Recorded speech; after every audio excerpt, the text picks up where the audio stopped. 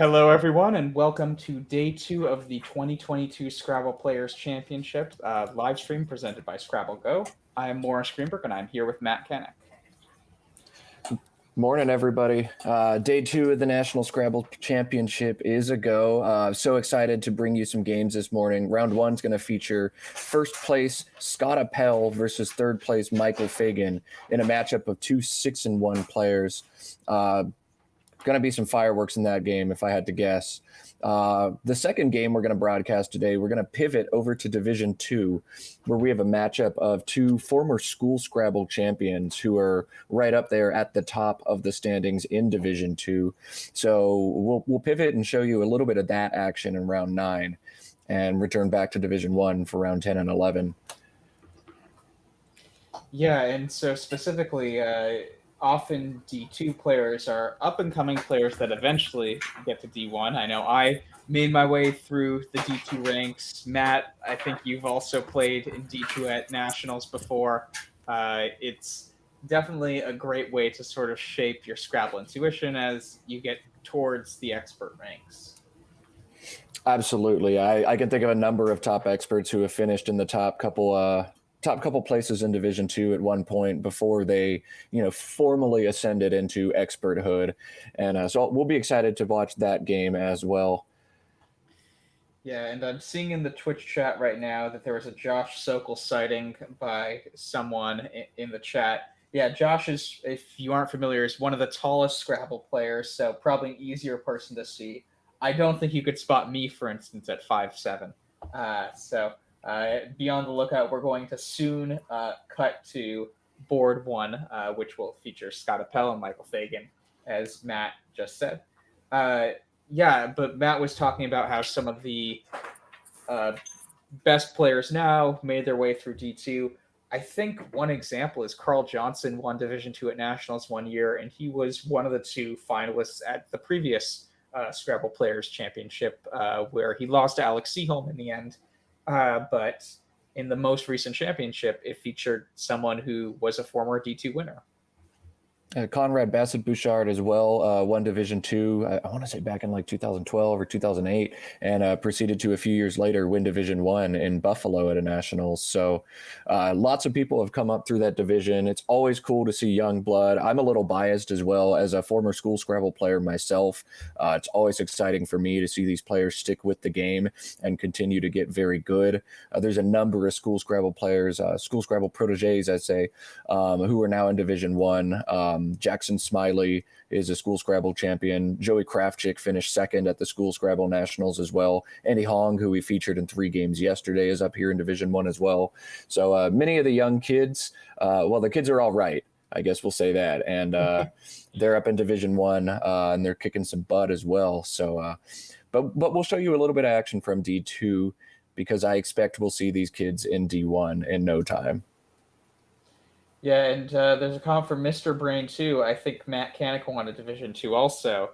That is incorrect. Matt Canick finished second at a Division 2, but Matt Canick was tripled on by Richard Spence. He played Spetzel for 212 points in an absolutely pivotal game. It was a tournament where nobody felt like beating Richard except me, and then Richard finally tripled on me. So Richard won Division 2. I finished second. But thank you for the attempted shout out. Yes, I was leading the field another year and then lost my last 6 games and ended up finishing like 17th. So, yeah, tough. Yeah, I think the one year I was close to winning Division 2, I think I lost 5 of my last 6 and finished 8th or 9th sort of thing. It's always brutal when those sorts of things happen. But since round 1 does feature Division 1, let's talk about our 2 players. So we saw Michael Fagan yesterday for a game, so he will be one of the players again. He lost that game, he won that game. It was against Andy Hong. Andy Hong got Algicide as a phony down, but Michael had plays like Bedouins, Underages as a non-bingo through AGE. So he found a lot of cool plays there and won that game. And it will also feature Scott Appel. So they are 2 of the 3 6-1s in the standings, close to the top of the division. Scott is a really interesting player to play. Have you ever played him, Matt? I've played Scott Appel a number of times. The one I remember most is last year at the last national championship, which I guess was back in 2019. And I started the day in like fourth place. I had a chance to maybe sneak into the top two, and Scott just absolutely mowed me down. So he's a solid player, and I'm excited to see what kind of action he's able to bring. But Scott's been a top expert for a while, and he's really just a great guy, too. It's hard not to root for him. We're cutting to the action now, and we'll get you started on that matchup between the aforementioned Scott Appel and Michael Fagan. So Scott is going first here. Yeah, Scott, as Matt was saying, super nice guy. I think from the Philly area, just really down to earth, and but also just really strong strategist. Always has a plan up his sleeve. I feel like whenever I've played him, even if he's down. So it will be fun to watch him for the first time on stream, and it'll be fun to watch Michael again too. Absolutely. Again, for those joining later or who missed the stream yesterday, Michael Fagan represents Montreal, Quebec, one of many outstanding Canadian Scrabble players we have here at the tournament. We love our Canadians, and we've had several Canadian champions as well. Yeah, I mean, it is the North American Scrabble Players Association for a reason. We like to include people at north of the border. I now live in Canada, actually, so it's weird for me to say north of the border now. But because you are north of the border.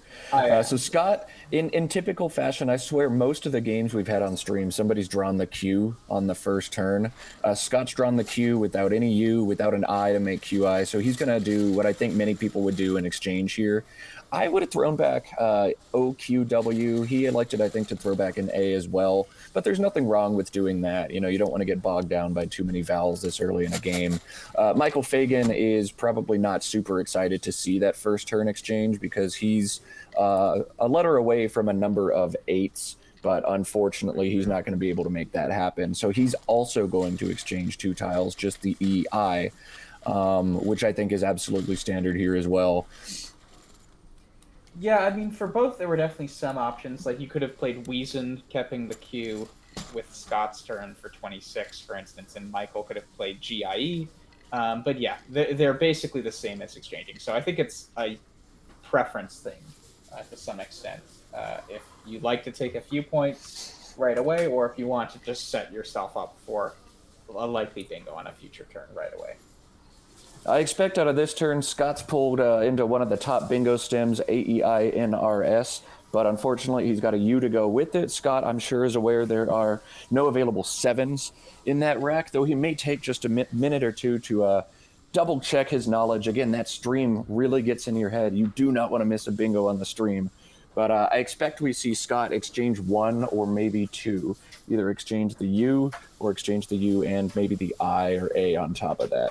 There we go, trade 1, and we are now 3 turns in to a potential 6-pass scenario in Scrabble. If both players score 0 for 3 consecutive turns, the game automatically ends.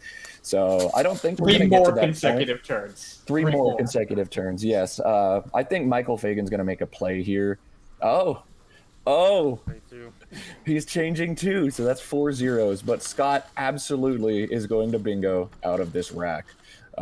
This is, I wasn't going to say that on the air because it has to do with my computer password, but yeah, this is the ultimate bingo rack in Scrabble. If you don't have a blank, there are still 9 available bingos out of AEINRST. And finally, Scott is going to get his bingo down, and that I that he floats is going to give Michael back debiting. So kind of feeling each other out, or debating as well. Yes, absolutely. So feeling each other out, you know, taking our time, but finally each player is going to start this game with a bingo. Scott electing to play anestry, which I believe is a plural version of a period of not having sexual intercourse. No S on anestry, and then Michael's going to punch right back with debating. So 0, 0, 0, 0, and then some fireworks for us here on board 1 at the Scrabble Players Championship. Yeah, I mean, if you're Scott there, would you pass on the retains turn ever? I mean, I know he just insta played the bingo, but given that it was already 4 passes in and 6 would end the game, it basically depends on if you think Michael has a blank or not. Right, right. The way that would work is if we did see a sixth pass in a row or a sixth score of 0, each player would have the letters on their rack subtracted from their current score, and the game would end. So, because of that, Scott would have had -7 points, and if Michael had chosen to pass or exchange one more time, he would have had a little bit more than that. He would have had -11 or -11 if my mental math is correct. So Scott would have won, but Michael, I'm certain, because he didn't have just 1 point tiles, would have been forced to make a play out of his last draw. I see in the chat impressive contrast in the post bingo draws. Somehow Michael drew just another incredible rack, whereas Scott drew WWCG, a bunch of garbage. So Scott's at least going to be able to score out of that, and Michael's going to hit him with another bingo.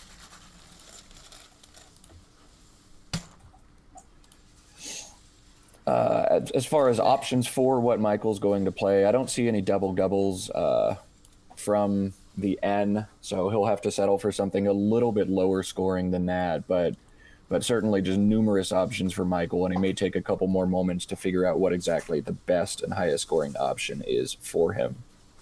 Yeah, so I think tertials is the other idea that jumps out to me, at least through starting with the T in an estuary. It's going to be his highest scoring bingo, and it looks like he has that aligned at this point.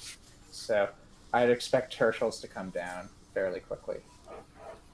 Yes, Michael's got it set up on his rack. I wonder if this pause is just taking a little extra time to make sure he's not missing a double-double, or perhaps he's having a little bit of doubt. Maybe he's double checking because maybe that word doesn't take an S, but I think he's going to pull the trigger on it now. There he goes. And man, Scott, CCGG. That is CG is some really incredible anti-synergy in Scrabble. Those letters do not mix well at all, and Scott's got 2 of both of them. So tough break for him, especially as Michael pulls another very, very high probability bingo rack on him. Yeah, it's tough, but Scott does have a word set up that does get rid of a lot of that clunk. He has Gamic set up to make Agamic through the A in tertials. So both Gamic and Agamic are good. I think it might be referring to gametes. I could be wrong. And it looks like he's going to play that.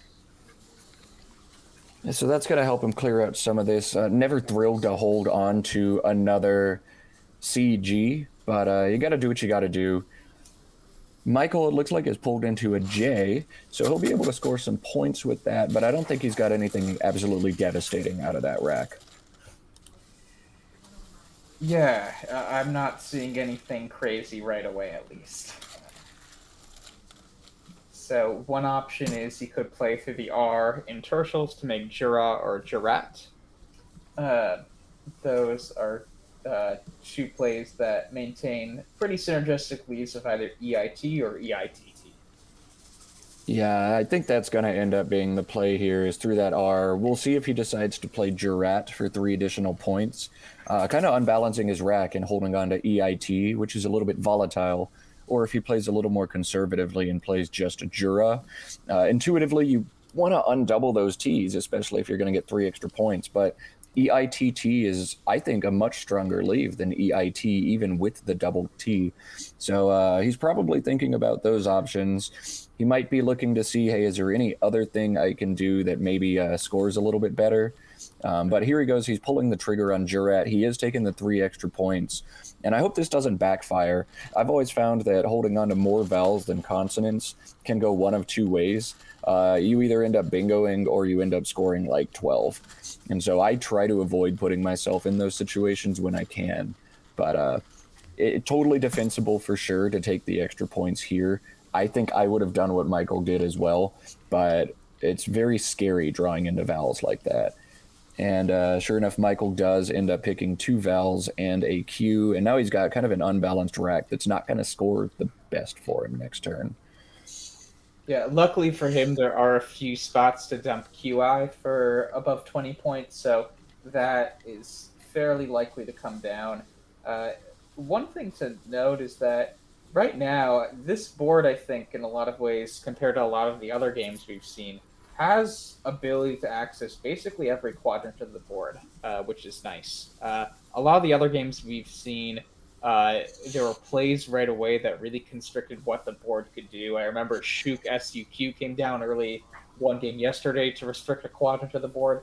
But here, I think all the quadrants could be accessible by the end of the game. So we could have this really spread out space, and it might allow for a player to make a comeback because there are options all over. So as Scott plays Glam, which really nice play, keeping a very synergistic leave of CEL. I'm a fan of that for sure. He's finally worked his way out of the dreck that was the CCGG jail. Another option there was Gleam in the same spot, but that does take the front hook of an A. So Chad is saying maybe we could have had a knowledge check, open that spot up and see if Michael's aware and notices the hook and able to play the hook, or maybe you're setting it up for yourself. But Michael Fagan is a very solid player. I don't think you want to mess with that here. Against a lower rated player, I do think I would consider an option like that, but this is board 1 of a national championship. You're not able to win knowledge checks very often. 24. Michael's going to go ahead and dump the Q as we expected, and Scott has pulled into a really interesting looking rack. There's going to be scoring opportunities for him out of CEKLLYZ. Morris, what's jumping out to you right away? Yeah, I'm just starting to take it all in. I think I might actually keep the Z this turn. Something like Lick through the I and Agamic looks good at first glance. Oh, but now I see Zek there too, making ZA, EM, and KI, and that's definitely going to be, I think, the high score, or if I had to guess, for 59 points. 59 points. Man, Scrabble's a devastating game because a lot of the time these little, I wouldn't say no-brainer plays, but like you don't have to think very hard to find a 3-letter Z word and just stack it, and you can crush some spots with these words. So Scott definitely going to do some diligence here and look at different spots, make sure he's not missing anything incredible. But yeah, Zach, I think, is going to come down. Yeah, but it looks like he has Lazy aligned on his set of letters. Lazy does score, I think, 23 fewer, so that is a bit of a sacrifice. But CEKL is a really solid lead, especially with multiple S's and ending S's 8 lanes available on the board. That will bingo a lot of the time. I think I would still play Zek, but Lazy is definitely not a lazy man's play. Yeah, I think he wants to hold on to that CK synergy. He might have been looking at the spot in the bottom left corner where you can play Ink and overlap that G and score pretty substantially there. He may have just overlooked Zek as well.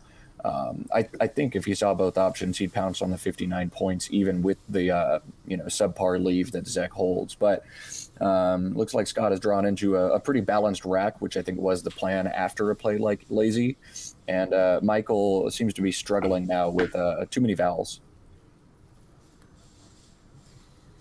Yeah, and it's going to be interesting to see what Michael does here. I mean, a lot of plays could just open the board wildly, right? You can play P, P-E-E, and make off of the W, making we as well, W-E, to set up your E to make Epi, like the little sword in fencing. But that is definitely a risky option, and it's unclear. I mean, Lazy could suggest to Michael that Scott was keeping mostly consonants there. He wouldn't have necessarily thought that Scott's keeping an E there, but E is the most common tile in the bag, so it isn't a terrible.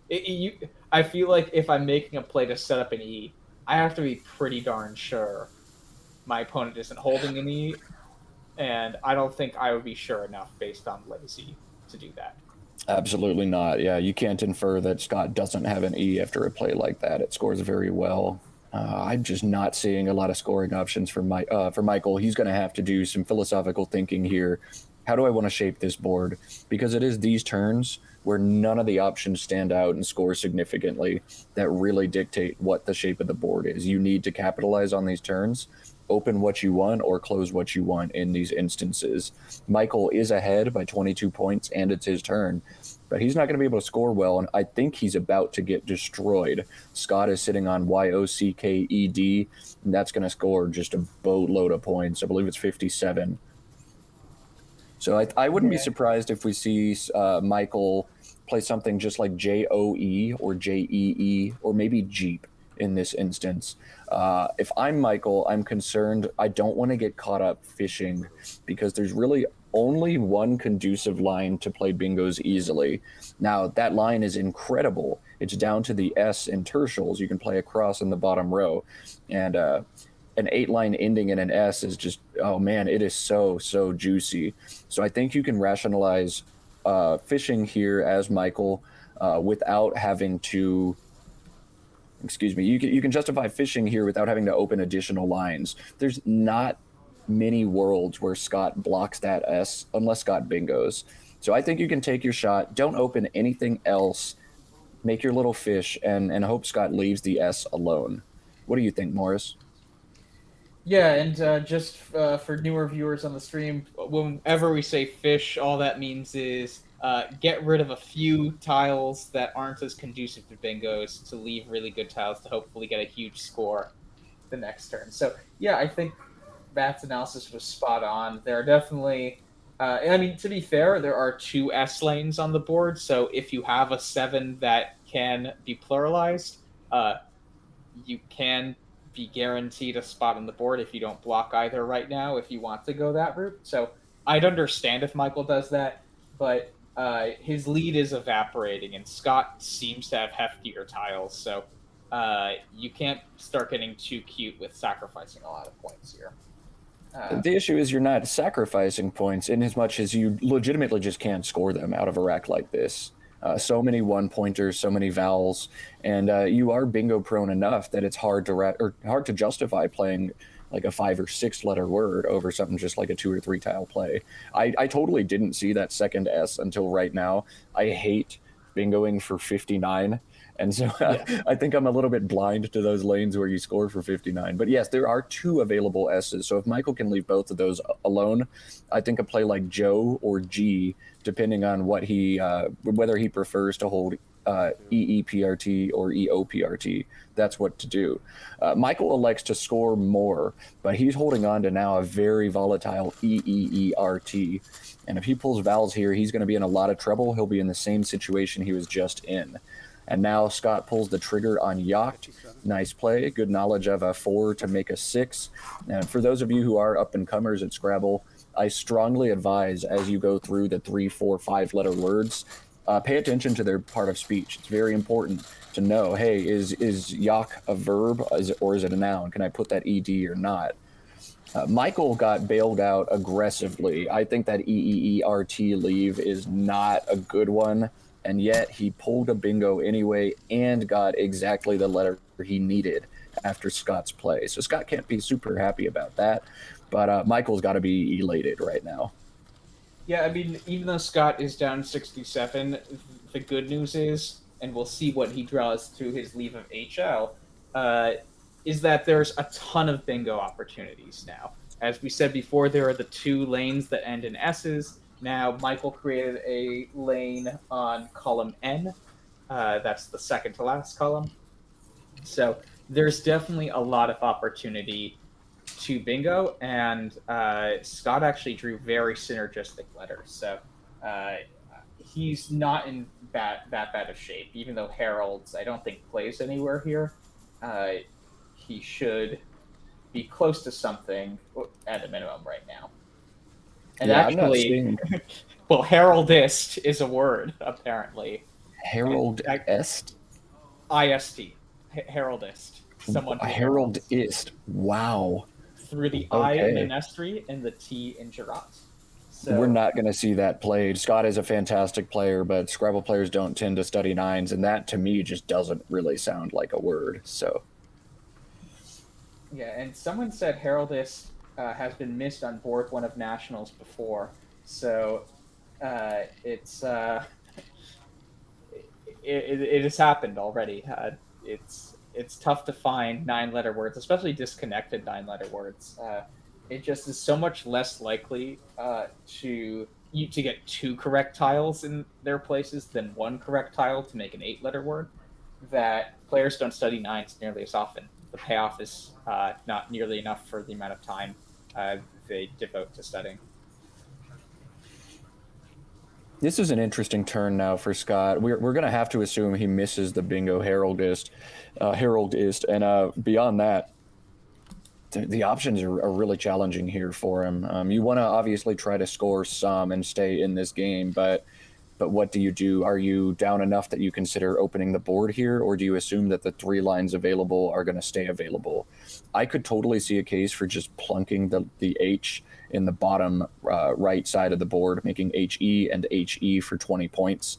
Now that's going to set off a lot of red flags for Michael, but that line to the S on that bottom triple is going to be really hard to justify blocking when you can only score a little bit. Maybe he can play something like Fawn, FAUN, and Finn to try to address it partially, but he'll still be sacrificing some points probably to make that happen. Yeah, I think actually, if you're Scott, it's fine to telegraph that you have good bingo letters and force Michael to actually think about it for what to do. One other thing to keep in mind is even though Scott has an S, none of the bingo lines we've mentioned can be a pluralization. You can't stick an S onto anything. So he can't get any sevens ending in S. He needs an S to be in the middle of a word.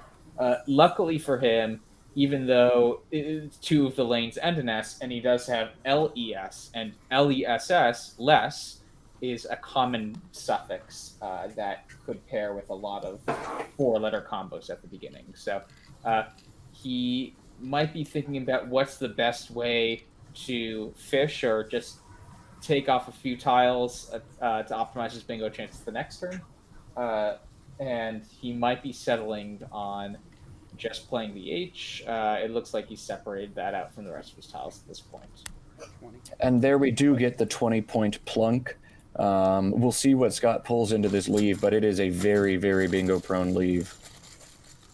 Oh, wow. Michael's able to hit back with painful, and that does address the big S line. So Scott can't be very happy to see the S go away, especially not for that high a score, as Michael's able to triple that F and then double the whole word on top.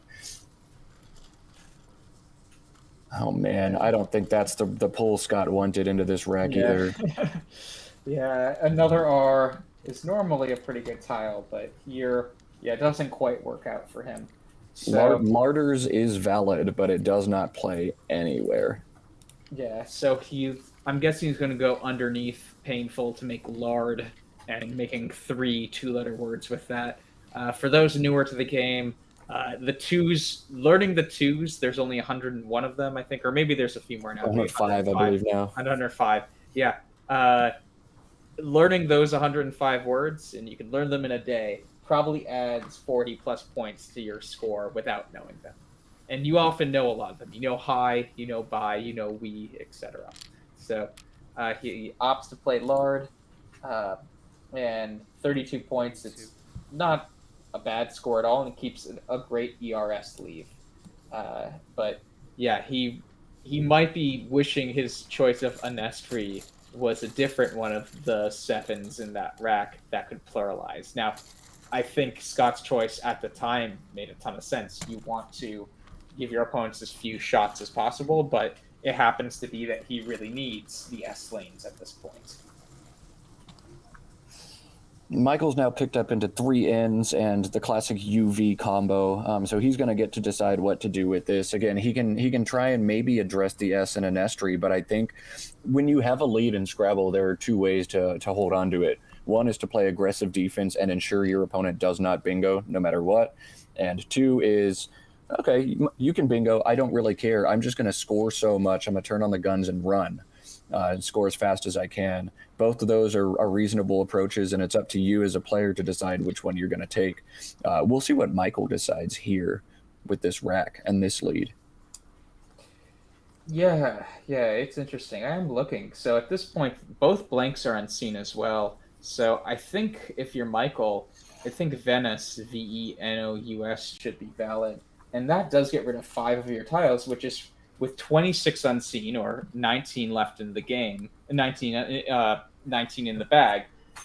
Two blanks unseen probably makes it so that you want to start doing turnover as a strategy if you have a bunch of only okay options. Now, granted, by Scott playing key 2 turns ago, that could suggest to Michael that Scott already has one of the blanks. But I think if you're Michael, you want to go for turnover here. I think I wouldn't call this a mistake necessarily, but a big thing to be thinking about right now is that Lard came down very fast for Scott. And I think if Scott did have a blank, he would have spent much longer with those tiles, really spinning them around, trying to figure out what words are available. So Lard played as quickly as it was, telegraphs to me that, I just had a bingo prone sevens rack, and none of them fit. If I'm Michael, I'm okay with Scott bingoing down to the S in a nestry more than I am him bingoing overlapping reseated. If he does play to the S in a nestry, he's floated a tile in a triple word line. I'm going to be able to pounce on that spot for 40 points, and Scott's bingo is only going to score 59 to 65. So I'm a-okay with that happening. It's more the bingo next to reseated that may not give good counter plays that I'm worried about. So I've seen in chat somebody's recommended none NUN next to reseated. I'm okay with that play as well. You could try to sling that V over there because nothing overlaps a V, and really try to just kill that side of the board if you want to. But I also totally understand the rationale behind a play like Venus. You are going to block off the S. You're going to turn over 5 tiles and take some shots at the blanks. And Morris, how many tiles are left in the bag currently? So there are 19 in the bag, 26 unseen from Michael's 19 perspective. in the bag and 2 are blank. So yeah, if I'm Michael at this point, I don't know that Scott had one with his last play. I would like to play as many of these tiles as possible. I think it would be a little bit too aggressive to try to exchange 6 or 7 here to go for one, but I do like the idea of making a longer play and trying to pull a blank here. Yeah, and so the other key tile that still hasn't been played, I guess, is the X. There really isn't any spot on the board for the X, though. So normally the X is a tile that gives you an easy 30 to 40 point bailout. This game, it could actually slow you down from either player's perspective.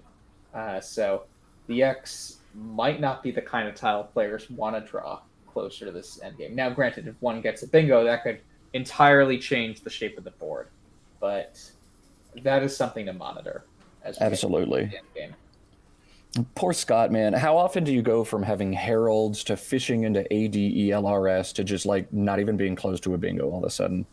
He's picked up 5 vowels now, and it is going to be challenging for Scott.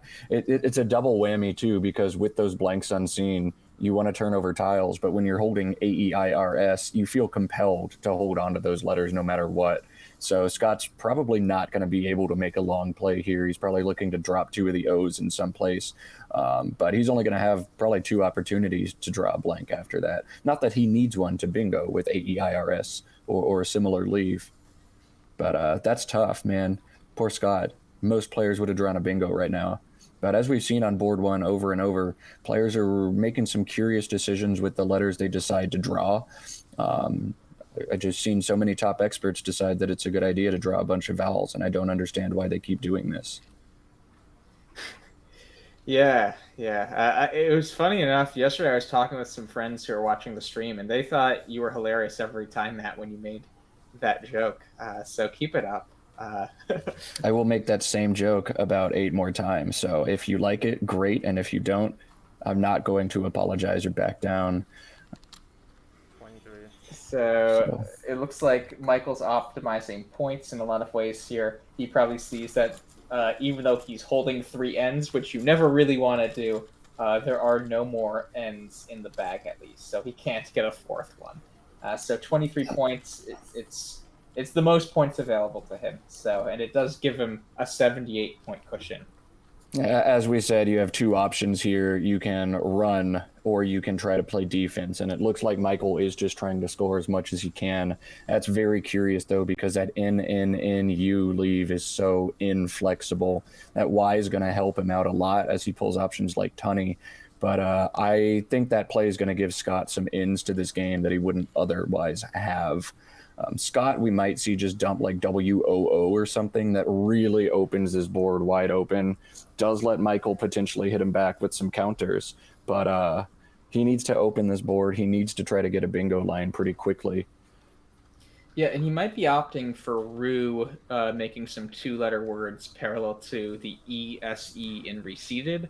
That looks like, at first glance, that it might close the board. It actually opens the board a lot for the tiles Scott has, because an S can go before OS to make SOS, and an E can go before RE to make ERE. So it actually sets up a lane that an S can end in. So I completely understand the logic, and he's probably looking at the pool and seeing that there are a fair amount of consonants and the blanks too. So I'm fine with Rue here, even though it's not as good for just straight up leave. It probably is better for board shaping, and it scores 7 more than something like Woo. Whoa! Blank on the 3-tile pull for Scott. Wow. Oh, wow. We have a game on our hands, folks. Oh, my goodness. That was incredible. All right. I take back everything I said about questioning Scott's ability to draw tiles. That was incredible. That was clutch. Well done, Scott. Yeah, so is Scott's strategy of pulling both blanks, or do you approve of that? I do approve. Yes, that is a Division 1 play. Yeah. So I think windages is an option here. Weak side also. There are definitely some bingos starting with the W at a minimum. If he doesn't see that, things like de-airing through the N in the first N in Tunney could come down as well.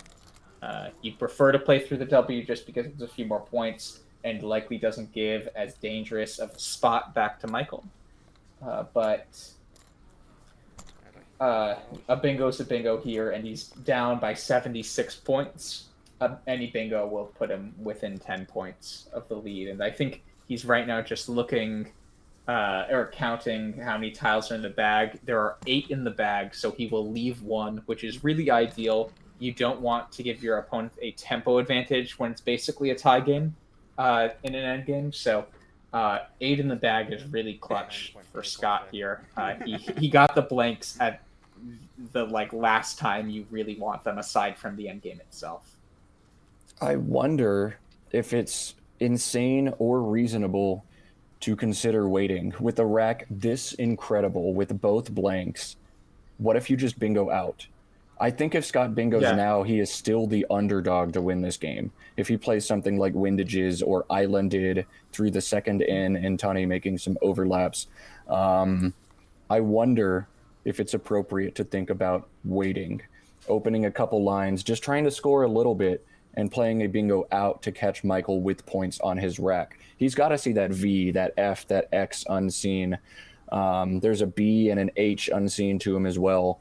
And I wonder what the best way for Scott to win this game is. Bingo now and go into a 1 in the bag pre-endgame situation in an even situation, or wait. We'll see what he decides to do. It'd be very hard to pass up a bingo on this rack on board 1, but I wonder if he wins the game more often by passing it here. Yeah, that's interesting. So for newer players to Scrabble, the high-level strategy concept we're thinking about here is if you know with 2 blanks you're likely to bingo soon. You can bingo this turn even. But if you can net more points over 2 or 3 turns by not bingoing this turn and taking points, or maybe creating a spot that's really high scoring for a bingo that your opponent can't block, that could be a better 2 or 3 turn sequence than bingoing right now and then be left with a bunch of dreck that you can't do much with next turn. So if you're trying to optimize not over 1 turn, but over your last 3 turns, if you think the game will end in 3 turns, not bingoing then becomes an option. Wild. Scott is a very creative and clever player, and I bet he is considering doing this right now, but it is so hard to do windages plays for a good score. But I just think, he's going to basically tie the game with this bingo and going into a one in the bag situation where your rack is random and Michael's had a couple turns to try to groom his. I don't know. I don't think he wins the game very often bingoing right now. Yeah, so I think he could also be wondering if the X is unseen to him. He might be thinking which of the bingos minimizes X counterplay. A lot of them, I think, don't really give back anything threatening. Windages does give a play underneath the E and the G in it, so Ox could go underneath. But something like weak side, I think, isn't quite as destructive if the X comes down. So a lot of interesting ideas. I think you have to assume last turn that Michael isn't holding the X there, if I had to guess. I mean, maybe Michael's keeping OX after Tunny to set up Oxy, but it seems like I'd guess that Scott is thinking either about whether I should bingo or not bingo, or if I am going to bingo, how do I minimize X damage? He might honestly need X damage to be available, though. Michael is got the tempo advantage. It's his turn after this bingo. Scott's still going to be down 2 after windages, or maybe 4 after islanded. Scott doesn't seem to have almost any options for non-bingos that score reasonably well, unless you do something crazy like ADS all the way on the left side, making SMU, making Ado, making AL. But I think you want to hold on to at least the S here to go with your blanks. I don't know. ADS could be a play, but it looks like he is just going to go ahead and play a bingo here, and it's going to come down to a tight end game where whoever draws the better stuff is going to win. Oh no, he's playing a Stanid, which is going to give Michael back Oxy for 50 points. Too bad. Oof, that's going to be probably game over. Michael's going to be left on top of a VF, but ouch, that's going to hurt when Michael's able to come back. Can we get verification on those blanks? I don't know what else they could be, but maybe I'm overlooking something. I think Michael's looking at it right now. I think that has to be a Stanid. And Scott draws. It looks like he's leaving an E in the bag for Michael. So I think Michael does have time, so he's probably just making sure there are no out bingos for Scott. You don't want to empty the bag and then for over 50 points and then have your opponent bingos. So it's probably wise to make sure of that before playing. But yeah, this game, I think, should be locked up for Michael here. Yeah. All right, we have confirmed that the blanks are TO for Astanid. Michael was not looking at the blank slip. He was looking at, he has these custom tracking slips that are small, and he had his tracking in his hand. Yeah, so he plops down Oxy. That should seal up the win for him. Man, it's tough because Islanded would have given back exactly the same play in different overlaps, but Oxy still fits next to that. So tough situation for Scott. He did pull both of the blanks, but do you play windages? Do you bingo through the N, or do you wait and not bingo? The world will never know what the right answer technically is, but this is what Scott elected to do, and unfortunately he got burned by the X right away. Yeah, I mean, it's tough because as Matt was saying, the non-bingos didn't score that much. And the fourth option of opening a really high scoring potential lane that only you could hit by having both blanks, that wasn't really an option on this board, at least as I saw. So really those sorts of situations where you want to create a little advantage, it just might have not been available on this board. And I think he made a completely reasonable play. It looks like he had Hubris set up to the S and Astani briefly there. That is the top scoring sequence by the engine for this endgame, but it will not be enough to come back. Has some high-level play on board one again. I've been so impressed by the Scrabble we've seen here at the Scrabble Players Championship in Baltimore, Maryland. Again, this game features Scott Appel and Michael Fagan. Scott was in first coming into this round, but Michael will be knocking him off. And of the 3 6-1 players we had, Scott, he's about to lose. We had Michael, he's about to win. And the one remaining 6-1 was Joey Krafchick, who we got to watch briefly yesterday. Yeah, we only say briefly because Joey played so quickly, right? He That's won right. his game. He won his Like- game. I think he used like 9 minutes on his clock and drew like 17 power tiles or something. Yeah, so in the meantime, while Scott is setting up, we'll plug the North American Scrabble Players Association. I just threw a link in the Twitch chat if you want to play your own games, maybe make your own bingos like a Nestri, Astani, Receipted, etc. Go to that link to sign up for tournaments.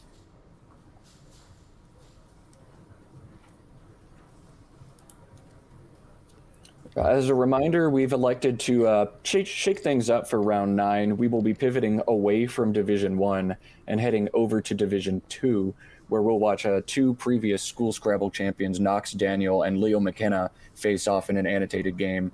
There's some pretty substantial money in Division 2 as well, and I expect to see both of these kids up in Division 1 very, very shortly, probably next year at the Scrabble Players Championship. Yeah, and I think Knox is actually a local-ish player. He doesn't live in Baltimore. He lives, I think, in Virginia. So there are a lot of players in the Maryland, Virginia, D.C. area, especially former school Scrabble players. So it's always good. And yeah, I think Leo's from D.C., from Stefan Fatzis's club, who is the author of Word Freak, for those not familiar. Leo, I'm showing, is from L.A., but Oh. I don't know these kids well enough to tell you where they're from. That's just what I see on cross tables. Maybe chat can help us out and help us discern some information on these kids. We see Hyrie come down instead of Hubris. Michael's going to make a play, and Scott's going to be able to go out with BU somewhere for sure. And that'll end this game for us. Yeah, and actually, Hyrie netted the same amount as Hubris in a 2-turn sequence for this endgame. So, still a great option Scott found, but just wasn't quite enough to catch Michael's huge X bomb at the end. Man, we've really lucked out on board one with the games that are annotated. We've seen games that look like they're going to be blowouts, and yet these clever players keep finding ways to crawl their way back into games and make something out of them. Scott, it looked like, was dead in the water for a while, but he kept fighting. He picked up the blanks and just couldn't quite make it happen with that Oxy play. But I've seen over and over, we've had some great games here on board one. Those of you at home, you've been treated to a nice one.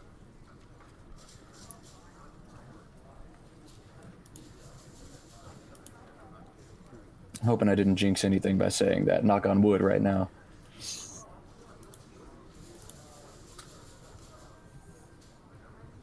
And I see a question in the chat of, I was going to answer who are the commentators. I'm Morris Greenberg. I'm here with Matt Kanek. We will actually have some more commentators coming in and out these next few days. So be on the lookout for that. It's definitely a lot of fun to commentate nationals now, especially in the past few years since the pandemic started. We've been able to do a lot more remote commentary and give you all a lot of cool coverage that way. Yeah, I would be in this playing room if it were at all feasible for me, but I am a student in pharmacy school wrapping up my doctorate right now, and I have to be at a hospital Monday, Tuesday, and Wednesday this week doing my rotation. So I'm stuck here. I'm getting as involved as I can, and I'll be following along on my phone in between patient rounds, but commentary is all I got this time. Maybe next time I'll be trying to win this thing myself. Yeah, I've just accepted that I can't win this thing at all, so I'm very happy analyzing people who can win this thing at this point. As someone in chat mentioned yesterday, Scrabble is so much easier to watch and talk about when you have anagrammers, when you have chat, when you have Quackle, than it is to actually play. And that is absolutely true. I threw away my shot to cash at a Nationals because I played a phony 4 on a turn where I could make any valid play to win the game. And I played a phony 4. So all I had to do was make a word, and I failed to do that, and then I didn't cash at a Nationals. But maybe one day I will. And Cesar, if you're out there right now, you are welcome for that cash, and big fat hola to you as well. Yeah, and so we'll see if Scott and Michael will continue to be on close to the top of the standings in the next few rounds. They could be coming back soon. In the meantime, we will take a short break in between rounds as we set up with 2 players in Division 2. Keep on watching our stream, ask good questions, give good suggestions in the chat. We'll talk to you soon.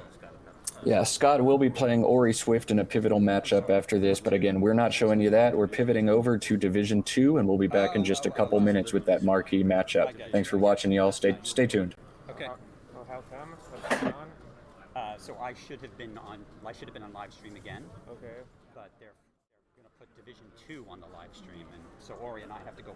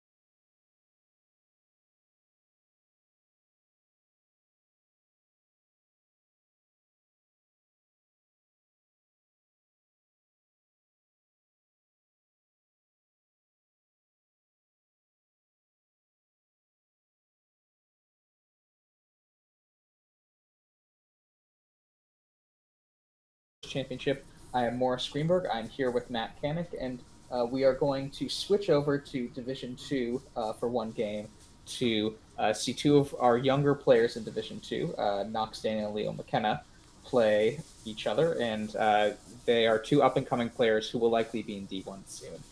Matt, what do you look for when you see a D2 game versus a D1 game?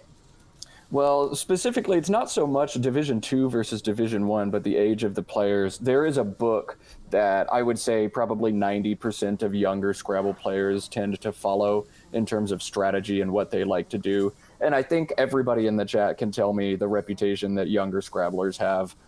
Younger Scrabblers tend to be bookheads. They love to study. They love to study especially bingos, and a lot of the youth strategy, it revolves around trying to play as many bingos as possible. So what I expect to see is an increased emphasis on the leaves in this game, and several bingos is what I expect to see as well. Now, I'll preface that by saying I know nothing about the strategy that Knox and Leo tend to follow, and I am strictly profiling based on what I've seen, both from my experience as a school Scrabble player and from the next 10 or 15 years of coming up in Scrabble and playing against other youth players. I will say the caliber of play in Division 2, especially at these top boards, absolutely would belong in Division 1 as well. And I bet most of these players at the top of Division 2 could put forth about a 500 or better record in Division 1 if that's where they were seated. Yeah, and I know for me, as Scrabble at some point moves from a word finding game to a word decision making game. As you're kind of still in the D2 rating phase, you still might be learning some words, so it does, and right, trying to find certain things over the board more, whereas in D1, some things that could be automatic will occasionally be missed. But so it is interesting how both your word finding skill set and your word decision making skill set develop over time. I tend to think, yeah, these younger players who play a lot of games online and such too have a pretty developed decision making process. But yeah, there might be an occasional miss a bit more often. I'll redouble on this over and over, but it is hard to play on a stream. Now, both of these kids have won the School Scrabble Championship, which is live streamed every year. So I think they're no strangers to it, but knowing you're on a stream at a Nationals, it is tough. Now, this turn is not tough for Knox. Once again, we see a turn 1 Q. And this time it does come with an A and a T and no other vowels. Caught is absolutely standard. I think every single person here at this tournament would open with exactly that play, and that's what we see from Knox. So 24-0 in his favor, and Leo's drawn into Inspire. So he'll be coming back with the bingo. There's bingo 1 of what is probably going to be several more bingos in this game. Spinier is the anagram. It's also going to fit underneath Caught. So Leo's going to sit there and figure out which one he wants to play, or if he wants to play behind Caught instead of underneath Caught. Yeah, so it will be interesting to monitor. I mean, so they don't score. So if you pluralize Caught to make Cots by playing Inspire or Spinier, those will be a bit more open plays than going underneath and making QI as a word and other 2-letter words too. Yeah, it's going to be up to Leo to decide, do I play the overlap or do I kind of make the right angle shape on this board? It looks like he is going with the underlap. I think that's a fine idea as well. You want to give your opponent fewer floaters to deal with. Every additional letter that floats out there for 8-letter word possibilities increases the odds that your opponent is going to bingo. So Inspire comes down. Spinier and Inspire in that spot both dangled the S, which is probably the scariest letter to dangle. But Spinier, I think, is what I would have gone with, just maybe to avoid some overlappy plays. But either one, I think, is totally fine in this situation. Yeah, it's I think the right idea though, or at least that's stylistically my leanings too. I know some people will sacrifice a few more points to play an open board just because they're more comfortable with that, but I think this is definitely the idea I would have executed. Yeah, this will be an interesting turn for Nox. Nothing's really standing out. I think probably the standard play is just Llama, Lama, on top of Inspire. Hit that triple word, hold ART, keep your rack flexible. But because of the placement of Inspire, I think whatever hook comes down first, whether we back hook Inspire or hit caught into cots, that's going to do a lot to dictate the shape and the flow of the rest of this game. If we see an inspired play, where the D comes down and then we play downward from that, I think this board could get very closed very fast. But if we see something else instead, different things will happen. So Alma is just an anagram of Llama that accomplishes the same thing, and that's what Nox is going to go with here to fight back and try to catch up after Leo's first turn bingo. Yeah, it's an interesting idea. If you're deciding between Alma and Llama and you're sure of both words, you have to think about how many words are there that end in A versus how many words are there that end in L that are 8-letter words and also start with A and start with L as 8-letter words, because those are the ways a player can get a bingo and extend it to the triple. So he must have thought, if he was choosing between those two, probably Alma is a bit better for fewer 8-letter word high point plays. One other thing also is Alma, I don't think takes a back R, but Llama does. So that could have been another thing he was thinking about. Alma was a clutch decision over Llama because Leo no longer has Fumarole back, or Fumarole. I don't know how to say that word, but wow, that is clutch decision making. Leo is going to flex his word knowledge a little bit. I mean, femoral is a medical word, pertaining to the femur or whatever, but he's going to play a lot of Okay, he's pulling it all back now. I think he went for femoral and maybe noticed the possibility of femoral and is like, hey, I might have a bingo here, actually. Let me, or maybe he's doubting the spelling of it. Femur, the bone, spelled with the U like that, but femoral, when you make it the adjectival form, has to switch over to the O.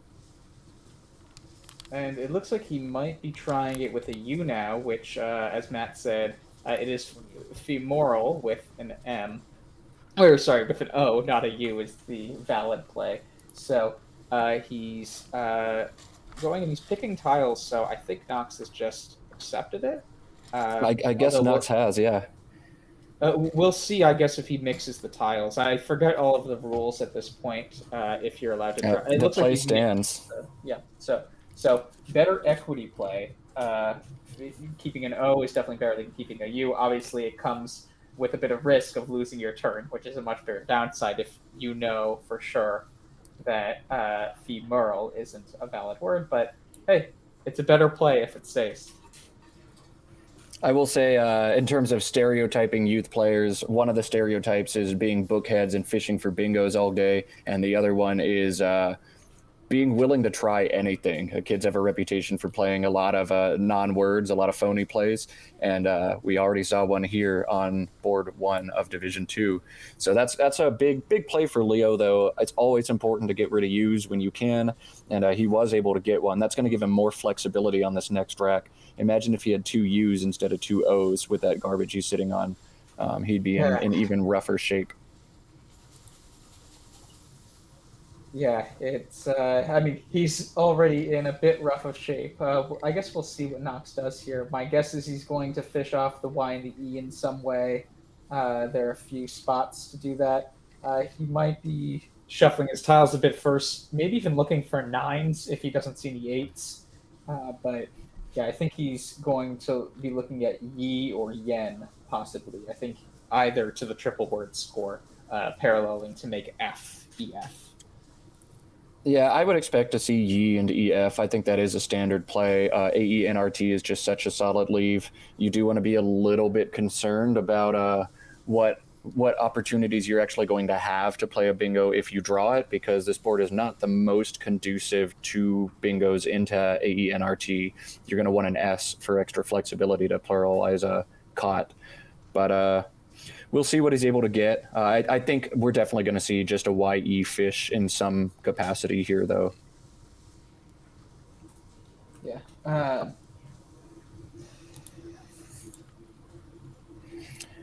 Yeah, and if you're Leo at this point, though, I mean, there aren't a lot of options with those clunky letters. It's fine. He does have a bit of a lead here, but it will be, I think, a tougher turn for Leo to figure out what his course of action should be after Knox takes out that triple word score. Yeah, so Knox is going to play YE. I think that's a fine play. It's what I would have done with this rack as well. And yeah, I wonder what Leo's going to do with this rack. There are some words there that have recently been taken out of the lexicon. I'm wondering if Leo knows that those words have been taken out of the lexicon or not. Looking at his cross tables play page, I think this is his first tournament since 2019 before the expurgation of the word. So I'm curious to see if he tries to pull the trigger on one of those or not. I'm not seeing spots to play them either.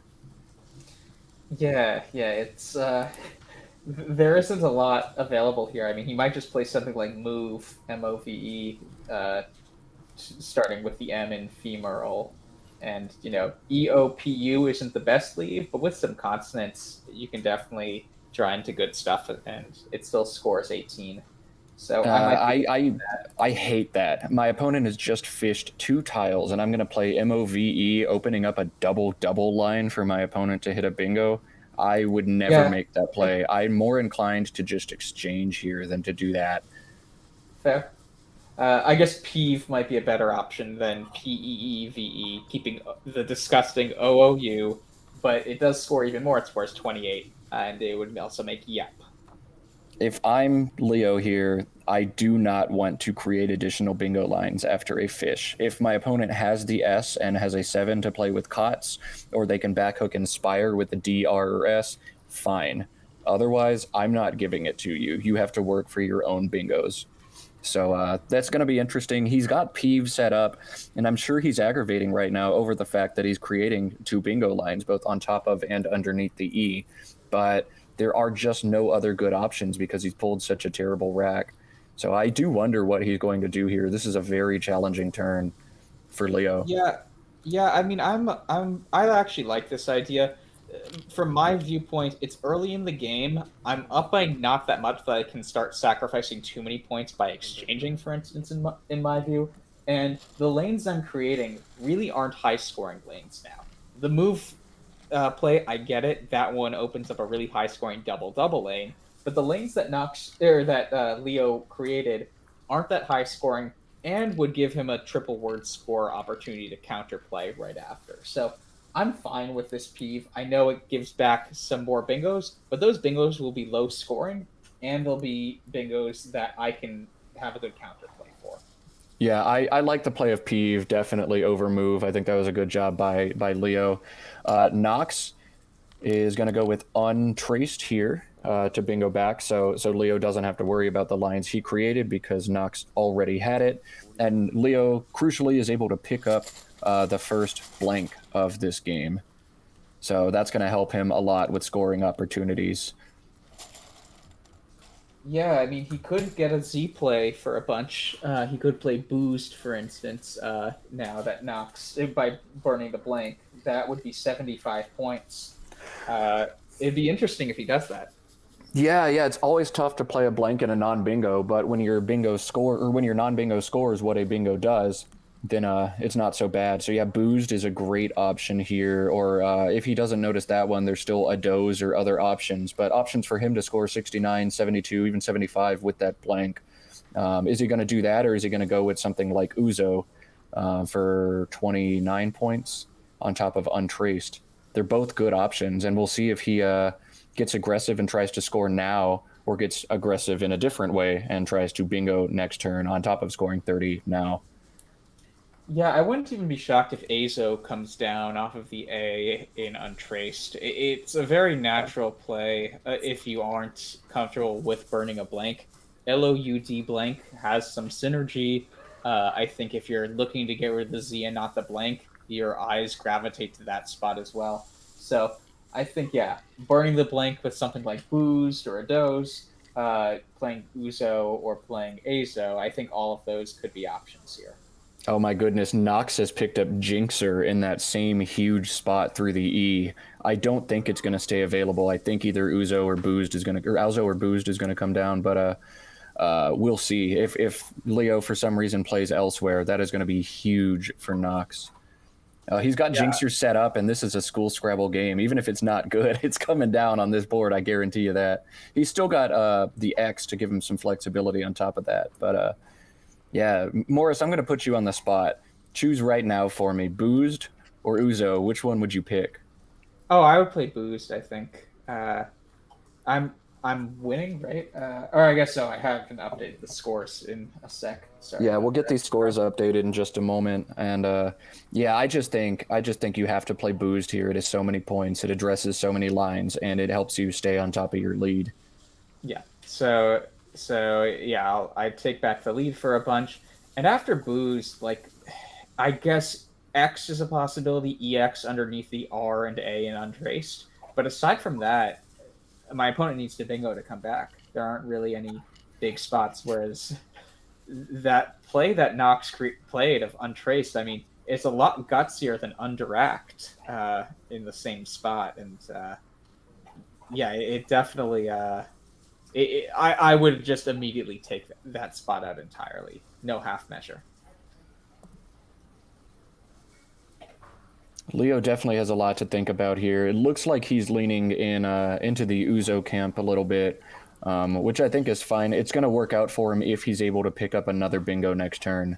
But if he's not, I think he might come back and regret this. It looks like he does now have Boozed set up as well. He initially set up Booze and then put the D behind it, maybe having some doubts about whether that's a word or not. I know on stream I second guess everything, and you can see he's moved the D back away from the rest of his tiles. Yeah, I also feel like there are some words that you hear more as an adult than as a non-adult. Uh, right, like I feel like I've heard the term boozed up before, but I'm not sure I would have heard that by a certain age.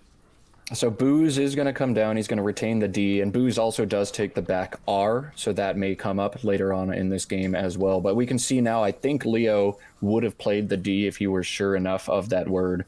So he's going to have to think about later on: do I give that a shot, or do I forego it? Yeah, and if you're Nox here, I mean, that always is a bit of a heartbreaker to see your big play be blocked. Now, to be fair, Jinxer could have been challenged off, so maybe he was saved there in some ways.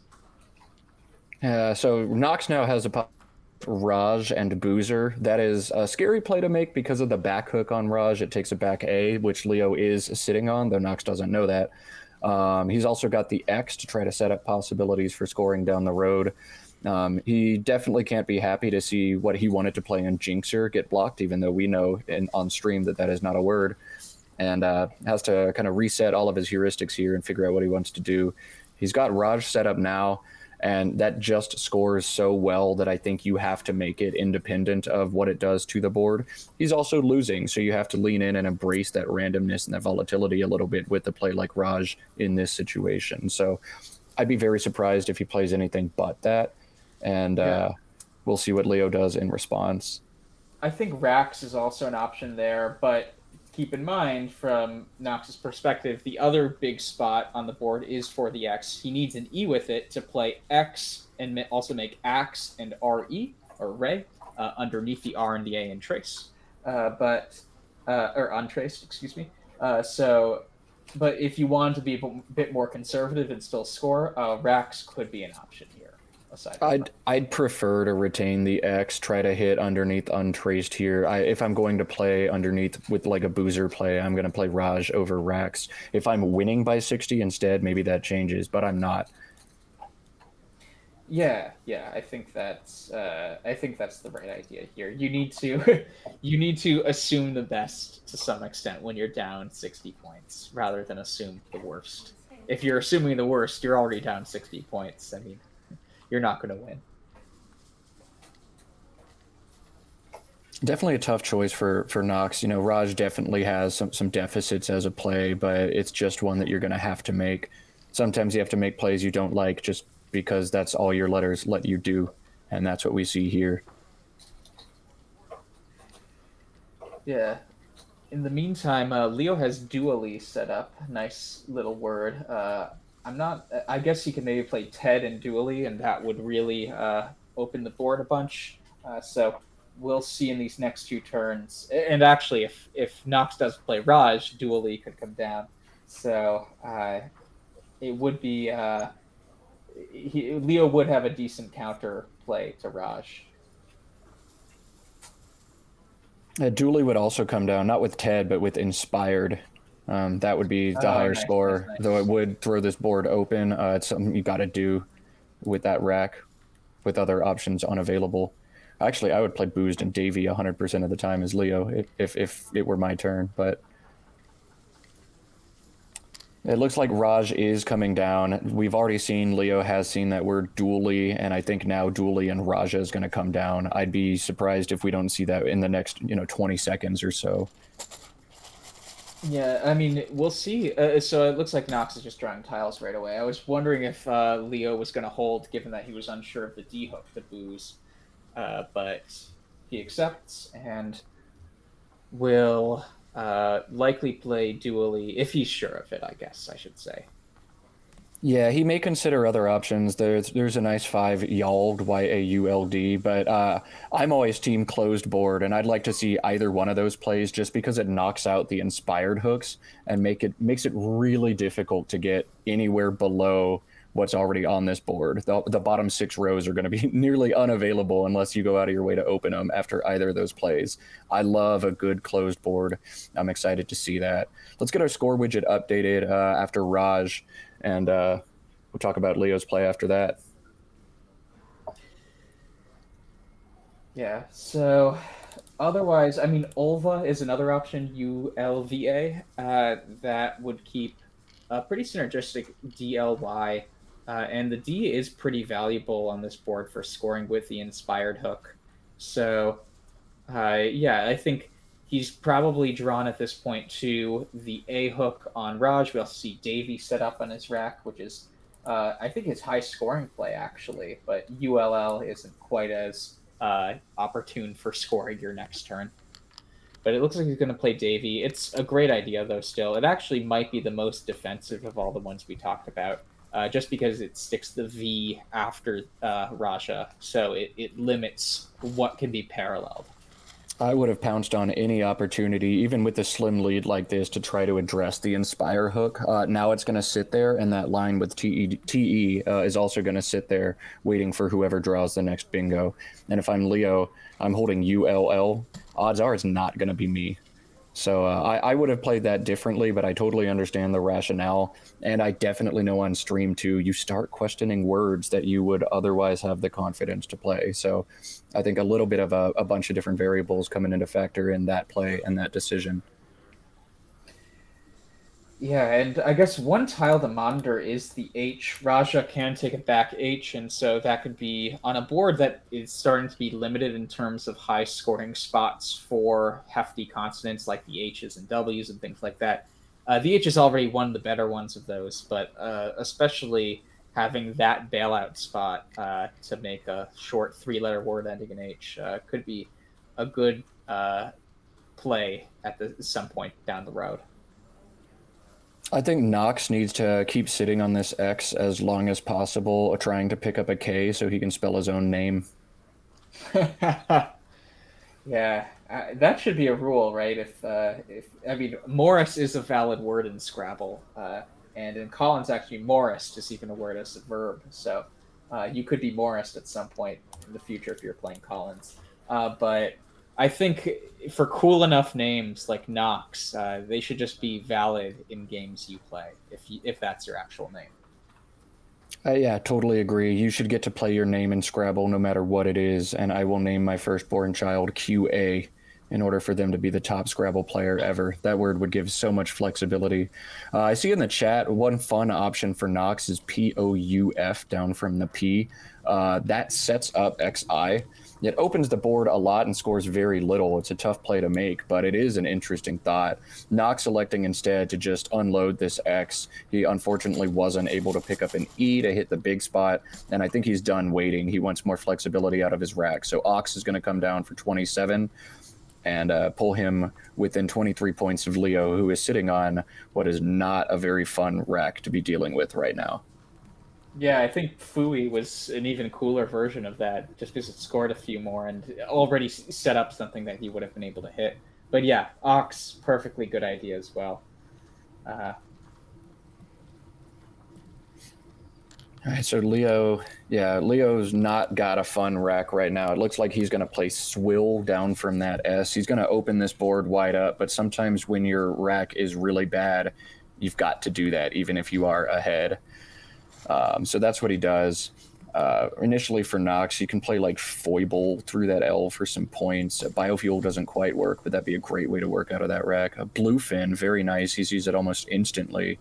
That's going to double that F. That's going to score a lot. Probably not super thrilled about holding on to just an O, but that is a good way to score a lot of points out of this rack. What do you see, Morris? yeah, I think Bluefin is the top play here. It accomplishes basically everything you want from this rack. It scores, right? It doesn't keep a terrible lead, which you definitely could run into if you keep certain combinations on this rack.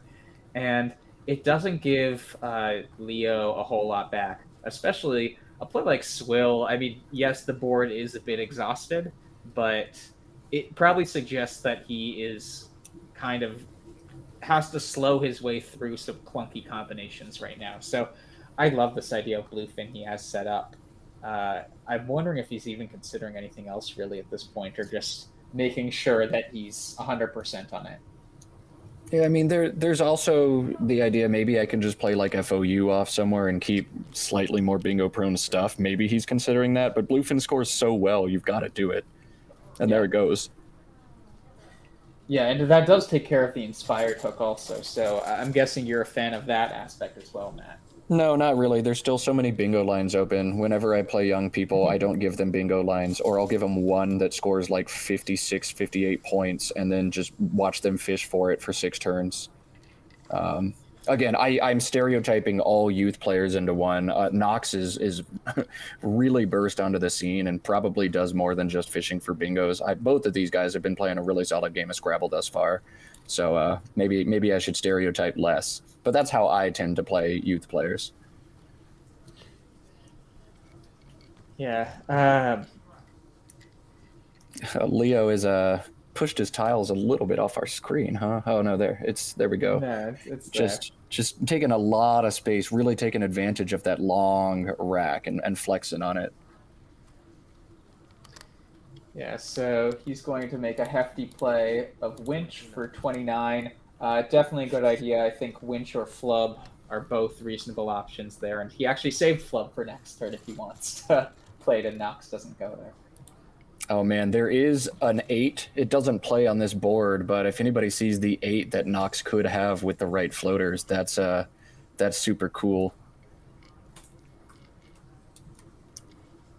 Someone in chat's gonna get it pretty soon. There it is, Vigoroso. Again, doesn't play here, but that's super cool. Nox unfortunately can't play Vigoroso and instead has a G and 3 O's, so we're probably going to see Goo or some variant on Goo come down here just to try to remove some of that. Yeah, well, after those last 2 plays of Bluefin and Winch, the board is starting to become more constricted for bingos. So Nox has to be very intentional about what he gets rid of and how it impacts the shape of the board. It definitely could be the case where even though he has the blank and he feels like that's a nice cushion to have, if there aren't just the bingo lines available for the tiles left in the game, it won't help him much. So he needs to be, I think, very conscious of what his play is going to do to the board in his next few turns.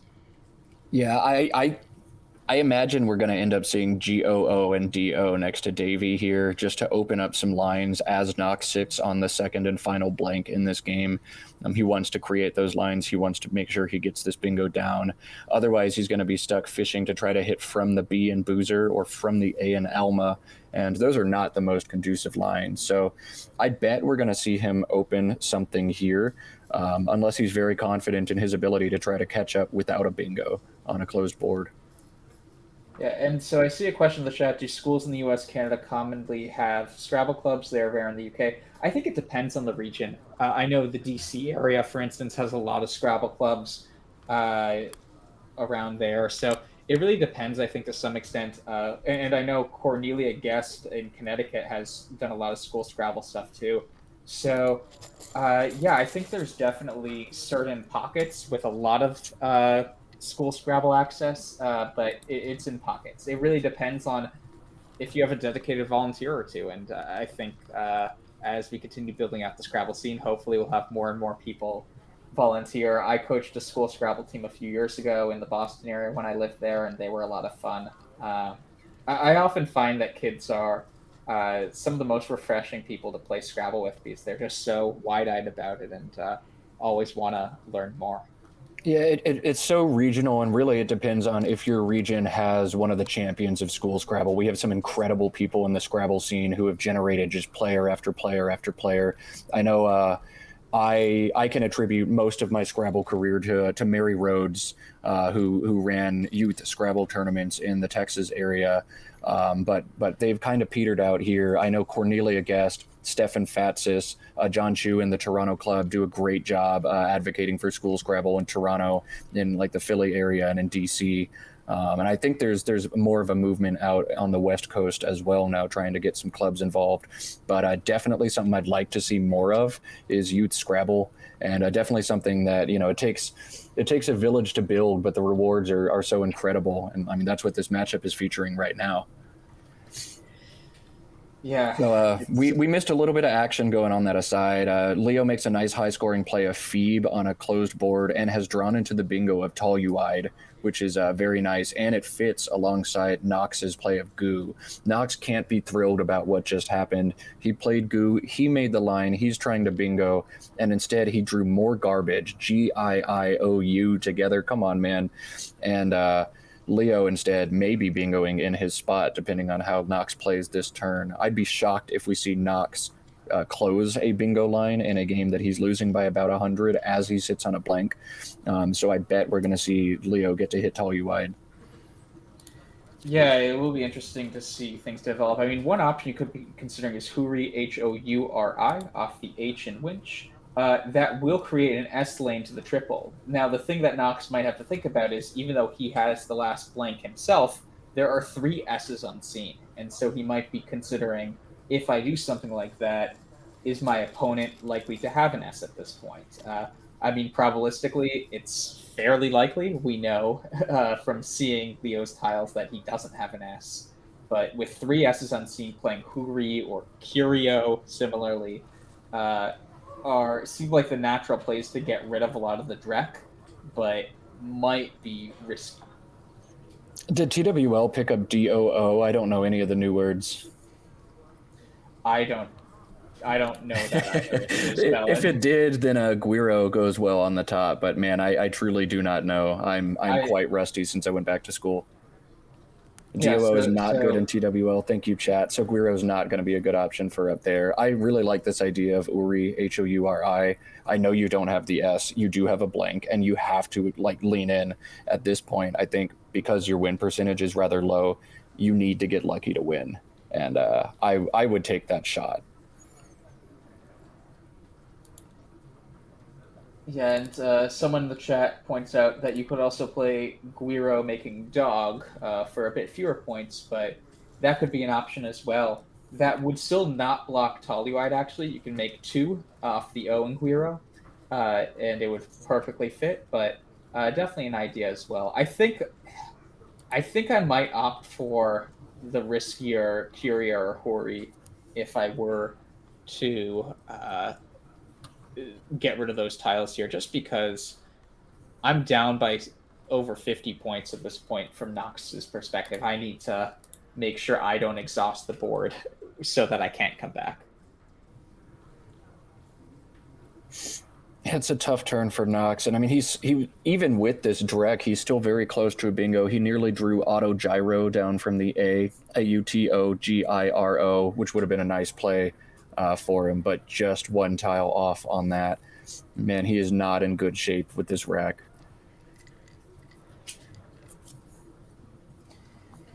Yeah, and the Ooh. chat keeps talking about Oliguria and Oliguric. We actually saw Will Anderson yesterday have to decide between those, but it looks like he has opted for Huri here. So he is going on the riskier route. This will be helpful for him because Leo will get his bingo down, and Knox will hopefully be able to cash in on the high point spot he created for himself.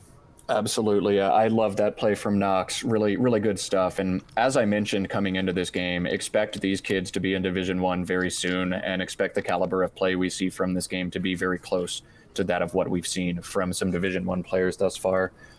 Knox has drawn into Egotist and Uris.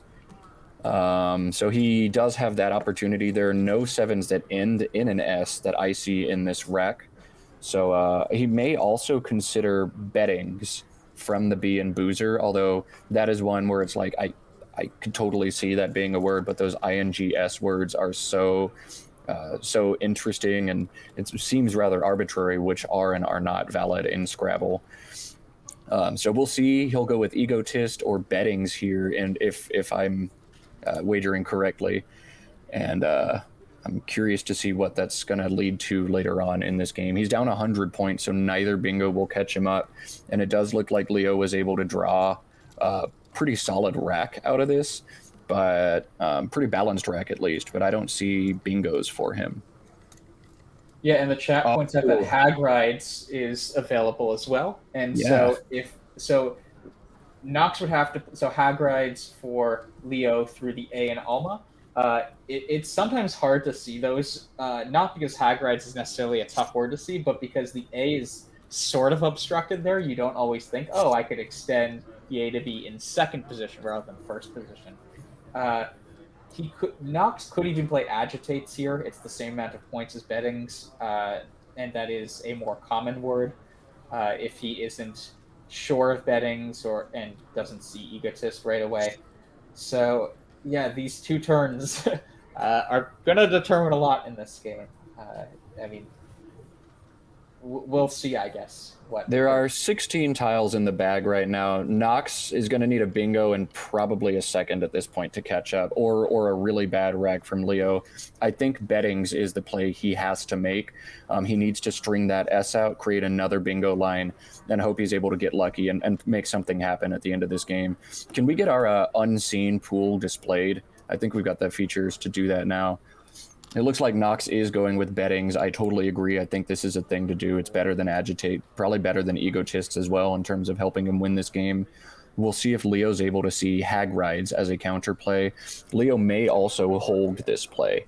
I wouldn't be surprised to see that at all, just because those ING words so seldom take an S in TWL. This is a 347? Yes, 373. Chat pointing out that Knox circled the blank before making his play. Yeah, that is what I do as well. I am team circle the blank right away. I know it drives some people nuts. I don't understand why. But because it drives them nuts, I will keep doing it infinitely. As long as I can make Cesar upset, I will continue to do things. Yeah, I know some people get annoyed when someone circles the blank first, then pauses and it crosses that out and circles a different letter because it feels like it's almost taunting at that point. Yeah, of course, man. I'm about to bingo on you, of course. Just kidding. I'm totally kidding. The reason I do it is because I've made mistakes circling a blank before, so I'm going to do it while it is fresh in my head. You are allowed to do it either way according to the rule book, and I'm going to do it in a way that gives me the fewest mistakes. I would also rather know, if I'm playing someone, I would prefer you circle the blank first. I want to know I'm getting bingoed on. Don't set down 3 tiles and then a 4th and then a 5th. Just do it. Just get it over with. Rip off the Band-Aid. Yeah, and it seems like Leo, turning back to the game, is not seeing Hag Rides. He is seeing the hefty dish and Huris. If you don't see the play of Hag Rides, I think this is just as good of an option as anything. I mean, it will empty the bag, so he's maybe making sure there aren't any crazy bingos that Knox can hit, but I think this should seal up the win for him. Yeah, you just have to address the Uri's hook here and make sure there's nothing down from that A or that S. It is tough to make sure all of that's happening. So perhaps Leo is sitting here thinking about making a more conservative play, um, just to address both of those lines at once. Something like HIS might even do it. Next to tall UI, just knock out the S, knock out the Uri spot, and make sure I don't get bingoed on. I've got enough of a lead that I'm going to win no matter what. Yeah, and the chat's pointing out Gersh and Swills as well scores a nice amount. That should be over 40 points. He's got many options here, but this game is Leo's to lose, and really, I think as long as he makes a valid play, he should be okay. Now, as I mentioned before, sometimes making a valid play in this situation is tough, as I failed to do it in the final game of a Nationals, and it cost me money. Yeah, I'm just now thinking.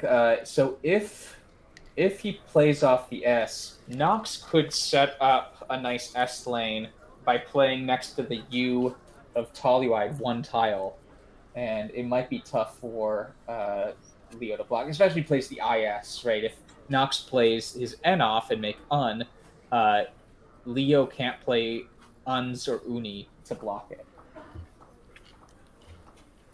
It's going to be too little, too late, though, in this game. He's going to play UG, which I think is just a more conservative, hey, let's be extra safe. It'll cost me a little spread, sure, but I don't care. I'm going to make the play that wins this game 100% of the time, and there's nothing wrong with doing that, especially when when the bingos. Oh, yeah, he did. Yeah. So winner, chicken dinner. Curious to see if he's going to end up trying to play Nardines. I don't think so. Nardine is a 7 Nardine, but it does not take an S. It's an adjective. So maybe that gets tried, but I think in this situation with this score, once we're able to get it updated, you can't afford to miss a turn. Just keep scoring points.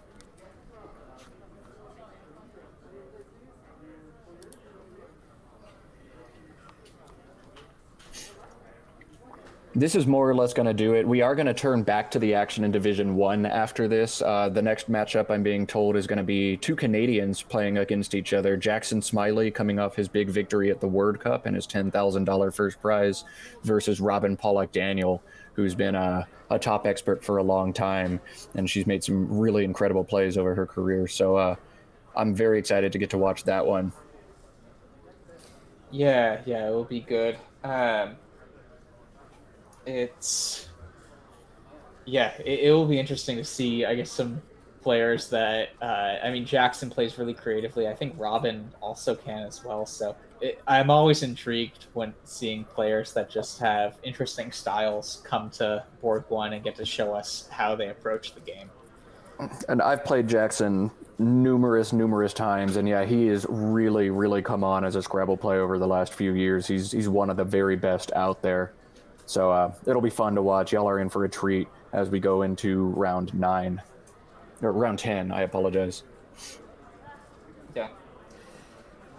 And so Nox is probably looking at a few things right now. One thing to monitor is if Leo tries Nardines, I think Nox could win. Yes, if that is he correct. challenges it off. So Leo needs to make a valid play, but sometimes if you think you have a bingo and you forget that's invalid, you'll play the bingo, and that will actually lose the game. So, yeah, there is an outside chance Nox could still win, but it isn't in a way where he can earn the win. It's where Leo would forego the win, essentially. And so that's never a fun way to end a game, I guess. Yeah, we'll see. This might actually be more intense than we thought. If Nox is able to set up an out in 2, he's going to hit a ton of points with Skag. If Leo does try Nardines, however you say that word, this could be very interesting. Nox has set up tonal for the out as well, so Nox, I think, is actually going to win this game if Leo loses this turn. Leo needs to make a valid play to win, but with that bingo there in a tournament where spread matters, I don't think he's going to try it. but he's got some thinking to do. Yeah, Skag was a really nice find. OK has been one of the most recent two-letter word additions, and I don't always remember that hook right away. It doesn't look natural to me for whatever reason. So, yeah, Skag, really great find.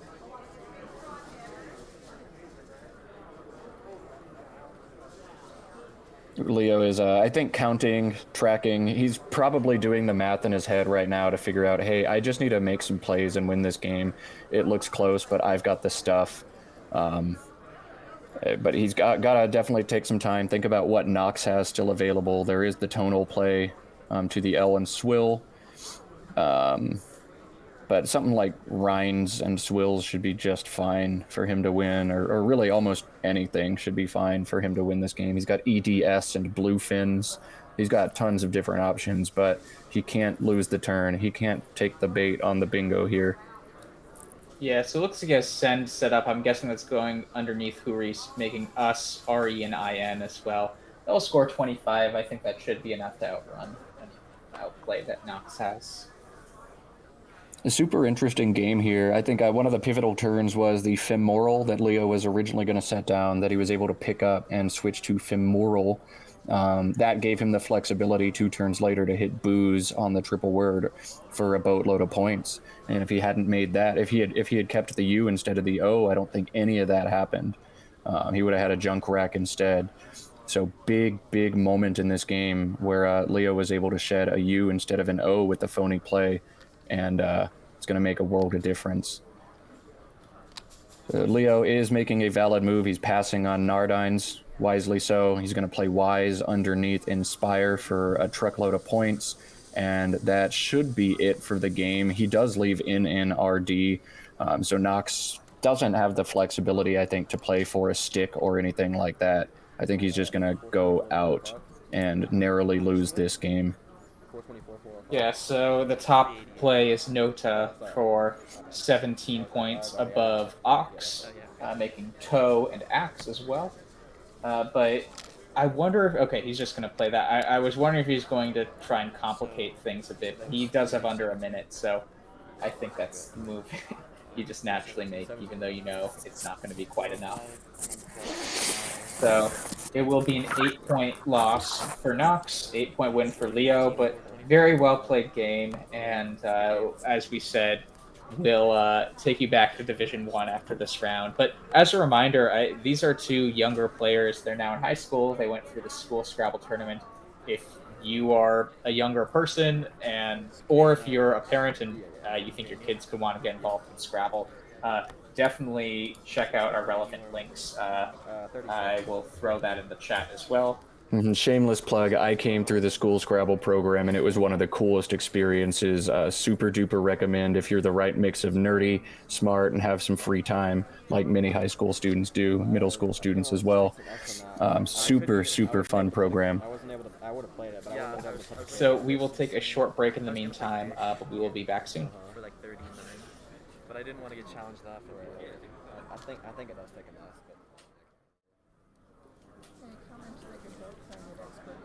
What did you say?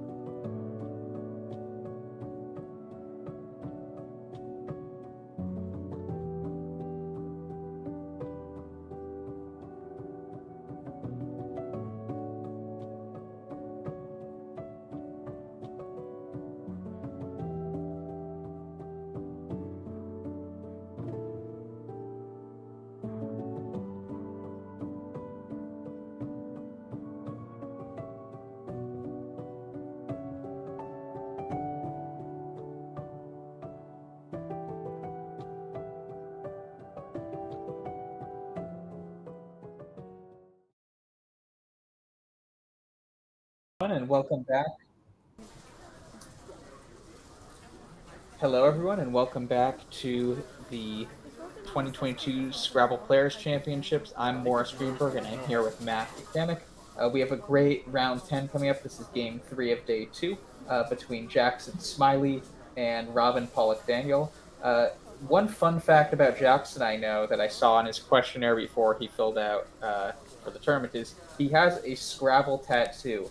I didn't know about this. I played him a few weeks ago. Matt, did you know about this?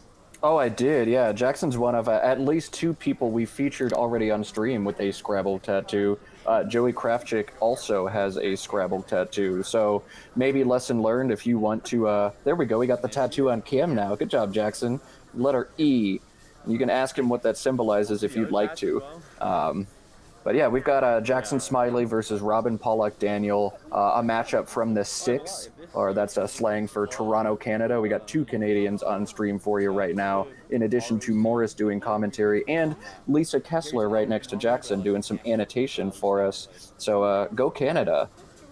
Yeah. We have a lot of Canadians represented right now. This is the North American Scrabble Players Association for a reason. I'm actually a dual citizen, though. I'm both American and Canadian. I think I'm declared as Canadian by NASPA so that I can participate as a Canadian citizen in certain tournaments like Canadian Nationals, but which is only accessible to Canadians. So, but otherwise, yeah, I'm a fan of both countries. Don't get at me, chat.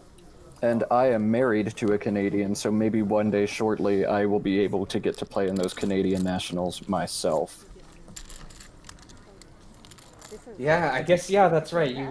You have citizenship, I assume, or are getting that? I do not, but I could if I wanted to. Just the paperwork is quite expensive, and we already had to file it the other way.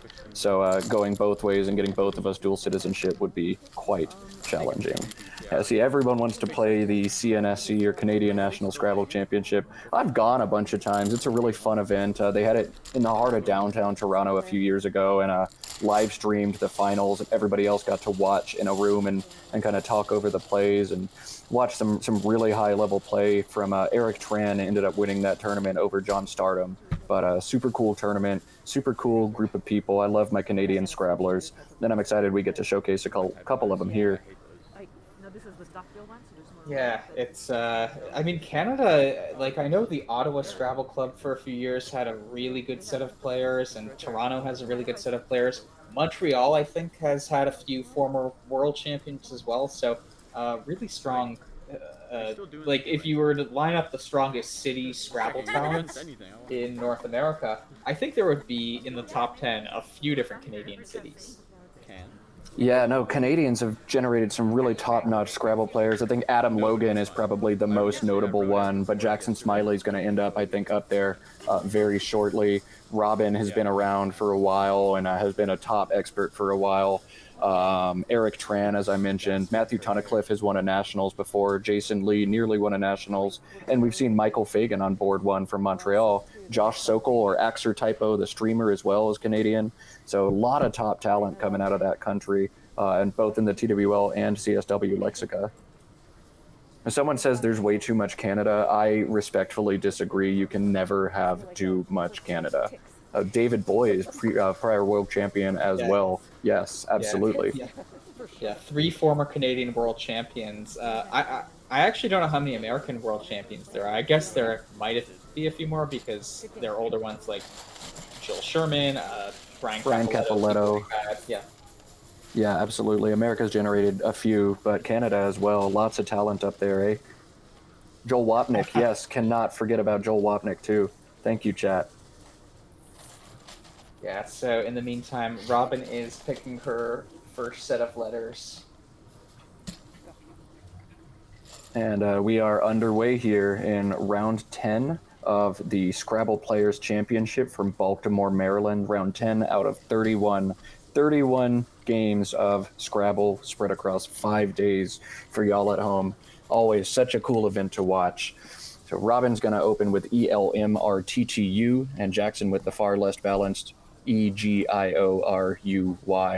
Morris, what do you think for Robin on an opening play here? What would you do with this rack? Yeah, so this is a question of if you go short or long. It's a stylistic preference. It looks like Robin's opting for Mutter. I would maybe go with Tum, TUM, and keep a bit more of a synergistic leave for fewer points, though. But I think either is justifiable. Yes, yes.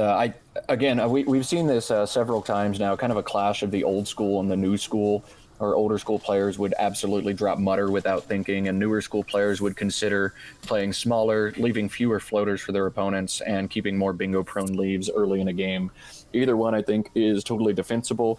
Robin going with Mutter here, and she's not going to get burned by all of those floaters because Jackson did miss the memo about drawing good letters. I've tried to advise players multiple times to do that, but they can't hear me, I guess. Jackson's got a few options. He can dump YOU on top of Mutter. He's also got set up Guyot or Guyot. I have no idea how to say that word, but GUYOT down to that T is going to unload a lot of the ugly letters on his rack all at once. Yeah. Personally, I would love him to play Goyim, especially with a Jew commentating and some Jews at the board. We can throw some love to the Goyim as well. So maybe he sees Yogi, which are the same letters as Goyim. But all of the plays we mentioned, I think, are all reasonable and within a point or two of each other in terms of value.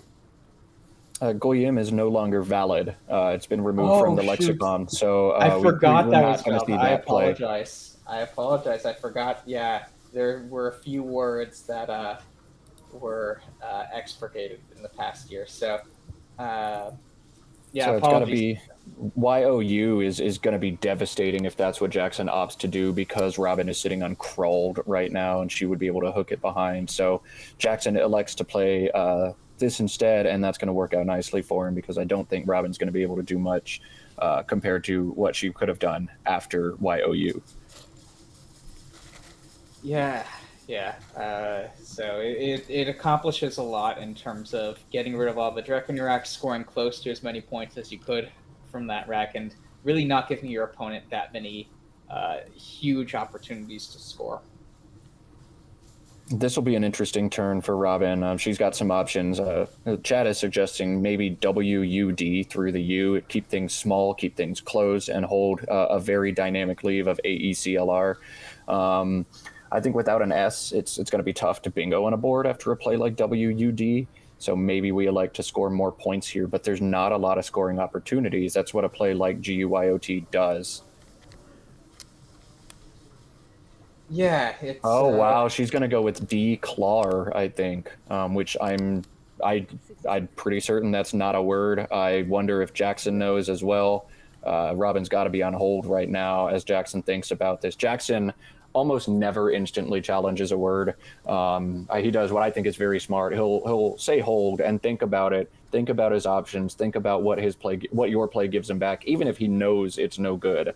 And I would imagine Jackson is not, compared to some of the other people near his rating bracket, he's not as on top of the words as some other players, so he might not be totally sure of this. Robin, it looks like, is taking her courtesy draw, which you're allowed to do after 15 seconds. You can draw new tiles, but that doesn't mean the play is accepted. I think that's what happened. What is happening here?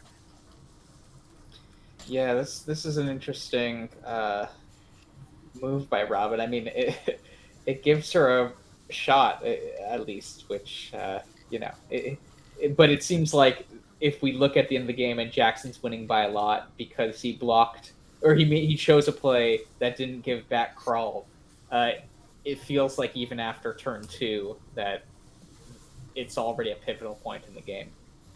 And this is a word that's very difficult to challenge as well, because a lot of players study by seeing the racks alphabetized, and they type in the words on a program called Aerolith.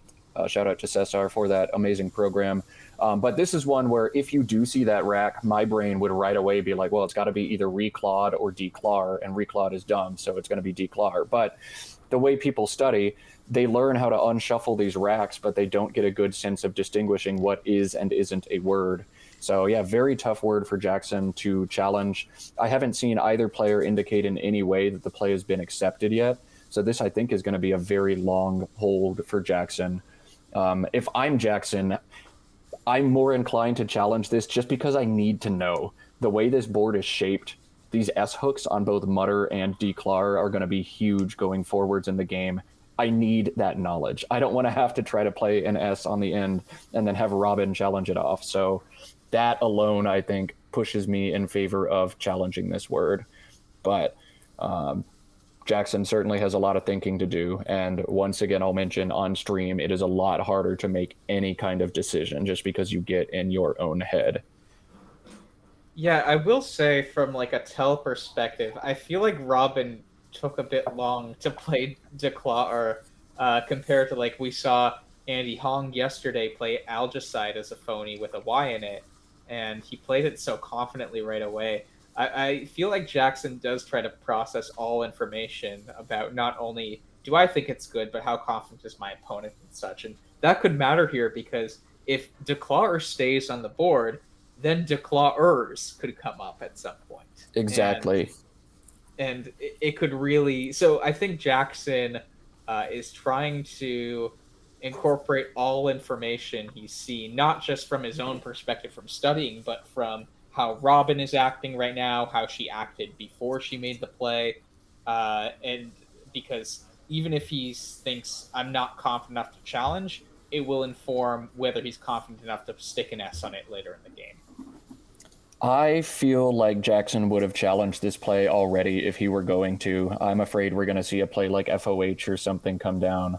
I think he would have challenged already if he's going to. He could surprise me, but if I had to guess, Declar is going to stay on this board. Yeah, so at least we don't know from the commentary booth whether it has been accepted yet. If there is knowledge at the playing floor, if it has been accepted, feel free to relay that to us so we can tell the viewers at home. Yeah, we'll try to get someone with an inside knowledge of what's going on, but I'm pretty sure the play is still on hold. And Jackson typically holds plays until he's decided exactly how he's going to proceed. So he would accept, I think, right before he makes whatever play he elects to make.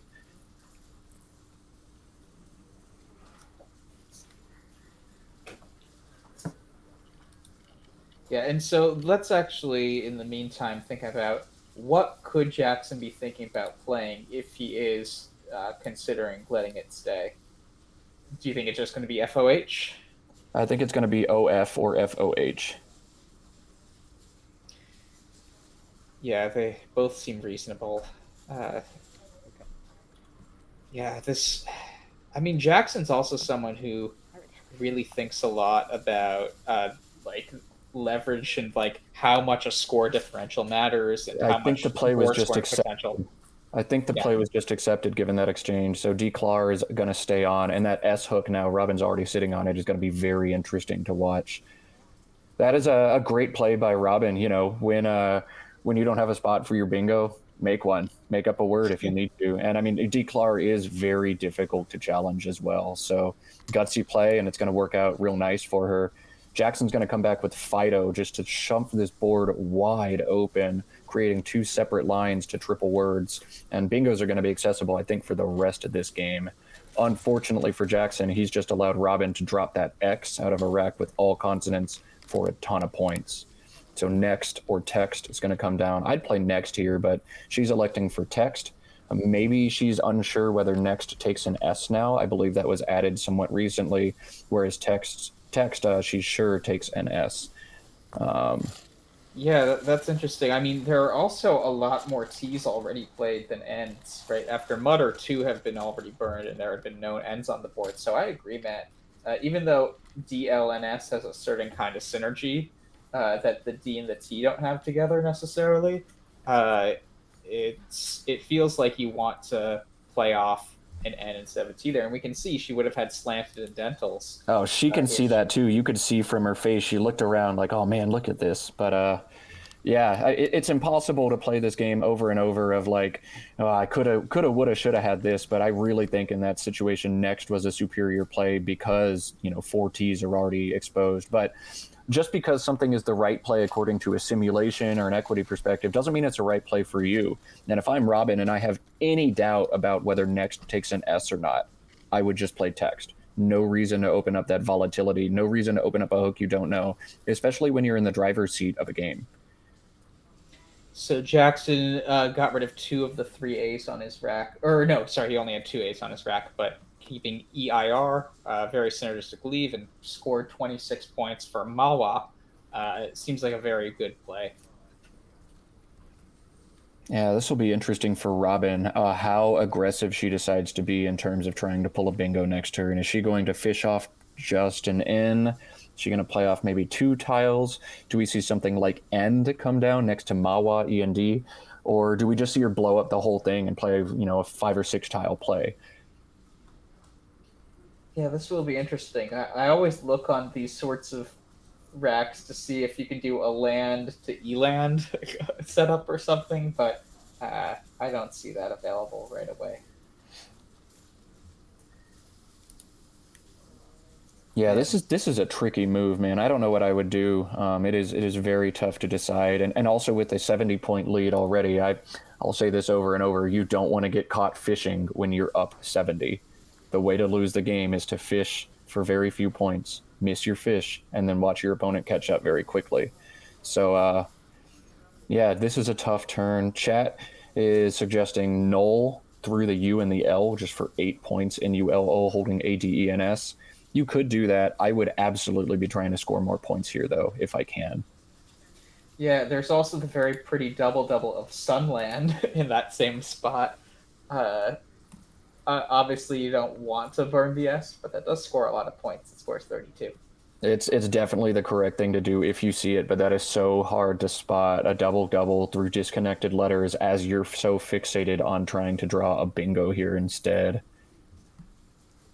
This will be interesting for sure. Yeah, I mean, Robin has been pretty gutsy this game already. I feel like Declarer suggests, she's really willing to keep things open, but I would naturally gravitate, I think, towards land and locks a lot of the time too, just because that's such a high scoring bingo spot. It feels like, and I keep an S at least to have another lane there. Yeah, the S is huge on this board. Text, mutters, declars. The Jackson's play of Fido did make a bunch of bingo lines to play 7s, but S's are still going to be very important in this game. And you're not very inclined to play one unless you can do something crazy like Sunland. Yeah, so I feel like land and locks, to me, feels natural in a lot of ways too, even. You could also consider something that like pluralizes GUIOT, something like Dan's through that A, just to score some points and keep things tight. But I don't want to play off the S unless there's a very compelling reason to. One other fun option is hands and declars. It's not going to come up on the sim, but it is going to tighten things up a lot on this board and make that hook go away too. If I'm Robin, I don't think she knew for sure that was not a word. And I would be very nervous about that hook for the rest of the game. Yeah, so land does come down, and that will give Jackson a very nice Z play of Za off of Mawa.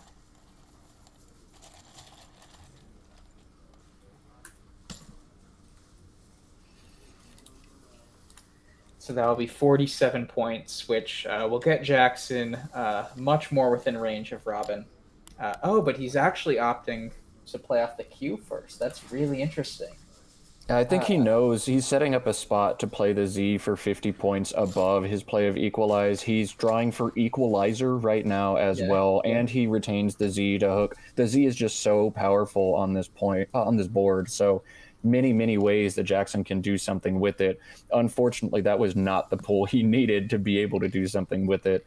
He'll have to settle for something like Prize or Zip.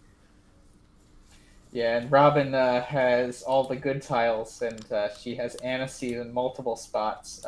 I'm guessing she's going to go above. Yeah, she's doing that now. So she will take out the other triple spot that Jackson opened up, and she will take a commanding lead.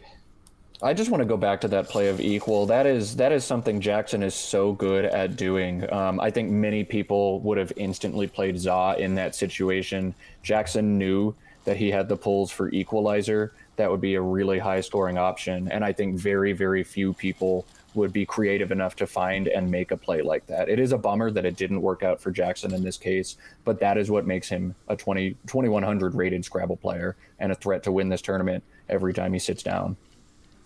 Yeah, and I'm wondering, does he go even gutsier and play Rip above the E in equal, making PE as well, and maybe going for equalizer next turn, giving a crazy high point lane because grip, drip, trip are all valid words. Uh, that might be too gutsy, but he's down by a lot here. It looks like he's set the letters PIRR on the side. Maybe he's looking for something like Sprier between the S and the E, just to continue fishing for equalizer. Unfortunately for Jackson, equalizer is not an equalizer. While it scores well, it's not nearly enough to get him caught up. So, but maybe he sees there's a decent number of E's that he's still able to draw, and he might try to get it. Robin's pulled into Iceberg. I don't know if that's going to fit, but, you know, she's got a blank. She's got good stuff again. And Jackson trying to pull one more E now for equalizer. Yeah, I don't think Iceberg fits at all. She could play B-Wig through the W and Mawa. Seems like a good way to get rid of the clunky W and G, at least, and B, for that matter. David Firstman, great one in the chat. But let us see if Iceberg plays. Good one, David. Nice. Or Jackson, Iceberg, as the chat points out. Jackson whiffs on the E again. And I mean, sometimes it's easy to get fixated on what you're trying to set up. I'm not sure that Sprier was the right idea. I think in this point, you've got to play Zip next to Mawa and hold, you know, not the best leave, but just get the board more open, set up an S hook and score some points now. Equalizer is not 90 points. It's only 54. Yeah, I mean, keep in mind, he still would have had Za also. Right, he wasn't drawing just into an E. He was drawing into an E or an A because Za off of Mawa was a 47-point option. So I don't hate the idea of Sprier that turn, go for one of those two tiles one more turn. And right, if you're drawing 4 randomly from the bag, it is a pretty high chance he'll hit one of those at least. He had 3 Rs there anyways. He needed to take at least 2 turns to clear a lot of stuff out. I was fine with the move of Sprier. I just think you've got to score more points. But yeah, I mean, Jackson is better than me for a reason too, and he's doing what he's trying to do, or what he can do to get back in this game. Though it's likely almost everything at this point is going to be too little, too late, with Robin sitting on a blank, with it being her turn, and with her already up 130. Yeah, although this does lead to the question: are there other extensions that could come down for equal? I could imagine like equality or something being a cool play later on in the game at some point. Yeah, equaling. There are some options, but equalizer would be the big one, or equalize in some capacity. Well, equilateral. Or no, it's equilateral, not equilateral, I think. Oh my goodness. Chat just found that Jackson has Junior through the U in Mutter, and that's going to help him retain the Z still. Wow, that scores so well for him. Oh my goodness. We'll see what Robin does. Bewig would make that go away, but man, Robin's got a challenging turn. Nice find from the chat from Chalicled Onyx, or Chelst Onyx. Yeah, wow, that is a devastating one. Yeah, so I mean, to be fair, Robin is up by so much right now that often when I'm the most tired after a game, it's because I need to think a lot each turn. And when you're up by so much in some ways and you don't have a clear play, those are sometimes the most stressful times in a weird way, because you feel like you need to find the best play, and you push yourself in a way that you didn't expect to when you were up 130. So I could imagine this being stressful in some ways for Robin at this point. Yeah, you do not want to blow a game with the lead like this. Robin's going to play Berg. She's going to address that A in the top and just keep very bingo-prone letters. CEI blank is very dynamic. And we'll see. Does Jackson find Junior? I think if he saw it, it would already have come down. So he's looking at John through the H in Mawa. Dang, that's a bummer. Junior would be such a great play for Jackson right now. I can't even count that high. It scores so many points. Yeah, I think it scores 54. Oh So my goodness. I think he might have tunnel vision for equalizer. That's Yes, maybe yes. partially what's going on. Yeah, it's so hard to not fall into that tunnel vision, but that's a great way to put it. Yeah. So Junior doesn't come down. That's a sad miss for Jackson, but it is very difficult to find that play too. Yeah. And I mean, one thing that did also is so there are more O's than A's. So Zoo and Za could be an option now instead of Za both ways. But he did get both an O and an E, so we'll see if he goes with Equalizer or Zoo next turn. There's also like Zawale pulls that he had. That makes that spot even more devastating to set up his Z. So Jackson just sitting on top of the Z, trying to crush it. Now he's finally pulled Equalizer. He's pulled Zoo. He's going to score 50, but it took him so many turns to get there. It's got to be frustrating for Jackson that you couldn't pick up what you were looking for. He does have Polarize through the A as well if it's left alone. Yeah, and so the chat points out Veracity is available through the A in Mawa.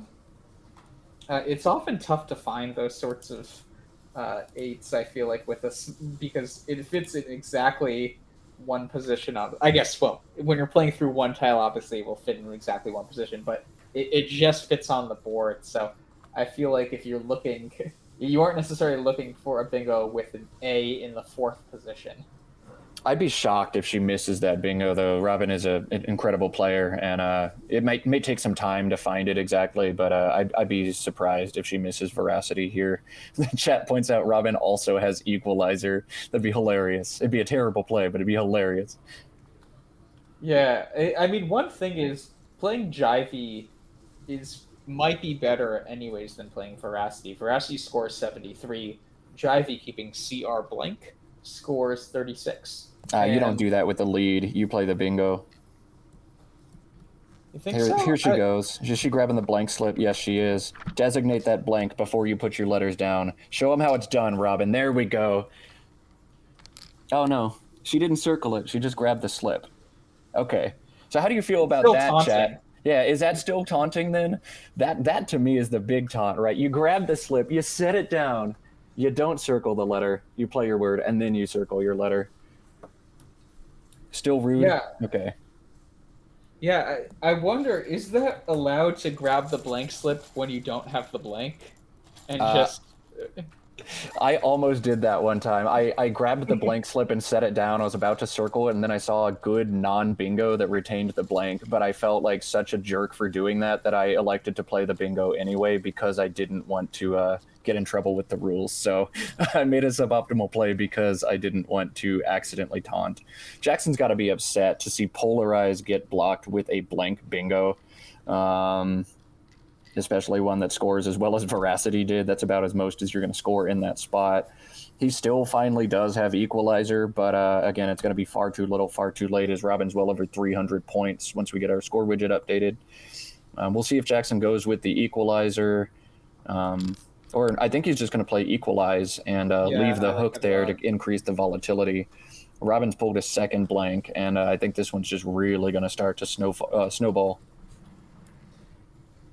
Yeah, I like the idea of Equalize there. He might have played that anyways over Polarize. I could be wrong, but given the score difference, PROL is a pretty good synergistic leave. I mean, granted, Polarize does score 20 more points at least, so I could have seen him go either way.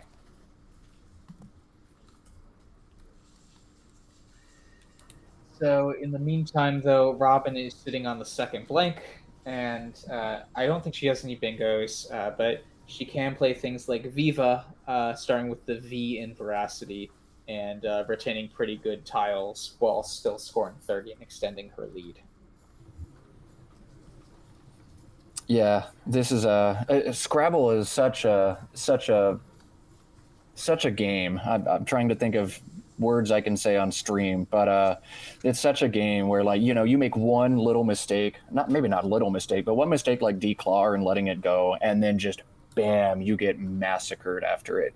Jackson could be winning this game right now if that comes out. It's a completely different game.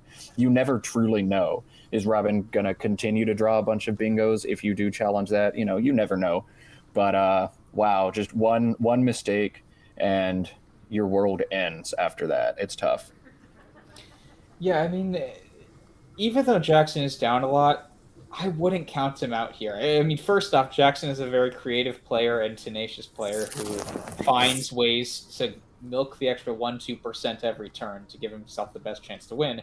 But after Robin plays something like Viva, and Jackson will play something like Equalizer and Fork, which will be a ton of points, that should be over 40. Jackson will, be clawing his way back towards only being a bingo down.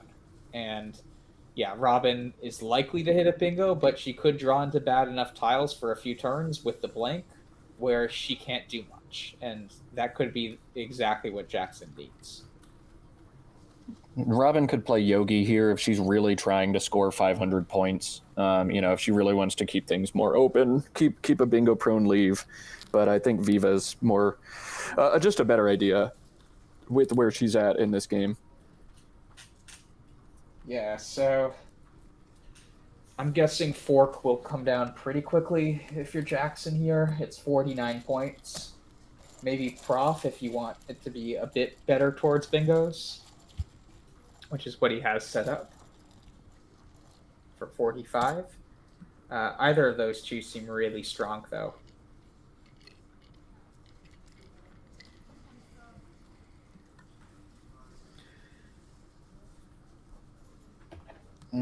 Yeah, Jackson, a Fork is kind of a just throw in the towel sort of play, but in this situation, I don't know that there's much else to do, especially from our end, knowing that Robin's already sitting on the second blank and something like Hogtied. This game is essentially over, and it's just a matter of how much spread is Robin going to be able to get out of this and how close will Jackson be able to get back. Robin sitting on auted, according to the chat. That's a word I didn't know, but nice. Neat. So I bet she finds that as well, and just stick a fork in this one. It's done. Pun intended. I apologize. I'll be here all day. Yeah, I feel like we both, as we go later onto the stream, you let your guard down and make worse and worse puns. And I mean, you being the general you, like I do it. I feel like all Scrabble streamers. I will never apologize for a bad pun ever.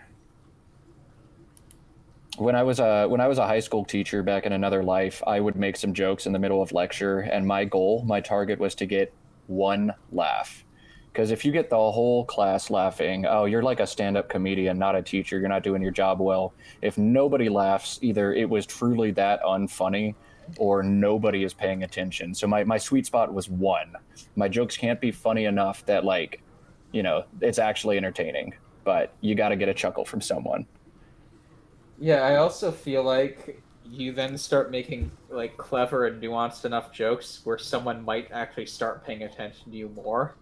Right? They know they're the one person who's going to laugh, and so they might be on the edge of their seats hearing what the little nugget you throw to them in class will be. I don't think 15-year-olds were thinking, hey, I want to go to Mr. Canic's class to see if he makes a dumb joke today. But you Fair could enough. be right, Everybody's different. Fair enough. Yeah, so she I think for a second there, Robin had auted in spelled out on her rack, and then she switched to Tuft. Tuft I don't think plays anywhere, so I wonder if that was just accidental when she was mixing and didn't notice it, or is actually unsure of auted. It's also, when you're ahead by 150 points, don't lose a turn. So maybe she saw audit and was like, ooh, I'm pretty sure I've seen this before, but Robin doesn't play very frequently, which is what makes it so incredible that she's so good, too. This is actually her second tournament in 4 years. So you can tell she's thinking about it, but just no reason to risk it and try to lose a turn in this situation right now. I totally understand why she may not want to, or maybe she sees it but is looking for better bingos. Yeah, I mean, it's I know she was, I think, like studying and getting a degree during a lot of that time she's taken off. So she's definitely had other priorities. And yeah, she plays Yogg, which I think is an excellent play if you're not going to play Outed. It might even be better than the bingo itself, anyways. It could be. Yeah, 33 points is a whole lot of points, and holding DET blank. Yeah, why not? Maybe you get lucky. Maybe Jackson goes crazy and tries to open up a triple line, and you pulverize that spot. Yeah, I mean, if you're Jackson here, you might just play FOU off the F in fork and try to set up your L. And yeah, those are the sorts of things that Robin could potentially take advantage of, depending on what she drew. Absolutely. So yeah, I mean, this game, it's pretty much out of Jackson's hands at this point. Even though there's a lot of good stuff in the bag from his perspective, I think he knows down 150. It's, I mean, from his perspective, he's probably counting how many there are in the bag, or just doing a rough estimate there.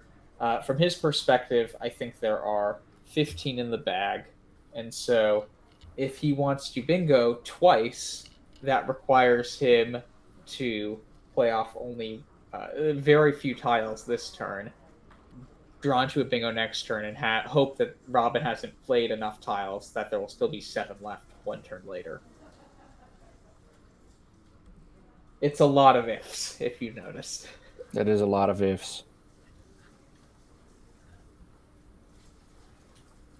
Yeah, I mean, sometimes, especially in a tournament that is 31 games, this might just be me being lazy, but honestly, if I'm in this situation, I am just trying to preserve my brain at this point. Yeah, I'd like to cut the spread, and I don't want to do anything terrible. If I draw bingo racks, I'm definitely going to look, but this is such a long tournament, and I don't have the mental stamina to play 31 games and give 100% to every turn. So sometimes I will just kind of make some plays and see what happens. Yeah, so he opts to play FOU, which seems pretty standard there. So that will allow Robin to get a nice play herself, merited.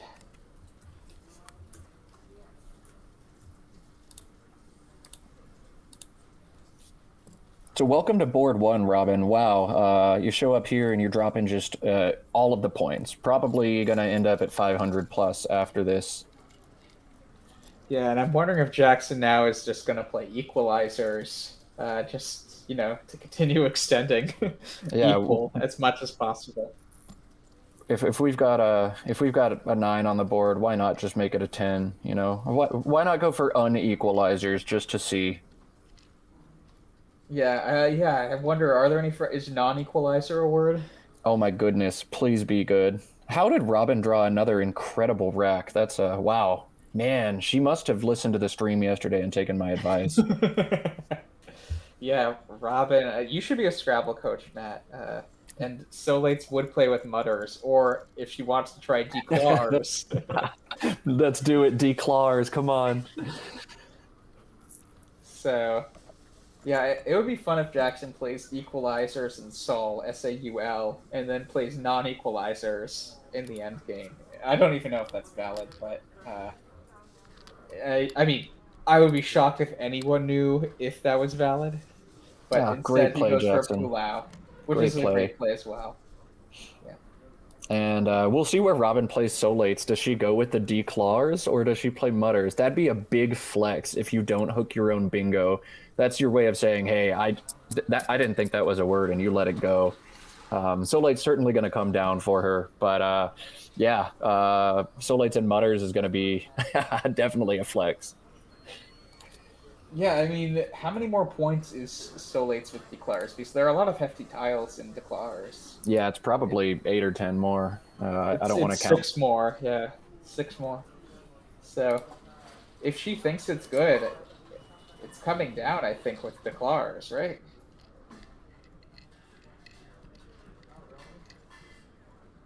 Well, she's mixing them for a second there, and then has settled on, it looks like mutters and Solates. I'd love to hear that post game chat about Declar, what Robin says about it.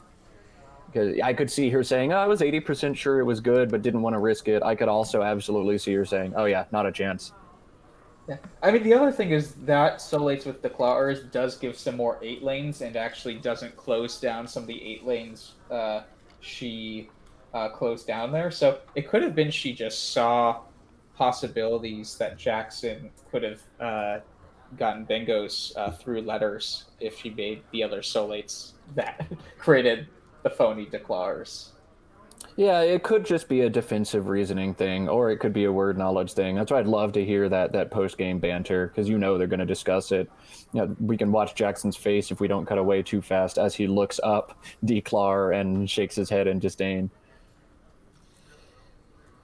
Yeah, but I mean, once Declar comes down, Jackson, I think, basically played as well as he could. I mean, yeah, you might want to not go for the equalizer quite as many times as he did, but he still scored a bunch with equalizer, and that adds up a bunch of points. I think Robin just picked the right stuff after Declar, and good on her for forcing Jackson to make the correct move, and he didn't make the correct move by challenging, or by not challenging.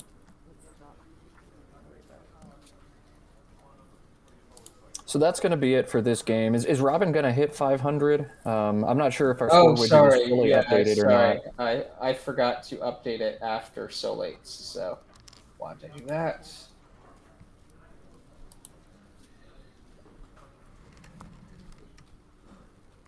We're trying to figure out the matchup we're going to see in round 11. We'll keep you all posted, but there is one more game before lunch, so if you're sticking with us, don't go anywhere.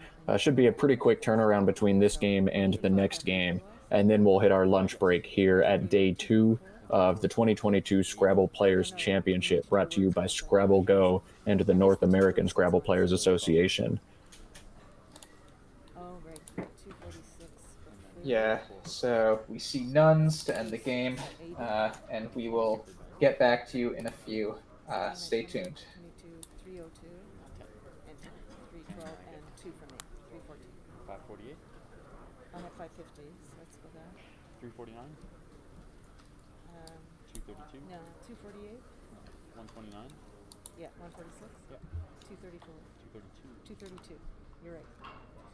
248. 548. Okay. Good game. Nice.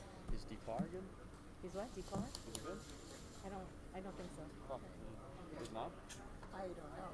It doesn't tell us. It's no good. Yeah. Yeah, I mean, that's the game. Just couldn't pull the trigger.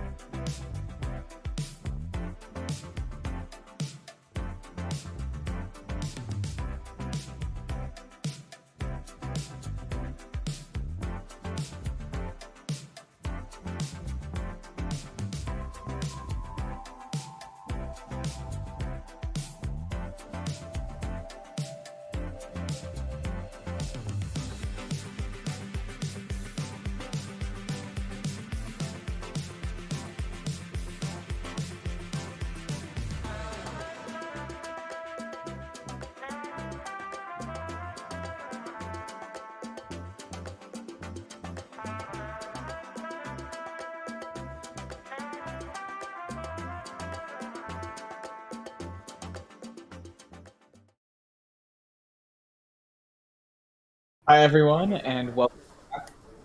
Oh, you must have Hi muted. everyone, You welcome could back hear to the 2022 Scrabble Players Championship live stream sponsored by Scrabble Go. I am Morris Greenberg, and I'm here with Matt Kenna. We are about to play round 11 between Robin Pollock Daniel and first place player in the NWL division, Michael Fagan. Michael has been on a tear. We saw him when he was only, I think, 3-1 at board one previously. We saw him when he was 6-1. Now we see him when he's 9-1. Will we see him when he's 12-1? We'll see. Based on past trends, it seems likely. We're also seeing Robin, who we just saw get down a phony declaw against Jackson Smiley, but that will be an interesting thing to monitor this game, just because we've seen Michael let a phony stay on board one, and we've seen Robin play a phony that stayed. So it feels like this is a good matchup for Robin. Yeah, I wonder if Robin knows the book on Michael, though. Michael definitely has a reputation as someone who is more conservative when it comes to challenging words. I'm not sure if Robin is aware of that, given she's only played one tournament since Michael really ascended into expertdom about 4 or 5 years ago. So this will be curious. I wonder if we see a phony played. If we do see one, though, I would almost be certain that it would be Robin playing it over Michael. The real question I have is Robin going to change her mask again before this game, or is she going to roll with the same one? I wonder what the mask superstition is at this tournament. Do players change masks every time they lose a game? Do they roll with their favorite one? Do they change masks every game? That's the real content we need. I hope we have a journalist on site, documenting these things. Yeah, I know you were intrigued by Lisa's blue nail polish. Absolutely, that was beautiful.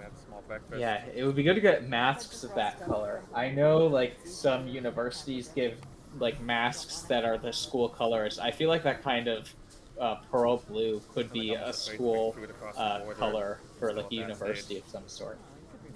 You know what? I think NASPA should actually pass a rule saying that the player playing first has to wear a mask of a certain color, and the player playing second needs to wear a mask of a different color. That seems very necessary and appropriate to bring to competitive Scrabble.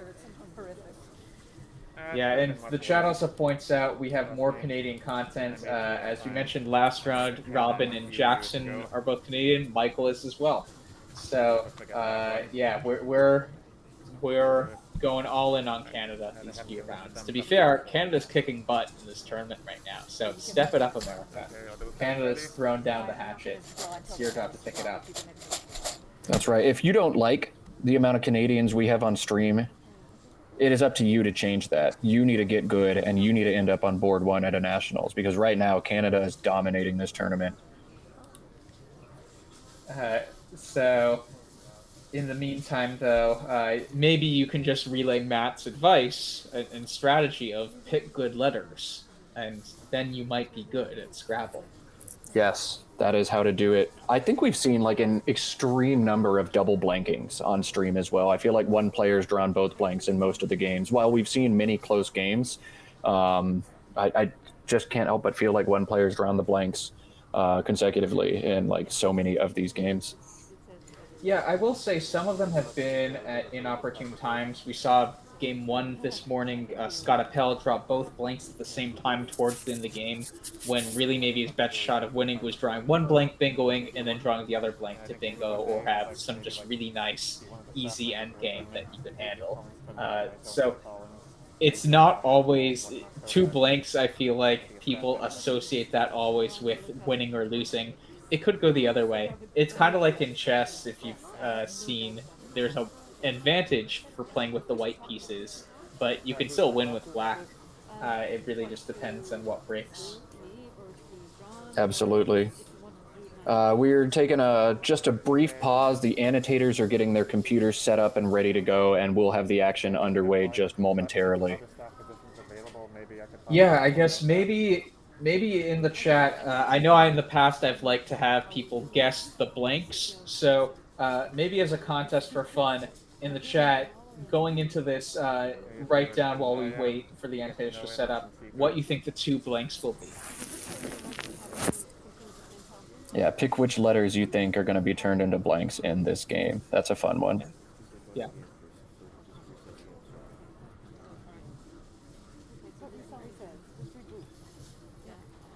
And we'll even have it so maybe we'll give people more points if it's a lower point letter. So let's say if it's a Z, you get 10 points as it's a 10-point Scrabble tile. If it's an E, you only get 1 point. Yeah, I like this ZQ guessing. Maxing points. The bottom half right now. I think it was 2012. Z and Q, Q and Z. So I guess the order of the blanks is also going to matter in this competition. Very interesting. I don't know what you Some said. good guesses. Remind me not to go to Vegas with this crowd. So y'all don't seem like the best kind of gamblers. Yeah, and to be clear, even though these are Canadians playing, the exchange rate of the Z is still 10 points in Canada and the US. I believe it's the exchange rate of the Z, actually, Morris. Good point. Good point. So all tiles are the same number of points in Canada and the US, and whether you're Canadian or American playing. Looks Or like Robin's another. hand is in the bag. I think we're about to get underway here with some action. Again, this is the Scrabble Players Championship from Baltimore, Maryland. 300 diehard Scrabble players competing for a good amount of prize money here, along with the team of amazing volunteers. Are you kidding me? Do we have Yeah, a I queue know, I was on the gonna first say. turn again? Somebody shake these tiles. Oh my goodness. That queue, maybe it weighs less than the rest of the tiles, has less density or something, and always floats its way up to the top. This is unbelievable. Maybe No. it's magnetic. Is she going to play Wiener over exchanging here? 26. Maybe. I mean, I think our camera might be frozen because those tiles disappeared, but we're just looking at a board. The tile bag is still sitting right by the board. We might be Yeah. having some technical difficulties. Could somebody check on that camera, please? Talk about yeah, there's something odd going on here. 18. I don't see any tiles. Yeah, the camera above the board is not working. If we can get tech support to take a look at that, maybe it needs to be refreshed. Someone's got to push a button. There we go. Cool. So not only does she open with Wiener, she opens with it in a spot that scores much less than she needed to. Yeah, you're saying instead of doubling the W, she doubled nothing? Okay, am I like having a stroke right now or something? Like, first off, the camera doesn't work, and then when we come back, Robin's played Wiener, but like in the wrong spot. What is happening? I think Robin just missed and then started chuckling afterwards. Very interesting. Wow. That was also a strange strategic decision. Even if you play Wiener in the correct spot, holding onto a Q, I just don't think is the right thing to do on this turn. I think that should have been an exchange 3, throwback QEW, which is also quite Canadian. The Queen Elizabeth way is a big highway. But wow, interesting start to this game. At least she hit the star. Yeah, I mean, I sometimes like to make what seems like a bad move on the first play, just to like see how my opponent responds. I mean, maybe it's more when I'm in a silly mood and not playing for $10,000 or whatever. But it's sometimes fun to just have a bad opening and just see what happens. I know this is a common thing in chess. I know Hikaru Nakamura is a big streamer, and he likes to do an opening where he moves the king up one spot and down one spot just for fun in some games. And so I feel like there's definitely opportunity for that in Scrabble too, for maximum funness. Maybe not for maximum strategy, but for maximum fun. How interesting. What a start to a game. Michael's definitely hit a lucky break there, both with the play of Wiener, which I just don't think is a standard play many people would make, and the mislocation of it. Scrabble's a game of hand-eye coordination, apparently. Yeah, yeah. I'm just trying to update the score. I think there might be an issue. We'll get that up shortly. Apologies for that. As Robin looks like she's going to be playing through the eye and making a nice play of Virago. 20. Seems like the right idea here. I mean, you don't love blocking the eye when you need to get rid of the Q now, but it seems like Robin's more than okay keeping the Q based on the last few turns.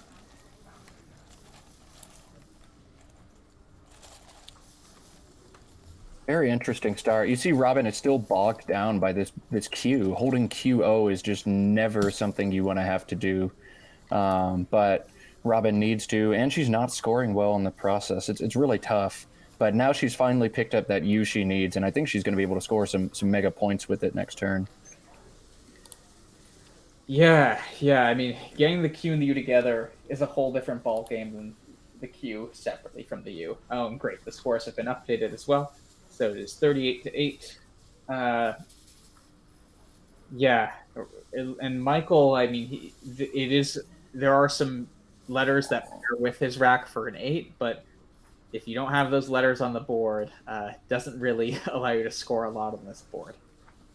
I'd be surprised if we see anything other than POI on top of Virago making PO. Yeah, I mean, there's also the very pretty Protii for the R and the E, the R in Virgo and the E in Wiener. That would be beautiful if he sees that. But yeah, I think either of those two seem reasonable. I don't think that's going to happen. That is a really nice play, though. Wow, the disconnected Protii with 4 overlaps to play off these same letters. Neat. Robin is sitting on Lex, which is going to score a bunch and help her retain the QU combo to score again next turn. So I don't see Michael blocking that, even if he plays Protii that gives back Locks and Axe. So Robin's going to score some big points next turn. And I just want to point out that all of this is only possible because of Robin's advanced next level placement of Wiener. Yes, right. If everything was shifted over one slot, it wouldn't have this crazy S lane, excuse me. And X lane for that matter. But... yeah, so this is why maximum funness is what we should be optimizing in Scrabble games at the beginning of the game. Just see what happens if you make a play that's 8 fewer points. You could get a huge X play. Maybe Robin couldn't see the board either. Our camera was frozen, so maybe it was frozen for her too, and that's why she misplaced that word.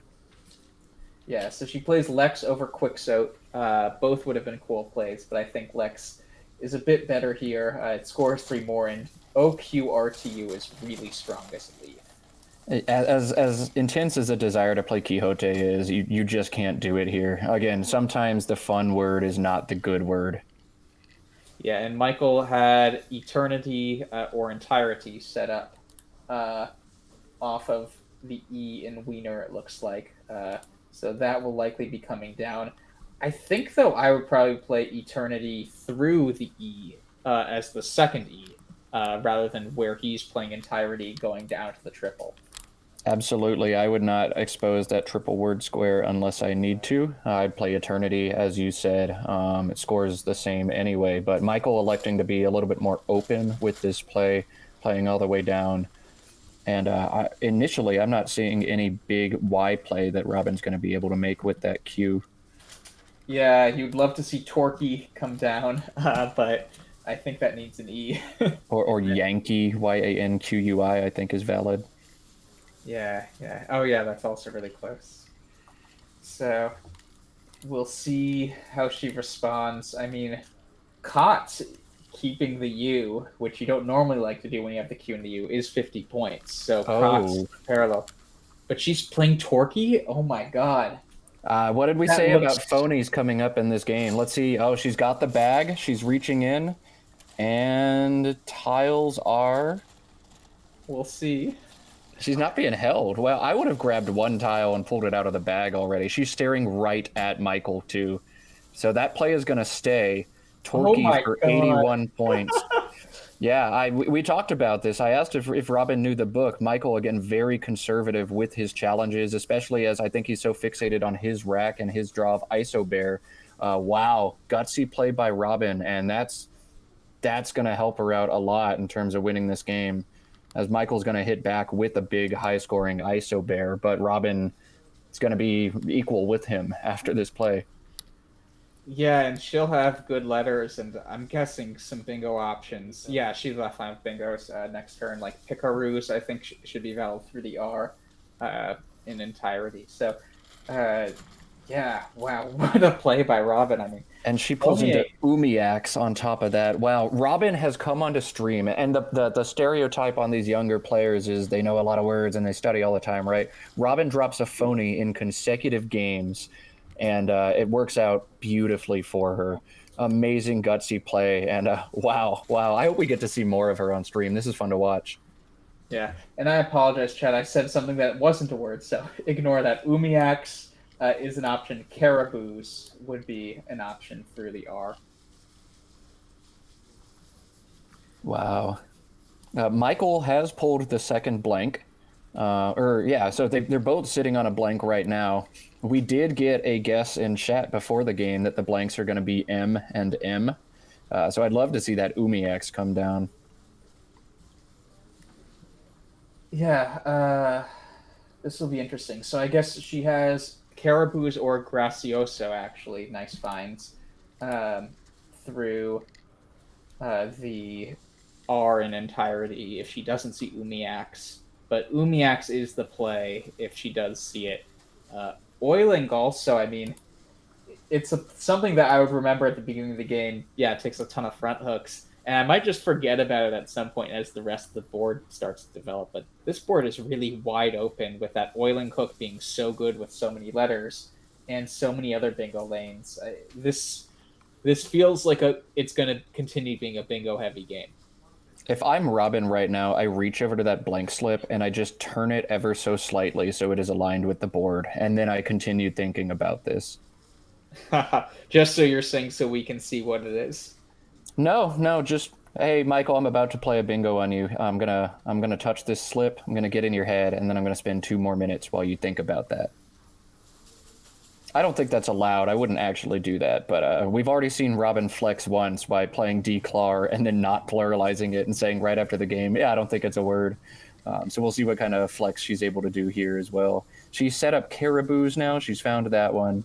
Wondering if we're going to see that, or Umiaks with Soiling, or Umiaks over next to ISO Bear. On a board this open, you have tons of possibilities when you got blank Rex like this. Yeah, so I guess if she doesn't see... Yeah, so she has Caribous aligned right now, so still perfectly good play. I mean, a few fewer points, but still a great move, and better than any non-bingo, I think, here. I think, yeah. She's going to bingo. Chat seems worried about this. She's absolutely going to bingo. She's one of the best players on the planet. It's just a matter of which one is she going to find, and will she elect to play the highest scoring one? And it looks like in this case, no. Oh, yes, she found Gracioso. Very nice. Good job, very Robin. Nice. Now she's flexing off that study. Again, Robin, from what I see in chat, is very involved on Aerolith, which is a program where players can unscramble words, and Robin's on there every day doing the words. So that shows off here for sure. She finds the most optimal bingo out of this rack and is going to pull ahead of Michael Fagan. Yeah, though Michael does have the Z, and I think that's going to score nicely above the A in Wiener with Zit if he sees it. Oh yeah, ZIT right there. Again, that curious placement of Wiener is causing all kinds of chaos in this game. Yeah, so RETE is a word that you might not know if you're a typical kitchen Scrabble player, but experts at this level probably know what's up. It looks like Michael has set up Zebu on his rack. That plays next to ISO Bear. It helps him get rid of the U and a B that's kind of clunky. But missing Zit here would be a big miss for Michael. It's 49 points. Yeah, and meanwhile, Robin is close to bingos as well again. And so with the right tiles, she could definitely come back if Michael gets a big Z play and then a bingo. So right now, I don't see an L available for finalist or tailfins. There's also faint-ish with an H, but that's not here either, although Robin has set that up. I do wonder if we see another Robin phony here. Maybe consider just playing faint-ist or something, anti-fist, down to that T, you know? Anti-sift.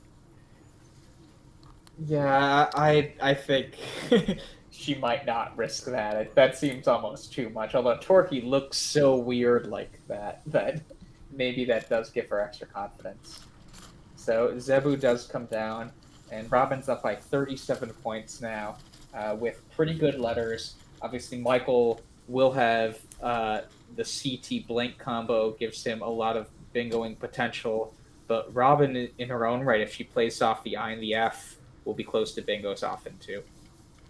It is interesting. I wonder if IF and foiling is going to come down, but if that oiling hook goes away and doesn't open up something else, this board went from very open to very closed very fast. Yeah, Gracioso. This is often a concept called board exhaustion, which is just if you make a lot of long plays and they kind of all interfere with each other, the board just kind of becomes exhausted because it's all spread out. It's not like you can open a completely new quadrant. It just everything. It's kind of like man spreading or something at some point. It's tile spreading. Yeah, Robin has an option to open this board up a lot. She can play Finito down to the O, scores a ton of points, but does break up what is a pretty bingo-prone rack. So it'll be interesting to see here if she decides to play short and drop the IF somewhere to keep that nice stain leave, or if she decides to play longer and score a bunch of points, but expose that triple word and a ton of bingo lines. Zebu, from Michael's play, doesn't really imply anything to her, so she doesn't realize how dangerous his rack is right now. But Michael's sitting on just a wealth of good tiles and tons of bingos out of that rack. So as long as a spot stays available, he's going to be able to score a lot, and Finito would increase the amount he's able to get next turn. Well, she has anti-fist set up now. Oh my God, do it, Robin. Do it. He's not going to challenge. Are you sure? This seems... She's taken so long. She backed out. Yeah. So if and foiling is a really nice idea also, because if your opponent plays a bingo ending, making a two-letter word as well, ending with the I, that will now go to the triple instead of one lane before the triple. So in the worst case scenarios, you'll always have counterplay, which when you're up by 50 points, that's a great idea. Should she just draw Antifas and then set it up on her rack? All right, Robin. Yeah.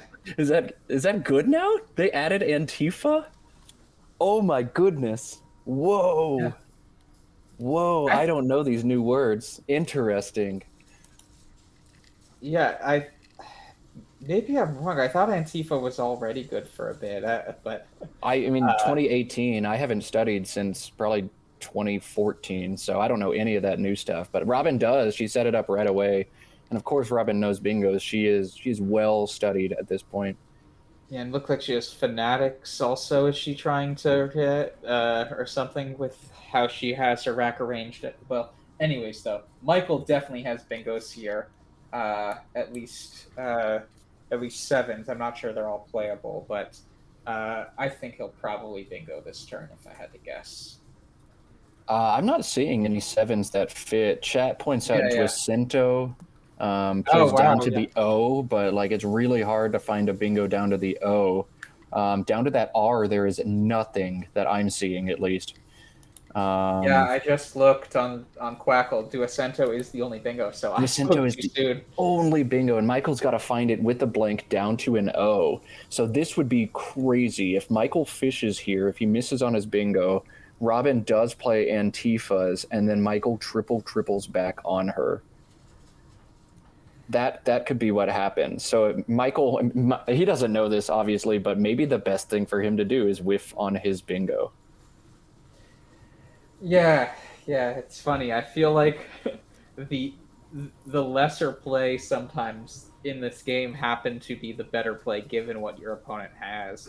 I mean, that's just sometimes how Scrabble works. You can't, like, Nigel. If your gold standard is what would Nigel Richards do, who's considered the top player in Scrabble, he would play Jacinto. He would not play Wiener where Robin played it, but it wouldn't work out for him in these scenarios. And you just have to play the odds, though.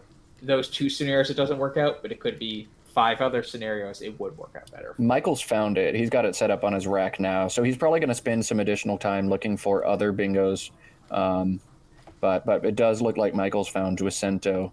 And yeah, I would take my time here too. You don't want to make that play because it gives back so much. But we have the knowledge of that being the only bingo. So Michael's going to try to find something better. We all know that he's not going to be able to.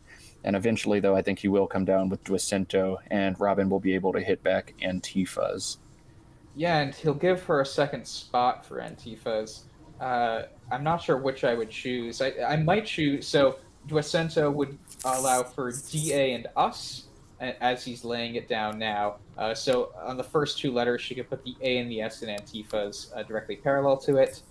Uh, I might go for that just because before a D, all of A, E, I, or O can go directly before it as two-letter words. Whereas if you have DA instead, uh, that will only allow for an O directly in front of it. So it's a bit more defensive of a play if she goes for Antifas in the new spot. Yeah, Robin's got to decide where to play this word. Either one has their merit, but I would definitely play the vertical placement next to Duecento just to kind of obstruct that big vertical line in the furthest left column. Yeah, and it actually is 10 more points. I didn't realize that it does double the F as opposed to tripling it does. A. So yeah, you've got so to. I think that that has to be the play. And the X and the Q have been played. So even though it does open an I next to a triple letter score, it's not nearly as dangerous as it would be if like the X were in play. Yeah, blank guessers, we ended up with a G and an N, so congratulations to none of you for winning that contest. Good job. Thanks for playing. Morris, I'm sure, will give us more options to try to pick blanks correctly in future games. Yeah, or good night if it's GN, we'll say. There we go.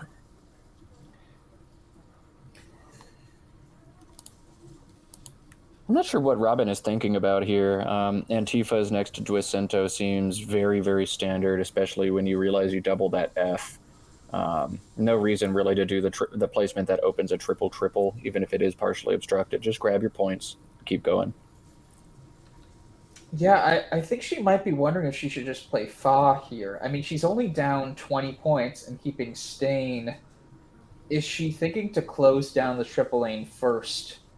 And then, because that will give her a slight lead, and then she'll have multiple lanes for Bingo's keeping Stain, which is a very strong leave. She doesn't have the case S. Oh, maybe she backed out of Antifa's. I don't think that was a deliberate pass. She must have backed out. Maybe she thinks it was offensive and taken out. Maybe she doesn't know that it was new. I can't imagine that was anything strategic or deliberate. I think that was just I'm unsure of my word knowledge. And especially with a huge, juicy spot like Michael's just opened up, you can't play that unless you're sure. Because otherwise Michael's scoring 45 back and you're losing this game. Interesting. Yeah, well, she did pick up an E, which pairs very nicely with the letter she did keep. I guess Satiated doesn't play unless you think you can get away with SQ and AU against I don't Michael. think those phonies are going to stay on this board. Yeah, but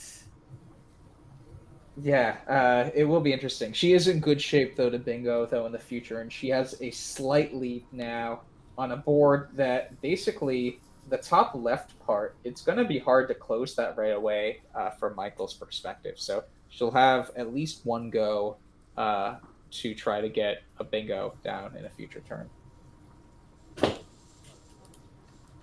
Diastase. Someone's saying that fits. I don't see it. Oh, Diastase? No, you'd have to make Wienerd. Yeah. Okay, so Cal comes down for Michael, and Robin is actually in a little bit of trouble now because she's got this Bingo E rack that doesn't actually bingo. She's going to be forced to fish, and she's done a great job of creating bingo lines. She's got the third column and the second row that she can bingo in, but she's going to have to actually draw one to get there. So is she going to do a small little fish now, just dump an A, dump AI, something like that? Or does she try to score a little bit more? Yeah, well, if we can look at the unseen pool, this actually can inform decision making, even though it's often more natural to keep a leaf like dates over AEIST. She might play add above poise, making APO and do for 17 points. That scores a bit more than some of the other fishes, and AEIST pairs nicely if the bag is a bit constant heavy. And Let's get the unseen pool displayed if we can do that from our tech support at home. Oh man, and I just noticed the Morse code is back behind Michael Fagan's head. That light was flickering yesterday, it got fixed, and now it's back. Maybe it's an indicator of something. Yeah, so I think ad looks okay here. There are a lot of there are a lot of consonants, especially like there are three N's, two L's. Those things pair really nicely with AEIST as a lead. I wouldn't be shocked if she does something like ad here. This was interesting. I thought Robin was going to start to run away with this game after, but that Antifa's miss was crucial in this game, and now I feel like she's the underdog. I don't know about that. I mean, she has Dita's set up, and that's going to go with Zebu's and make 3 two-letter words as well. So really nice find by her. That's 37 points, so that will give her a slight lead again. Pulling into a pool with a lot of consonants too, I think that AE is going to end up balancing out okay for her. But still, you'd rather just have a bingo and be done with this game. For sure. And now, without drawing a bingo, this is going to be neck and neck. Yeah, and if only she had 8 additional points from the first turn. Well, that's actually really key because the bingo lane off of ad from Fan and Duacento is only a bingo lane because Wiener is a spot over from where it normally is. This is the ripple effect. It just keeps on giving and giving. That strange accidental placement of Wiener. Yeah. And one thing to monitor here, so Michael missed Zit earlier with making Za and RETE. He could do the same with Kit this turn. It might be likelier he sees that because KA and KI could be a play he's drawn to here naturally as is. And then he might notice, that C can actually fit as well there. But Robin crucially drew a D, which is going to help her hit that third column. If she wants to make a play down there. But there is also one S unseen to both players, and that's going to be a huge tile in this game as well, just to allow you to access a quadrant to the board that's going to be hard to get to otherwise.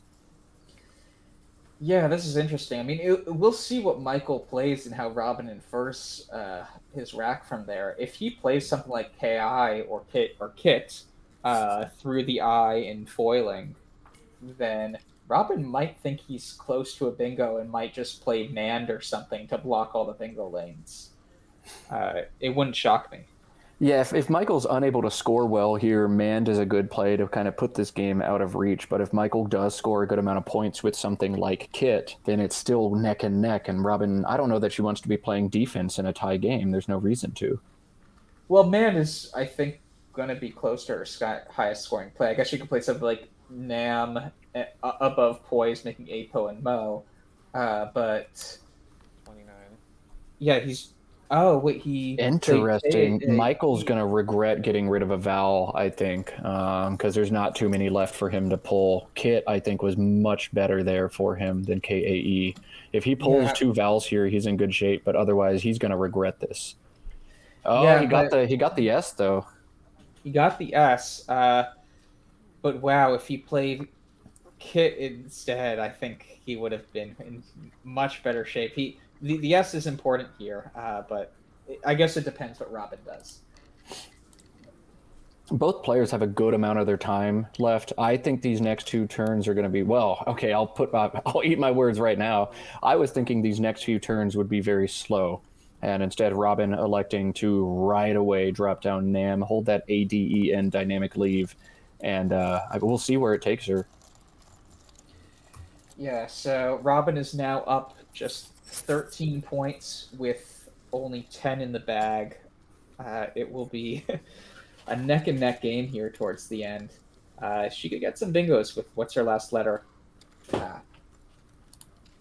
So unhailed, I think, is good with an I in there, but unfortunately unhailed, spelled as she has on her rack, will not be a word. So she could... Michael has versify. Oh, that is huge. Through the IF.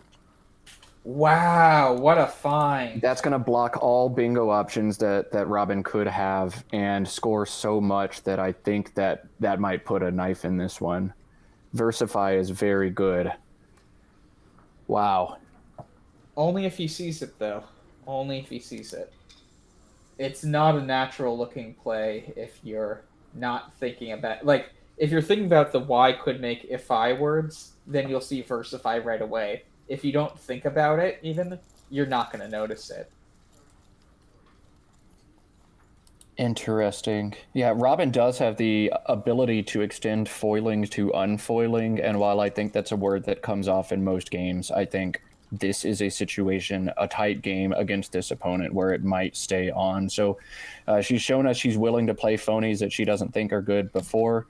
She played Torquay this game. I wonder if she tries that if she needs to, but a play like Versify is going to put her in weak position where she might have to take a shot like that.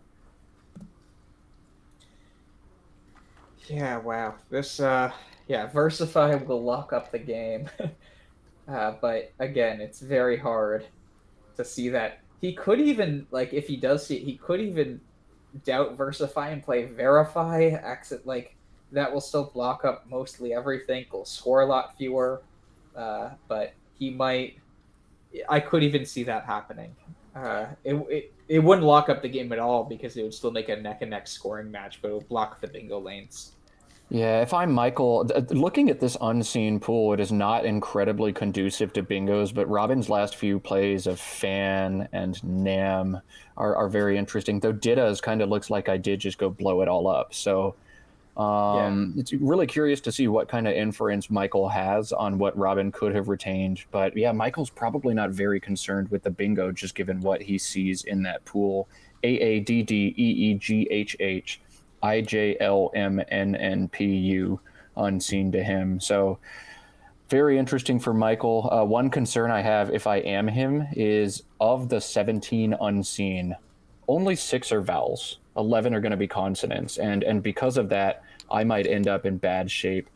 Michael's going to go ahead and play Verify, holding 3 consonants. And I think unless he's able to reach in and pull 2 vowels, he's not going to be in good shape. Versify, adding that S in there, would have extended to the double word and scored much better. So he will be up by 6 points now. And yeah, I mean, the unfoiling thing is interesting, but Robin doesn't need to now. She's only down 5 in a game with 6 in the bag. She can just duke out this end game if she feels like she needs to. And that unseen pool is looking pretty drecky now to her with a bunch of consonants and very limited vowels. To Robin, there are only 3 unseen vowels in the entire game. 1 A, 1 E, and 1 I. And this is why it was so crucial that Michael was aware of that and tried to leave himself with some vowels. He was able to draw 1, but that's it. If I'm Robin, I'm in the driver's seat now, absolutely. I'm trying to keep my vowels and score points. I think I can win this end game without having to do anything too clever. And I get to leave 3 in the bag if I make a 3-tile play. Leaving 3 in the bag is a great idea to do in a game that is going to come down to an end game, because more likely than not, you're going to go out before your opponent, and getting the last turn in a close game is huge. Yeah, this is very interesting. I mean, given that there are so few vowels, the natural play, it looks like, from equity would be Haut, off of the T in Torquay, or hot, and that would create 3 2-letter words as well. But I think you have to keep 2 vowels here, unless, I guess, so maybe da off of above Dita's making Yudo and his could be an option. I want to retain as many vowels as I can, but you do have to score at the same time. So da does seem like a good option. You could play it above Ditta's. You could play it below and try to bait your opponent into playing 1 more of their vowels.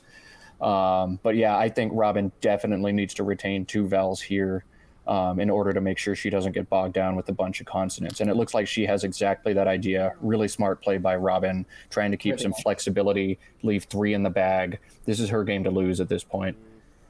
It's, at least in her mind. Well, it all depends on the pick here. If she picks good enough stuff, then she wants to see vowel come out of the bag, even though it leaves her unbalanced. It means Michael has nothing. There's an A. There's 1. There's a G. Is there 1 more vowel? No. Okay, so Michael's gonna have some shots. Yeah, there's 1 I left in the bag. still of the last 3 tiles. So yeah, I guess for J scoring spots, I mean, Robin's up by only 15. The J is a big enough point letter that if you can only play off 2 letters, like Jet might be the play here through the E into Acento, keeping Melds. That will Yeah. get him basically a tie game. He could draw at least 1 vowel, and it won't empty the bag. The J is going to be real clunky for him. He does have that case S to hook gracioso. I wonder if he knows that word takes an S because it looks like it could easily be an adjective. But that's going to be a way for him to score a lot. I would not empty the bag in this case if I were Michael. I think a 2-tile play like Jet is a great idea. Make Robin do a little bit of guesswork with what she's going to pull as that last tile in the bag. So it'll be very interesting. Pre-end game situations like this are very tough. Michael only has 5 minutes left, but it looks like Michael is wisely going to leave 2 in the bag. 1 in the bag. He's going to play 2 tiles to leave 1 in the bag. If he's able to pull that last vowel, he's in good shape. And if not, uh-oh. Yeah, I would have waited longer there. I would have looked to see if I could have set up my S above verify in some ways with 2 tiles. That turn was the game, and I don't know that Michael spent enough time. I also would not want to hold on to that J going into this end game. It just doesn't have a lot of options. So now it's Robin's turn, and often so we talked about how from Michael's perspective, he didn't want to empty the bag so that he'd have tempo in the end game, or basically he'd get first mover advantage because the end of a Scrabble game ends when 1 player finishes their letter. So if both players have 7 letters, the one who goes first will often be the one to finish the game. We need to get the unseen pool displayed to our team in the room. Yeah, EHIJLNST. And so Robin has to be afraid of drawing the J. That would be more or less a death sentence to her. She has some good options. Pavan, P-A-V-A-N, or P-A-V-A-N-E through the V would be an interesting play for her to make. Try to play as long as she can. But, if she picks up a J or another clunky consonant, that's not good. So I think P-A-V-A-N is what she's looking at right now through that V. She's trying to figure out what kind of plays it's going to give Michael back. She is wisely saving that E, but she's got to go through tile by tile and figure out, hey, what am I going to be left with? If I pull the H into ELG, what am I going to have? I'm probably going to lose. If I pick up the E, I'll have Glee and Pavan. I'm probably going to win, right? So she's going to have to go through with all of the plays she's looking at and figure out what percentage of the time she wins. It's going to be something out of 8 times. And look at the 8 different letters in the pool. She might be able to get a little bit of inference based on what Michael just played. Because he played DAM, is she able to read that he does or doesn't have certain tiles? These are incredibly tough situations in a close game, and I'm very curious to see what Robin's going to do here. I like Gavel a lot. It does give the options of both Jape and Japan, because it would keep PAN, and Gavel, right, through the A in Gavel would make Japan, through the E in Gavel would make Jape. So I think Gavel might look a bit better than Pavan here. At least my first glance intuition would say that.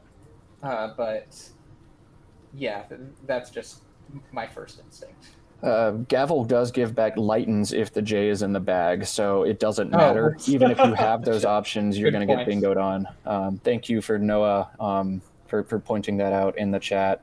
Robin definitely, I think, has the advantage here, but this is terrifying to her. We know that an I is in the bag. If Michael has that I, though, to Robin, she's dead in the water at this point. So I think what Robin's doing now is a lot of math, trying to figure out, hey, if a vowel's in the bag, this game's mine, almost independent of what I do, but which of these consonants can I pick up and still win?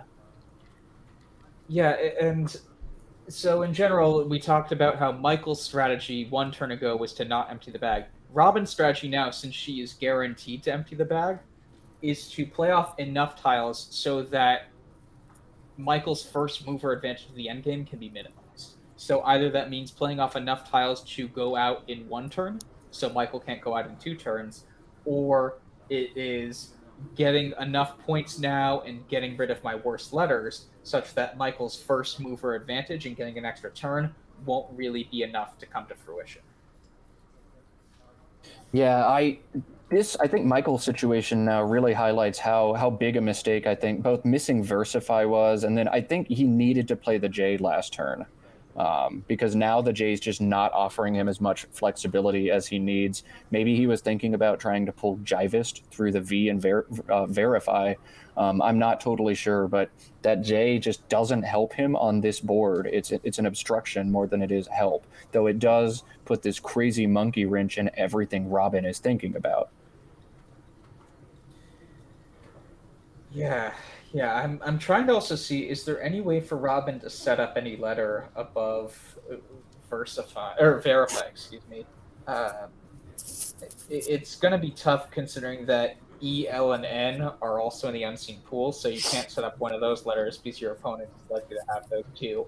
But if there's a way to set up an A or a P or a G, is she doing that now with I POW? think she's trying to block Jivist because that play loses for her almost no matter what. The only other way she could beat it is to retain the letters to spell ganja, and even then, I don't think ganja is going to be enough for Robin to outrun. So I think she plays POW to try to block Jivist without giving much back, and she has to be ecstatic to pull that I out of the bag at this point.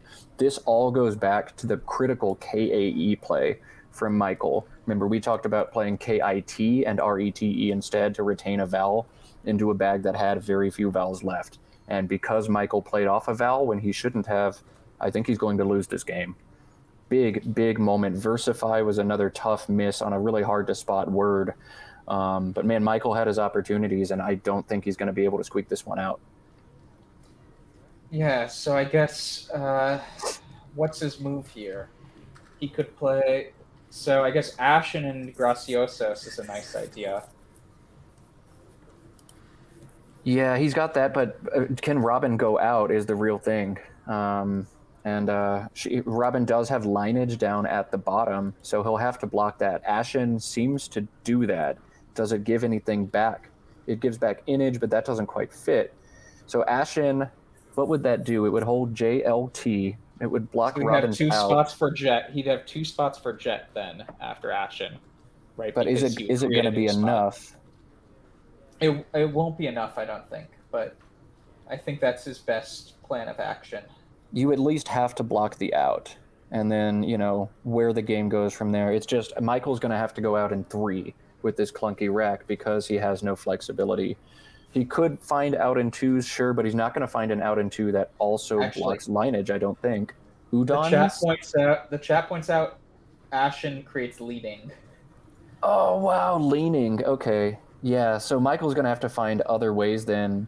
I mean, you can block lineage if you need to. There's things like Udons or, I don't know, you can play down from the TO. Maybe there's another play from the A that doesn't give back leaning. But you have to try to set up a way where you can go out the next turn. And with 6 consonants, I don't think that's going to happen. Yeah, I don't think it looks good. Well, actually, so Ashen... So I'll upload it to Quackle now. Let's say Robin misses leaning. There are still a few. Granted, they're not necessarily easy to find, but there are ways she can win without seeing leaning if Michael plays Ashen. So she could play. Yeah. So it's definitely. It's a decent option because Robin needs to then find the win if Michael plays Ashen. I mean, she'll play leaning, and even if she doesn't, I don't think Ashen does it. There's only 2 plays Quackle finds that, aside from leaning, that win in a 2-turn out sequence.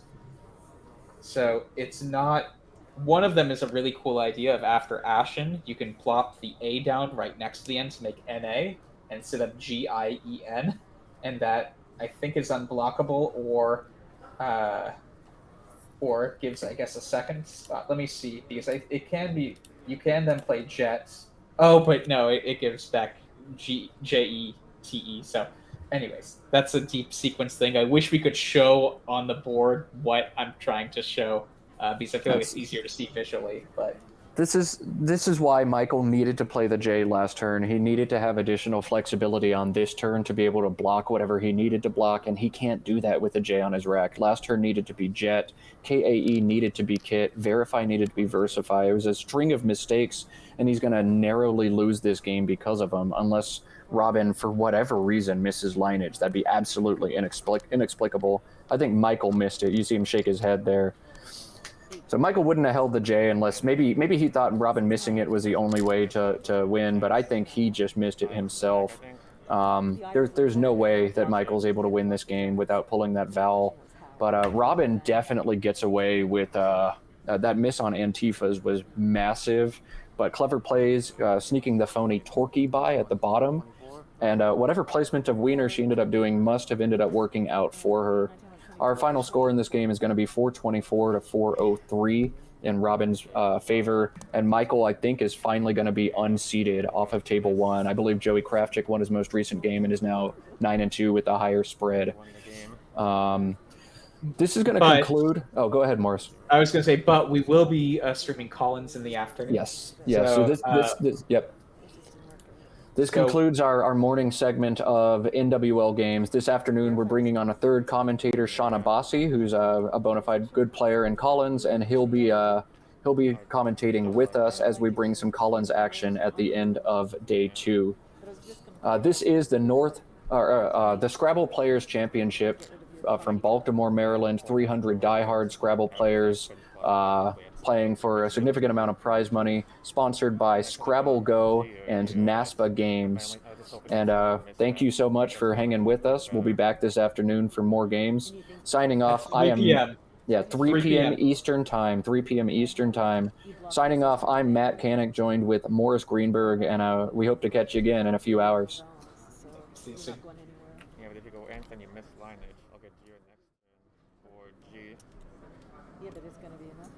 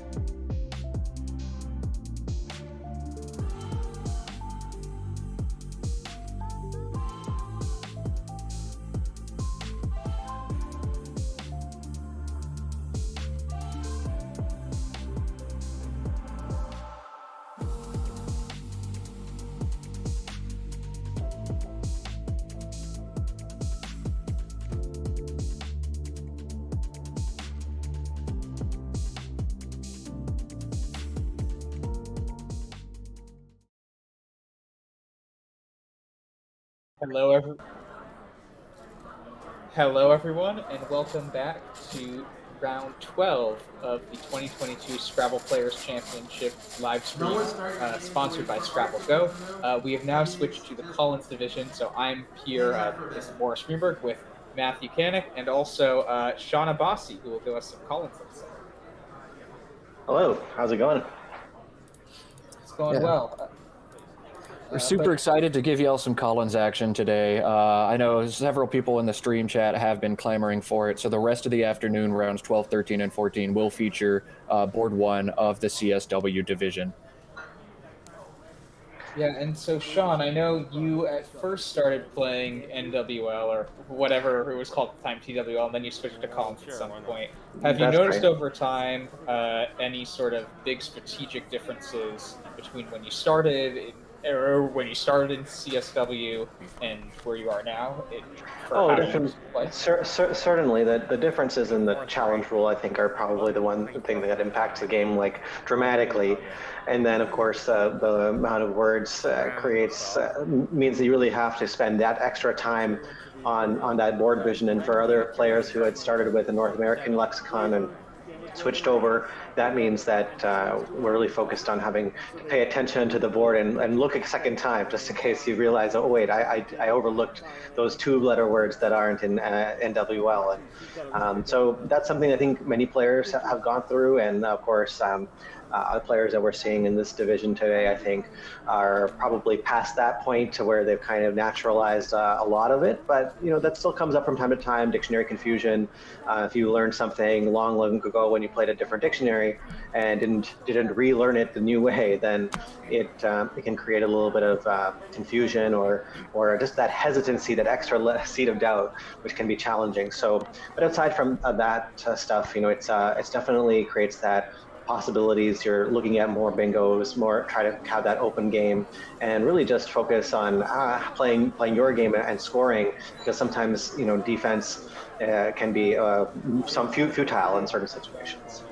So Sean, you touched on the challenge rule. Could you expand on that a little bit more for people who are maybe not familiar with the North American scene, the international scene, or both? Yeah, absolutely. So in the North American scene, typically we play what's called double challenge, which just basically means there's equal risk to both players when a challenge is played, meaning that a player challenges a word they're not sure of or a play that they're not sure of, and eventually they go to the computerized dictionary to check to see whether the entire play is valid or the words challenged are valid. If not, the challenger, if the plays are not valid, then the play comes off the board and the player who played it lost that turn. And vice versa, if the play is valid, then the other player loses their turn. So it's very straightforward in the sense that both players are risking their turn with either a phony or a bad challenge. But in the international play with the Collins Dictionary, typically, and that's what we're going to see today, it's usually 5 points per word, which basically means that if if you challenge a word that you're not sure of, then you're not risking losing your turn. You're only risking giving your opponent additional points for all the words. So if the play is valid, then they'll get 5 points for every word challenged in addition to their play score. So it definitely helps the players who are a little bit like myself sometimes have the inferior vocabulary to the other players, because we can be a little bit more confident when we challenge because we're risking a little bit less. So instead of risking a loss of turn, we're just risking giving the opponent an additional 5 points per word challenge. So it theoretically also keeps the board full of more valid words and fewer phonies staying on the board, and fewer attempts at phonies by players. So it's a different style and definitely changes a big dimension of the game. But I think depending on where you've played initially, what you're used to, that's kind of often what players get comfortable with. All right, so our action is underway now. Sorry to interrupt, boys, but yeah, Wolfram has drawn his first rack, and we are into the afternoon of day 2 of the Scrabble Players Championship. Thanks for that assessment, Sean. Appreciate it. Yeah, it looks like a good start is going to be underway. Got some big tiles. Maybe tricky racks here for an opening play. I don't know if I see anything immediate for Wolfram that would make things really easy. He needs to break up that duplicate I, but he also wants to unload the F probably. I wonder what he could play. I don't know if there's a good 5-letter play that he could reach the double, but maybe playing short might be good enough. Yeah, it looks like possible options. IF is a short play to keep bingo-prone leaves. ACEIT is fairly bingo-prone, so we could drop that. There's a 5-letter word, fecit, or I don't know how to pronounce it, but FECIT, plays for 28 points, holding AI. And then there's kind of happy medium between there is FIE or FICE. So I think those are the options he's got. Does he play fecit and grab those points? Does he play if and play very much to play for the bingo, or kind of split the difference with Phi or Fice in there? Do you have any thoughts about these plays, Morris? Yeah, I mean, we've talked about all morning with NWL that a lot of this can be just user preference, right? Or stylistic preference, if you like to start the game off slow or start the game off fast. And so I think, from my understanding at least, Collins players, since there is more scoring opportunities, don't tend to start the game off in that slow, short playing as often as some NWL players, just because the opportunities for defense, as Sean was saying, aren't as great. So I think Fice makes a lot of sense here if you want to maybe keep at least one consonant to make sure you don't get super vowel heavy. It seems like a pretty good compromise between scoring, keeping, etc.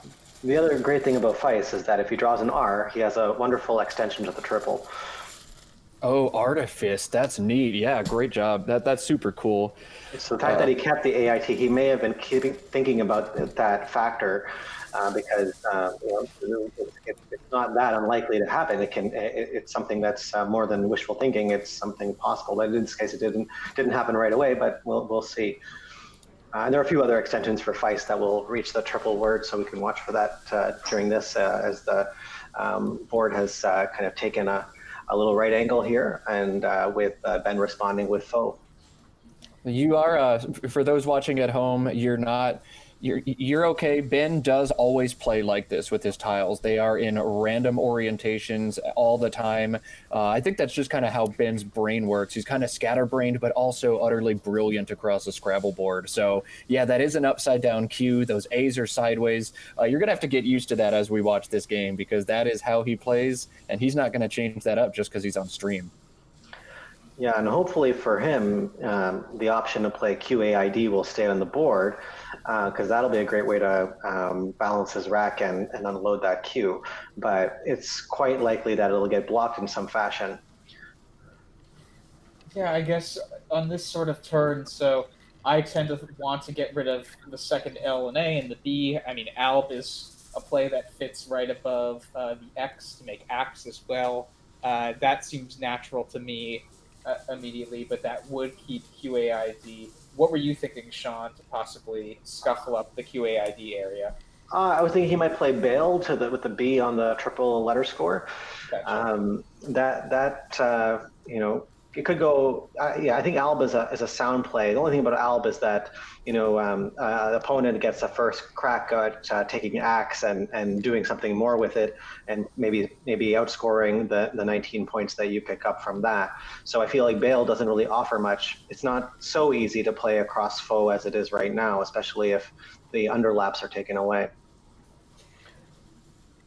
In this instance here, it looks like Bale is going to work out better just because of what Ben is sitting on. But of course, in Scrabble, you never know what your opponent's sitting on. Sometimes you can guess, you can kind of feign a guess based on what you've seen from their previous plays, if they're in general leaning more bingo prone, if they're sitting on vowels or consonants. But a play like Foe after a defensive opening like Feis, it really doesn't tell you much at all. So Wolfram has no idea of knowing what Ben is sitting on and can't expect the QAID to come down. We'll be interested to see if he plays Alb or Alba, or if he does try to keep things a little bit tighter with a play like Bale. He had that look on his face that I sometimes have on mine when I am just trying to make sure that I'm not missing a bonus or a bingo with the tiles I have, because these tiles are fairly bingo prone, even though there's some duplication here. That ABLE, you got to run through that to make sure that you haven't missed anything. But he's definitely chosen a sound play with Bale. And Ben is not going to be happy about this one. It takes away both his plays of QAID and that floating U for him to otherwise offload this Q. And now Ben is going to be stuck with it. He's going to have to exchange or make some other play using other letters and retaining the Q. I would be shocked if we don't see an exchange here, though, just because I do not want the Q on a board with this shape right now. I'm not so sure. Gad or Igar might be coming down on his... Oh, yes, I forgot about he's taking aged, okay. I forgot about the GU and Collins. Yeah, that's going to give Ben a lot more plays out of this rack. Yes. Yeah, there he goes. Yeah, that's really interesting that he chose aged over Agar or Ager. I thought if he was going to put down the E, maybe he wanted to save the D and the A to potentially work with the Q a bit if he was keeping the Q, but it looks like he's keeping only the A of those two. So I guess maybe he just likes the R a lot. No, I think maybe the D would synergize well with the Q, but definitely you would prefer to retain an A over an E when working with the Q. QA has much better synergy than QE. Well, this will be an interesting thing to see how this works out and when it comes back to Ben. But right now, Wolfram has a rack that once again has some tiles that look bingo prone, but I don't believe that he has one that can play. Is Utopial valid? Utopial is not. It looks like there are no bingos available from this rack. Yeah.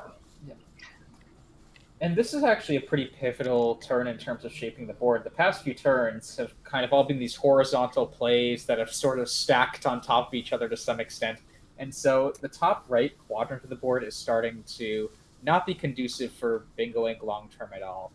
So basically, wherever Wolfram is going to play, it will determine which part of the board will be open for bingos and other scoring for the next few turns. If I'm Wolfram here, I really like the play of LOU on top of Aged, making Lex and OD. It retains the P to back hook that if I need to on a board that otherwise doesn't have a lot of options. I am a little bit worried about getting overlapped. Lex is going to open up several front hooks, most notably iLex, but at the same time, you'd rather keep a fairly balanced leave. Something like IPAT does achieve that.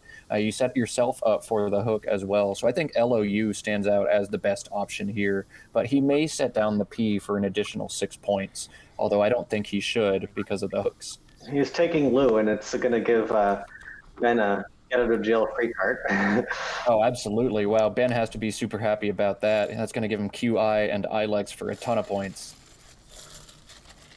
But it was a sound play from Wolfram, and he had to do that. I think. I think no, the Q coming back is just one of those things that you can't predict, and really, Lou is not an undefensive play. If I could use that probably not invalid description. Wolfram's picked up a Z, and in the CSW lexicon especially, the Z is an incredibly powerful tile from what I've seen. In addition to ZA, which comes from NWL, there's also ZO and ZE for overlapping, and so the Z very often gets played for massive points in this dictionary. We'll see if Wolfram decides to sit on it. He does have the option to just play Zip right now for 36 points, making PAAL as well. Oh, yeah, great. would you prefer that or would you prefer Blitz? Because the P is a pretty valuable tile now that you created the loop hook on this board.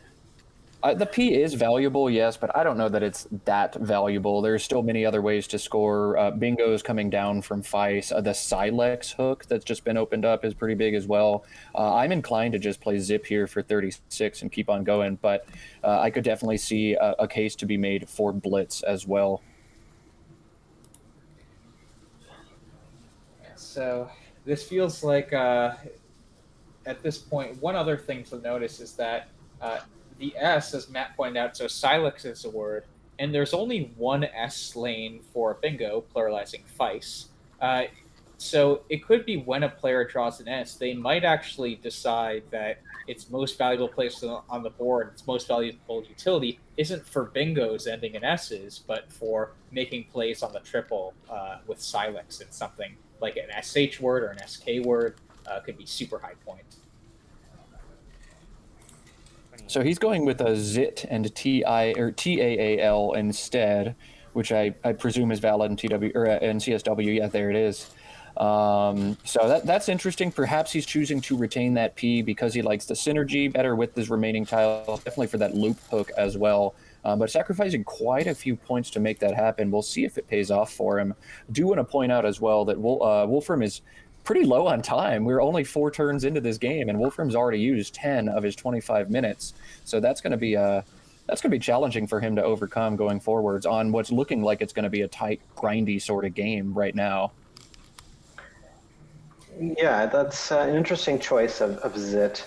I think Blitz would have been a little bit more defensive because the I would have come into that triple line. It would have taken away that E, it would have made the E much less easy to use for bonuses, and it scores well. So I might have preferred Blitz a little bit, but I'm curious what what pros say about that. I preferred Zip there, but the problem with both Zip and Zit is exactly what's about to happen right now, where Ben is going to be able to overlap that Z with anything he wants and play almost any word he wants. So in this case, because he's got such a vowel-heavy rack, he's electing probably to play OG here.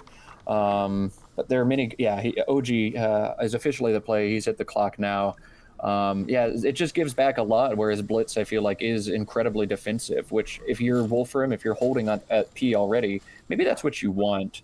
In any case, Zit was the play, OG's the response, and Wolfram is sitting on an interesting rack that does actually have some bingos available to it. I believe Pupillage is good to that E, and Pupillar as well is going to play with Loop or next to Feist.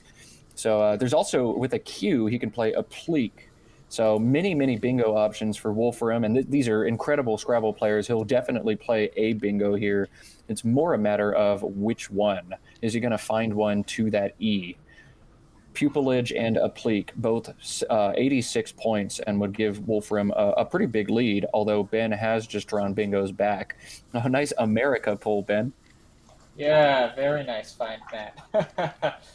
I feel like Benji is also someone who on stream sometimes puts up funny like rack things. So he might put up America at some point. Although this is being played so quickly, I think he'll just slap down his bingo fairly quickly.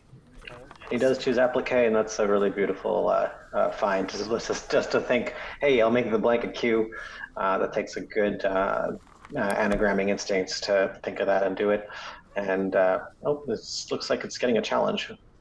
Yeah, this is something we'll see a lot more in the CSW play, just because it is so cheap to challenge a word. It's only 5 extra points, and the benefit is you get a free turn, man. Your opponent scores 0, so why not throw an extra 5 points if you're even remotely unsure of a word? We've seen 4 phonies played in 11 rounds of TWL play or NWL play. I don't think we'll see any phonies played in the CSW lexicon across the 3 games we're covering this afternoon. So it is valid. We know that because we're on the stream. It's going to be 5 additional points for Wolfram. And I remember the blank game we played going into last round. Who would guess the blank is a Q? Apparently several people did. If the next one is a Z, I will eat my hat. Yeah. Yeah, last game, people really wanted to see... I think Q blinks and Z blinks just also maximize the fun, and I feel like that's... Maybe it's not the best odds, but, you know, it's maximum fun. So if money is on the line... Did you say fun? This is a Scrabble tournament. We're not supposed to be having fun. Just kidding. Of course we are. Yeah, we as the commentators can. The players aren't. So and the people watching can have fun. But no, I'm just kidding. Some of the Scrabble players have fun. Others, if you're losing a lot, maybe it's not as fun. So Ben still gets to make his next play. Again, this is a CSW Lexicon 5-point challenge, so Ben does still get to go again. I see immediately Supremia through that P is going to play as a bingo. In addition to some 7s that I think are going to fit next to, well, I'm not seeing 7s that actually hook Lou, L-O-U. Oh, maybe no, I'm not seeing it. So Uremia, I think, is the one that fits there and puts the M on the triple letter score, but it slots an A right next to a triple word score. So even though it scores more than anything else, the counterplay is also a lot more. Yeah, Supremia is the option that jumps out to me as the one that I like. There's also Permain, I don't know how to say that word either, Pearmain from either of the Ps if he wants to play that. But there's no reason to expose that triple when Supremia scores very similarly and doesn't do the same thing. So it's not a triple to be fair, it's just a triple lane. Another option if he wants to play off of LOU is he could play something like Madeira, Madeira, and open up 2 triple word scores. And the advantage of that is your opponent can take out one of them, but then you get another one back. Yeah, it's definitely some things to be thinking about here, but I think Supremia is pretty standard. There is a massive overlap possibility next to it on the left side. You can see as he puts it down that blue triple letter square exposed, and so a 5-letter overlap could be devastating after that. But I do think of the options, that's probably the most reasonable one to be choosing, and that's exactly what Ben has done here. It creates an interesting situation, though. How does Wolfram handle this now? Because he's got some duplicates that he's got to deal with. Obviously, wants to pick up some points, but I don't know if there's a really strong play available here. Feels like he's taking the challenge as well, and this, that'll even out the additional 5 points from applique. So, but I wonder because he was looking at Myri on his rack, and now that. Doesn't really play anywhere beautifully. He can use the M to just dump IRY and maybe uncouple all of his duplicates. But do you folks see something better than that? So I need to look at his tiles again since they were up for a second, then have been face down. So, but I think that seems like a reasonable play, though. I need to absorb the situation. EIIMRRY, I believe, was the rack. So one thing that jumped out to me, too, is maybe playing over next to Lou. You could play YIRR just to get rid of some of that. But I do think Sean's play of Myri as well, just from the M, is a good way to keep a very bingo-prone and dynamic leave while scoring about as much as you're going to be able to score. Oh, Myri and Yogi is another very good option. YOGEE is a front hook to that. So he could play over there as well, retain just EIR as his leave. Open the board up quite a bit, but this is a close game. You can't play Paranoid in a close game. So Myri and Yogi, I think, is the play we want to make. The one thing about Myri off of Supremia is that it takes away that big E overlap that at least going down. And then it also slots the Y under the triple letter score where he'll already be holding an M. So, maybe that adds enough of an incentive to go that way. It is a neat setup. Yeah, great point, Shauna. We'll definitely see what he chooses to make. I think you want to take the extra points and play up top here. That is a choice I would make in this scenario. But if you do want to keep that more dynamic bingo prone leave, you certainly could justify doing that, and I don't think people would fault you for it. And you address that hotspot as well next to Supremia. Yeah, the more I look at Sean's placement of Myri, the more I like it. I just think it is a very intentional play and forces your opponent to create for themselves, whereas it gives you a place for your high point tile you're keeping and likely takes out a lot of the best options for your opponent. So it just seems like a very intentional play in the kind of way you'd want to do. One thing that stands out to me, really bold out of this game, is I do feel like we're already starting to lean in the direction of a lot of consonants remaining in the bag. I think we only have 18 unseen vowels to Wolfram already at this juncture in the game. So that's Rhyme, I think, or Myri in that spot. I would play Myri there and put the M instead of the R, but I think in either one of those plays does hold EIR, which is generally a little bit more scary. But in this case, because you're drawn into so many consonants, it might be more balanced for you. Yeah, the R does seem scary, but for Ben, it's just a good way to unload some vowels. So he takes that, and now he's looking like he could draw into a bingo in the following turn. Yeah, Chad is definitely wondering if Rhyme over Myri was intentional or not. I'm certain good players see both of those words, and I bet he just wanted to put the R there to allow lower scoring comebacks on the triple word. So I'm wondering what that was or why that choice was made, but certainly not a mistake or an oversight necessarily, just a tactical decision he elected to make. Yeah, and shout out, as we're seeing Benji's rack of wieners, shout out to Robin Pollock-Daniel again from last round, if you remember her placement of that at the beginning was funny. So we'll see if that gets to come down again in the next turn or so. I don't know if it does it even play. The thing is that the option of playing Weens in the dangerous Supremia overlap is fair number of points on its own that keeps ER, but I'm not sure if I may be missing the bingos that play here because I'm just kind of scroll through here and menswear. Oh, very nice. Okay, that would be that's definitely findable for Ben. Yeah. Yes. And the other thing to keep in mind is Weens. I'm not sure what scores more, Weens or Swear and Silex. Both would be a bunch of points. Oh, true. So lots of ways to score points. I imagine menswear is still quite a cut above the other two options. But that being said, it is a little bit of an unusual construction you need if you're thinking of, but I'm sure he'll look at the where and think of the where suffixes and see that one. Oh my goodness. In TWL or NWL now, menswear does not take an S, but in Collins it does. And in 5 point, both players have to be very, very, very cautious about making that play. But it is such a good one that's going to create some... Oh, it's not going to create anything because it's going to get blocked. Ben can't be too happy about that. Wow. Applique does take the back D. And Wolfram is set down dry. I wouldn't be surprised if we see Ben throw 5 more points at this play, just out of, if anything else, out of frustration because menswear got blocked. Yeah, wow. What a nice play by Wolfram. And I mean, this is kind of like Sid in round 1. Yeah, he is going to throw a challenge that way.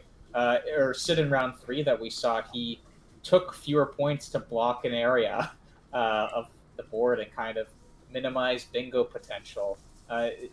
Rindy there off of the I in Rhyme was available for 40 points, and it would have only added an N to it. So normally taking the extra points and getting rid of an N is worth it, but in this example, I mean, dry comes down to perfectly block what you need to block. That's incredible. Benji has to be a little frustrated, but the solace is he is still sitting on Wiener for, I believe, like 55 points or so next to Supremia. Wiener is also going to hold the S for the Silex spot. So even though Ben's bingo was blocked, he's still in good shape right now. That's a good question. Is Wiener necessarily better than Weens? Because, there's a good chance that like none of the S's have been played except now this one. Oh, he's choosing Wiener, so never mind. But I just wonder about that R sitting where it is. I'm taking that shot. I need to retain that S. I want to save it for Silex. It is very terrifying to make this play, especially after Wolfram's played dry. That to me tells him he's sitting on almost something exactly like what he is sitting on, the EINR type leaves. But it looks like it's going to work out for Ben here. He's not going to get tripled on. That's right. And does Wolfram have anything that he can do that would really score big? I don't see, the kind of vowels that he might need to turn this rack into a bingo. So the beautiful play is Denton parallel to where Benji just played to create a bunch of three-letter words like WED, EME, AIN, and MAT. That would be 37 points. And I might see my name pluralized in the next turn. Yeah, we might see some Seans. Yeah, that could happen. Yeah, man, Denton is nice. I bet he fishes an N. I bet he plays QIN and NOD after a bunch of thinking and hopes he can pull something next to that, LOU hook with Lauer or Lout. Yeah, that's fair. And it would block Benji's highest scoring play again. Yes, it would. Ben might get a little bit tilted if his plays just continue getting blocked. But yeah, without seeing Denton, I think we're just going to see a short fish here. QIN would be, I think, the most rational one to make. But there are other options available, such as DIN through the R and Rhyme, just plunking 2 tiles there and holding EINRT. But yeah, Denton is a really tough word to spot with the 4 overlaps. And even if you do spot it, I don't know that it's a play people would prefer to make over just trying to keep the bingo prone leave. Yeah. This is interesting because if you assume that your opponent has some play through the R, it is like a really potent place on the board. There are other places in the board that are fairly potent right now, but I think that playing there is still pretty strong because R in the second position can go a lot of ways. Now, we know that J hasn't been played yet. There's a K that's sitting out there. So, some of these letters are the ones that are going to really determine, who's able to kind of spring out into a big lead as we start to see these. Because right now the game stays quite close, as Wolfram's play will probably bring within 30 points or so. There are only 12 unseen vowels in the entire pool currently. 1 A, 3 E's, 2 I's, 5 O's, and a U. So for Wolfram, maybe playing off the additional tiles here, or the additional consonants here, is a good idea, just because this game could start to get pretty weird for him, and for both players, as we draw a lot of the remaining consonants.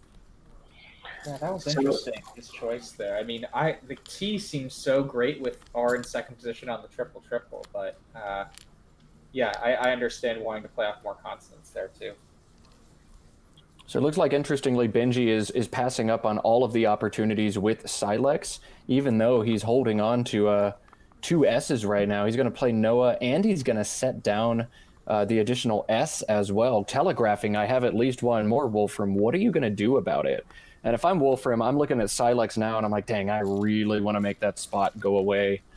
Wolfram is doing something that drives me nuts in Scrabble too. I think he's got a reason for doing it, but players get so attached to 2 vowels and 2 consonants, EINR, EINT, and those leaves are a lot more unstable than people make them out to be in their heads, because if you do draw 2 vowels a lot of the time you're not going to bingo, and you're going to score 12. And especially in a lexicon like Collins, where points are flowing off both players' racks all game, you can't get caught up with a rack like what Wolfram has right now. You can't score anything, and your opponent is going to be scoring a lot of points every turn. So I understand why he did it in this particular context. I think he was trying to retain more vowels and play more consonants because of the unevenness of the pool. But that's a classic beginner mistake I see time and time again, where players do get too attached to two vowels and two consonants, things like EINR, when you don't want to do that. Yeah. So one thing to monitor here is Wolfram didn't pick up quite the tiles he wanted. He drew another I and another N. And one option, Oni, O-N-I-E, off of the Y, creating Yo, that would give Benji a bingo back of Socket. So it will be interesting to see what Wolfram does here. He could definitely, that isn't like a guaranteed play at all. I mean, he could maybe even do something off of LOU, as it takes an N and an R, so he could play Inyan or Iron. But it definitely is possible that Benji could have a bingo all of a sudden, kind of out of nowhere. Based on just the fact that Wolfram went out of his way a little bit to keep the R and E leave, I don't feel as though he's going to necessarily slot the E out of the open now. But I think it's true that one way or the other, Ben is looking really smart for his play of Noah's, because he took a very defensive approach on one corner, and meanwhile he's still going to get to score big in the other. Ben is fast playing Wolfram aggressively for everybody watching at home. Stock is coming down immediately, and Wolfram is down under 5 minutes already in a game that's looking like it could be very close. So something definitely to watch. Wolfram's probably he's going to have to start scrambling and getting it together. I will remind those at home who are less familiar with tournament Scrabble, going overtime is not an instant forfeit as it is in games like chess, but instead you start bleeding points. You lose 10 points for every minute or fraction of a minute that you go over. So a player who finishes a game 1 minute and 1 second overtime would lose 20 points. And it is capped. You can only go 10 minutes overtime before you do take a 200-point forfeit loss.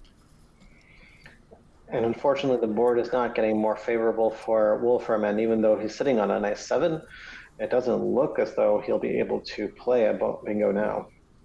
Yeah, it's tough. This is a danger too of getting kind of fish heavy and fish oriented. And Ben has done a good job too of locking down this board and making the bingo lines go away. Stock blocked the LOU spot almost entirely, and Noah's, with the addition of that S, blocked the triple opportunities. So maybe Ben did a good job of honing in on kind of fishy type plays from Wolfram and blocked those lines accordingly. Yeah.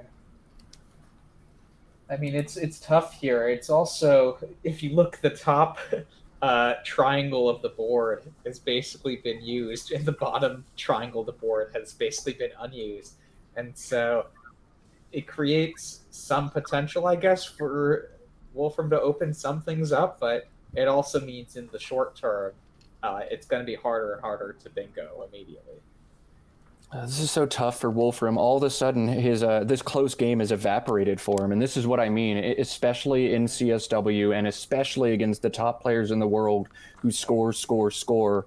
You can't get caught up having to score small little plays like DINT. You need to get rid of those 1-point tiles a little more aggressively. The bingos will come. There's 70 or 80,000 of them to draw into.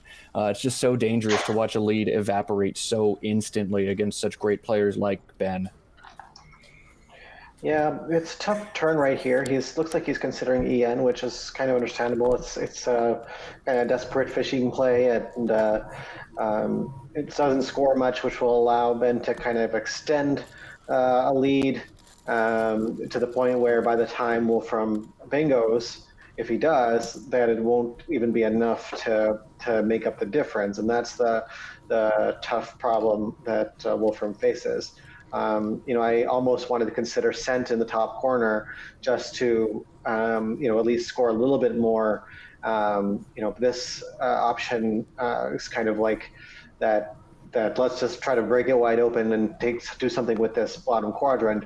But it's quite likely that it'll help Ben more, and he can probably play to the triple in the triple center in the bottom, or he can overlap or hook this play in a number of ways. Yeah, Ben's got troves or other options down there, but he's shown he'd like to keep this board closed if at all possible. So I'm interested to see how Ben will do this. Wolfram is sitting on Silenter from the S and Noah's. I don't see any other available bingos for him, but he does have at least that option. I don't think it's going to get blocked by Ben, but I also think such a low-scoring bingo that gives back so many scoring opportunities is one that Ben would be happy to concede at this point. Yeah, I'd like to see troves played, but I agree with you that it looks like Ben's philosophy is to try to be a little more defensive. The only caveat is that if you play defensive and your opponent bingos anyway, that might be the window of opportunity they need to have some chance to come kind of close this gap. And now for Wolfram, he'll get to put a Silenter down. If he sees that, he is under some time pressure. Oh my goodness, he's whiffed it. And this is why he's under time pressure. It's hard to look from that S, but you can see really quickly he's trying to make his plays stay above time, and he whiffs the bingo there. A very high prob miss, very uncharacteristic for a player of Wolfram's caliber as well, but that time trouble really hurts. Unfortunate, but the pressure of everything and also kind of that desperation to bingo gets to the point where even when the bingo comes, you're not really expecting it because you thought, okay, well, he took away that spot where I opened it up, and it's something that unfortunately, if it doesn't jump out at you, he wasn't feeling in a situation where he had enough time to just take a good look all around the board, and that's what happened. So it seems as though the gap is widening, and Ben is likely to score well again, and probably do it in a once again perhaps some a moderately defensive fashion. So we'll see. Yeah, great point by chat that Ben now is one tile off Schwitz's. Unfortunately, the Z is not out in space. Yeah, this game is done, though. All Ben has to do is play something like Vises into ELS. He'll score so much that any bingo Wolfram does make in response to it is going to be far too little and far too late. So I think, great game by Ben. Really good job of fast playing a player who had shown him he's going to be playing this game very slowly. And Ben capitalized on it well to force some mistakes out of Wolfram. Yeah, Ben just continues to score here, close off the K bingo lane a bit, which would be, I guess, the one way Wolfram could potentially hit some crazy low probability bingo that just scores a ton. So it makes a ton of sense from Benji's perspective, but it leaves Wolfram with basically no ways to win at this point. There are very few tiles left in the bag, and there's no way with that unseen pool that Wolfram's going to be able to bingo and bango again on the next turn to win this game. That is garbage. B, D, E, F, G, J, N, O, S, S, T, U, V, W. This game is over, and it's going to go in Benji's favor. Yeah, well, I mean, even he definitely can't bingo bango just because there are only 6 tiles in the bag, so he literally can't draw 7 tiles for a bingo. That is a fantastic point as well, Morris. Thank you. Yeah, that is one thing that I think a lot of people miss in analysis towards the end of a game. If you're up by 2 bingos, it's often really strong to make a play such that there are only 6 tiles in the bag. Because at that point, so you could sacrifice like 30 points, but you're guaranteed for no double bingo opportunities. And I think many people at home have had the same kind of frustrating game we've watched Wolfram play, where you get caught up in these 1 point letters. You have a board where you think you can get bingos down, and you miss, and you miss, and all of a sudden you're down 100 points without your opponent really doing anything much in response, and you're just like, wait, what? What happened? This is a play that I think is very weak, but I mean, he has to try to score 100. Maybe Ben has no vowels left, and I think that's kind of what Wolfram is fishing for here. But again, far too little, far too late, and Benji's going to be able to smash that spot with jests for about 1,000,000 points. Well, that's excellent math there, Matt. But I think one of the things that I'm struck by is that Wolfram played for most of the game pretty sound plays. Like they may not, there was some debate with this player that plays Zit versus Blitz, or Myri versus Raimi, or some of these options, but they were all pretty sound plays. But then once the time pressure started to really compound on him, and Ben started to really control the shape of the board in a deep way, I think just kind of pushed Wolfram in a corner where those little mistakes went and looked larger, and the game was just sort of out of reach for him. Absolutely. No, that's a great point as well. Yeah, solid game until the time trouble caught in. I totally agree with you there. And I do just want to give additional kudos to Ben for capitalizing on this and being able to play this game very, very quickly. I think he made a couple plays that may have been slightly suboptimal, but just because he was able to play them so fast, they ended up being better in this board against this opponent. It's one of those things where the player who just seems to have that upper hand with the tiles, and often is the maybe the higher rated player. Sometimes that's a factor, but they do have that ability to keep the other player just chasing the game, and that's kind of what Wolfram was trying to do. Was trying to find. He was close for a long time. He was like, oh yeah, it's my turn, and I can kind of get within another 20 points, within 30 points, and or at that point. For the first half, it could have been anyone's game, and it just has gone this way. But there were definitely some strong plays, and all from both players. And I think Applique was in a really nice bingo, and the choice to respond to that with Supremia was nice, and then the overlap of Noah was great. So we saw some really good choices by both players that made this game interesting. Absolutely. And it's one that felt back and forwards until just a few turns ago. And all of a sudden, when you assess the time penalty as well, it's almost a 200-point landslide in Benji's favor. So, Scrabble can be a game like that sometimes. And that's exactly what we saw here. The next game we're going to bring to you is one we're super excited. It is a matchup of David Eldar, who's a world champion, versus Alex Seaholm, who won the last U.S. or North American Scrabble championship, but he played that one in the NWL Lexicon, and this is his first big tournament in the CSW Lexicon. So that one is going to be absolute fireworks. I expect to see a clinic of fantastic play from these players, and we can't wait to bring that to y'all in just a few minutes. We are going to step away and take a short break as the players take their break in between rounds. But again, I'm Matt Canick, joined by Morris Greenberg and Sean Abbasi, presenting the 2022 Scrabble Players Championship from Baltimore, Maryland. We'll be back in just a few minutes. Stay with us, y'all.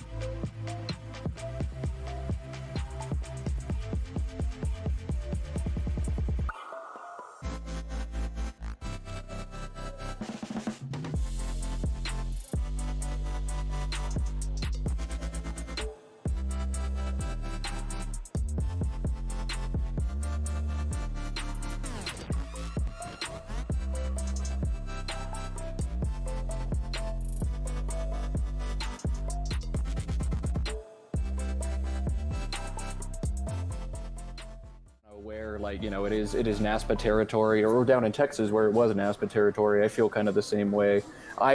Scrabble to me is I want to relax and play a fun board game with my friends and like have a nice meal, you know, chat it up, maybe have an adult beverage or something, and not the kind of thing where I want to be, you know, clenching my fist, veins popping out of my neck, pissed off about this organization did this and they took out these words. Like, I'm here to relax and have fun, and it seems like very few people are capable of doing that right now, just with the way things are. So you're right. Well, I used to go one-day tournaments. I used to organize. Sometimes I'd have like a beginner division or whatever, and I would say, okay, I did these things where like the beginner division would be like half a day and it would start later. So I would tell the players in the morning, listen, at lunchtime there are gonna be some beginner players there, so I'd like you to try to smile, and I'd like you to try to pretend that you aren't miserable for their sake. Otherwise, you don't have any new players. So, don't argue in front of the kids, you know? Yeah, exactly, right.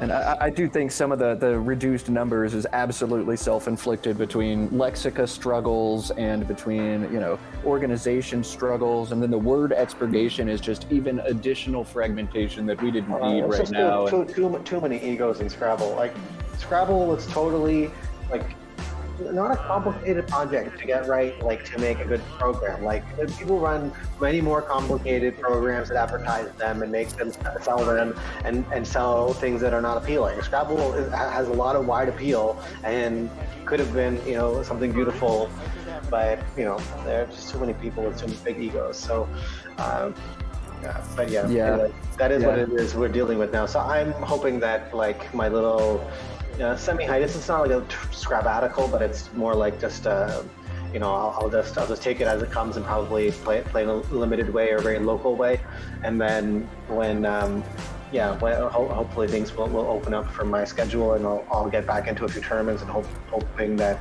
at that point I'll feel better about the scene as well. Yeah. Thank you, Christian. Yeah, and honestly, doing stuff like this is so cool. The big fear is I worry that when I'm ready to make Scrabble a big part of my life again, or if I'm ready, the scene no longer exists. We've thoroughly destroyed it and dismantled it with all this fragmentation. But seeing 200 people on a stream for this tournament, that's really cool. And seeing some new people asking some questions in the chat, like, yeah, that's super cool. So anything I can do to help try to grow this game in a positive way, while, especially on the stream, we're not going to talk about the fragmentation. We're not going to talk about the other orgs. We're just going to talk up some Scrabble players and do some basic strategy discussion and show people what a beautiful game it is. Like, I love doing this stuff.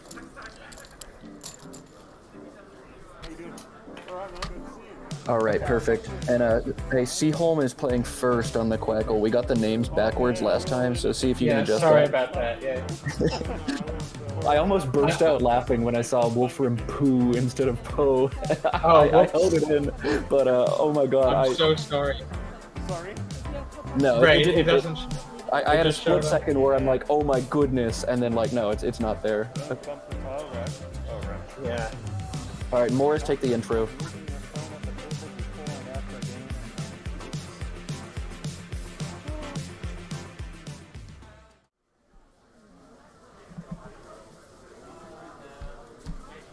Okay. Well, time to get my ass beat. Did they get the... No, not yet. Hello, everyone, and welcome to the 2022 Scrabble Players Championship Round 13. This is a really great matchup in CSW featuring Alex Seaholm and David Eldar. Alec is the last North American Scrabble Players champion. And David Eldar is a world-renowned Australian player. So this will be a great matchup. Alex is going to go first. Of course, I'm Morris Greenberg, and I'm here with Matt Kamick, and I'm here with Sean Abbasi as well. How are you doing, guys? Oh, I'm so excited to broadcast this game. World champion David Eldar, defending U.S. or North American champion Alex Seaholm. This is going to be an incredible matchup. I promised fireworks, and I bet we're going to get to see some here. So excited. Sean, what are you thinking about this matchup? Well, I'm not that familiar with either player. I know their reputations are fantastic, so I'm going to learn a few things. That's what. This is a chance for me to sharpen my game by quite a mile. So that's always appreciated. The stream was hogged this morning by Canadian Scrabbles, and we've got more international presence here for an American tournament. David Eldar hails from Australia, and will be bringing some talent from down under. Whereas Alec is, I believe, from the Washington State area. So Alec is the hometown hero here. He gets that home advantage, not far from. Do you say Washington D.C. or Washington State? Washington State. Oh, sorry, I misheard you. Still, compared to Eldar, he is the hometown hero. He's in his backyard compared to the travel Eldar had to make to get up here. It just dawned on me all of a sudden. Right. There are two Washingtons in this country. But it'll be a great game in either case. I'm like Sean. I know very little about David Eldar's strategy, but I hear nothing but incredible things and impressive results from him. His rating is routinely right up there. He's won world championships against, the cream of the crop. And those skills are certainly going to be on display for us here. Whereas Alex Seaholm is also, he played some lights out Scrabble against me back in 2019 in Reno when he did win the whole shebang. So we'll see what he's able to do here. Is that another turn one cue? Is this every game the player on the left just pulls the cue on the first turn and either plays QI cat or exchanges? Like, this is unreal at this point. I think Benji got it last game at least. Ben. And so Alec is going to play pretty quickly here. QI seems pretty standard. Both dictionaries, QI is probably the most commonly played word.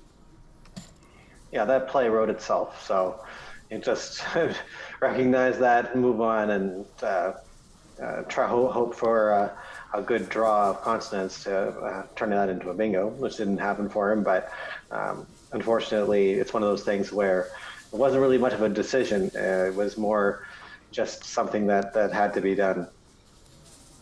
Absolutely. And you've heard me talk before about the philosophy of playing short versus playing long on turn one. While Alec didn't have a lot of options, David's rack is a perfect example of why you try to avoid stringing floaters unless they're giving you many additional points. He would have Trampier or Imparter if he had an E to play through, and Alec did not give him one with his opening of QI. So that's going to limit David's options. He'll be scoring significantly less and probably just underlapping that with some sort of play like Armpit as he's got set up or something similar to that. Yeah, I'm thinking he might. Armpit looks really strong. I wonder if he was considering anything else, something even shorter. But I think the need to break up the R's too is a consideration that makes Armpit a more appealing one. Absolutely, yeah. I think Armpit is a tough play to make because it strings so much out. Maybe some players would be more inclined with a smaller word like RIT underneath QI, but I think this is the right thing to do. Score some more points and kind of open things up a little bit. We'll see what Alec is able to do in response with this rec here. It looks like Cameo kind of jumps out as an original option, or COMAE, I believe, is also good. Just kind of plays through the M. He's got O-Create as well through the R in Armpit, or O-Create if he chooses to hold on to a T. So quite a few options, but nothing that's going to stand out as more than about 20 or 22 points for Alec. There's one 8-letter word that would play if you had the right letter on the board, which he doesn't, but it's a fun one of the 5 vowel 8s. Absolutely. Chat can definitely let us know about what that one. I'm sure y'all see it over there, but I'm not going to let Sean spoil it on stream. Y'all do the anagramming, find Alex 8. There we go. Ding, ding, ding goes to Alex Dings with the K. That's so disgusting. Nice find, Sean. And one thing to note, so we were talking a bit about these players are both really experienced and have had a whole lot of achievements in Scrabble. I know Alec tends to be a player who, if you break down amount of decision-making focused towards scoring points immediately, board positioning, closedness sort of stuff, and what letters you keep, those three parts. Alec definitely, I think, goes more towards board scoring immediately and what letters he keeps. I think board positionally, he thinks, there are going to be some open boards, some closed boards. I'm just going to focus on my scoring. And so a lot of, I'm going to guess at least some of his decision points here will favor towards the thing that is close to the higher equity player, basically most score right now and good synergistic moves. Yeah, Alec has also improved so much so fast as a player. I remember playing him at the Nationals, I believe, in 2017, and he was good. He was a solid mid 1800s player. And then all of a sudden, bam, he shot up into the 2000s and proved he belonged there and then won the Nationals. So I'm curious to see how his strategy has evolved over the 2 years pre-pandemic. And then additionally after that, post-pandemic, was he playing at home? Was he on one of those new engines? So he is going to go down with O-Create, setting up that fun front hook of a C. Co-Create, I believe, is good. I may have been more inclined to play Toea, overlapping Armpit and keeping things tight here, but I think Alec has decided, hey, I'm just going to score more points right now and keep things open, and we'll see where this goes. And I think it's going to pay dividends for him, because David doesn't have too much in terms of counterplays. We mentioned the Z is so powerful in CSW with ZA, ZO, and ZE possibilities, but I'm not seeing anything outstanding. Sean, am I missing a good overlap in CSW? I think that you're correct. There's nothing outstanding. I mean, he can definitely score in a normal, solid 30 points or something. But if it's the Z, it's just not that satisfying to walk away with only that. But that might be what he has to do in order to balance his rack again. O-Create, I thought, was a good play to turn over tiles and just see what else could be done. I think it was kind of one of those plays where we sort of learn a lot about what kind of player Alec is, and as you kind of described, willing to just let the tiles fall where they may, and just kind of not be too afraid to kind of move forward. Now, I'd love to see what. Oh, he's taking the Zoe play, who gets a 40-something points there. Does have to give up the his only vowel, and has to hope that he's going to pull something along with it. It also creates a pretty dangerous spot. Doesn't look like that dangerous spot is going to hurt him. But I think Rez is the scoring play, and interesting choice by David. Yeah, other options, Graze or Grazer, something like that through the A, just scores so little. You'd like to cash that Z, but unfortunately Eldar was just not able to pull more than one vowel after that long armpit play, and so he's not able to punish any harder with the Z than that. Yeah, and if you're Alec here, I think you're probably just going to cash in the X below the M in armpit, making max, EA, and Axe. That feels pretty natural here.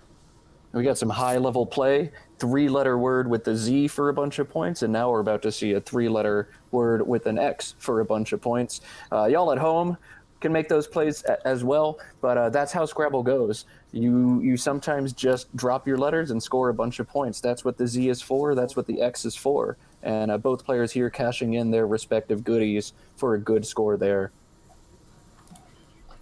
Yeah, so Alec has placed max, taking 44 more points and reclaiming the lead. For David, this means what to do about these G's. He's got the two of them. He's got a lot of consonants. The overlaps on Axe there's a simple one of just playing Rem, for example, or playing Men. Those don't do a whole lot for you. It's kind of, there are turns in Scrabble where sometimes there is no great play.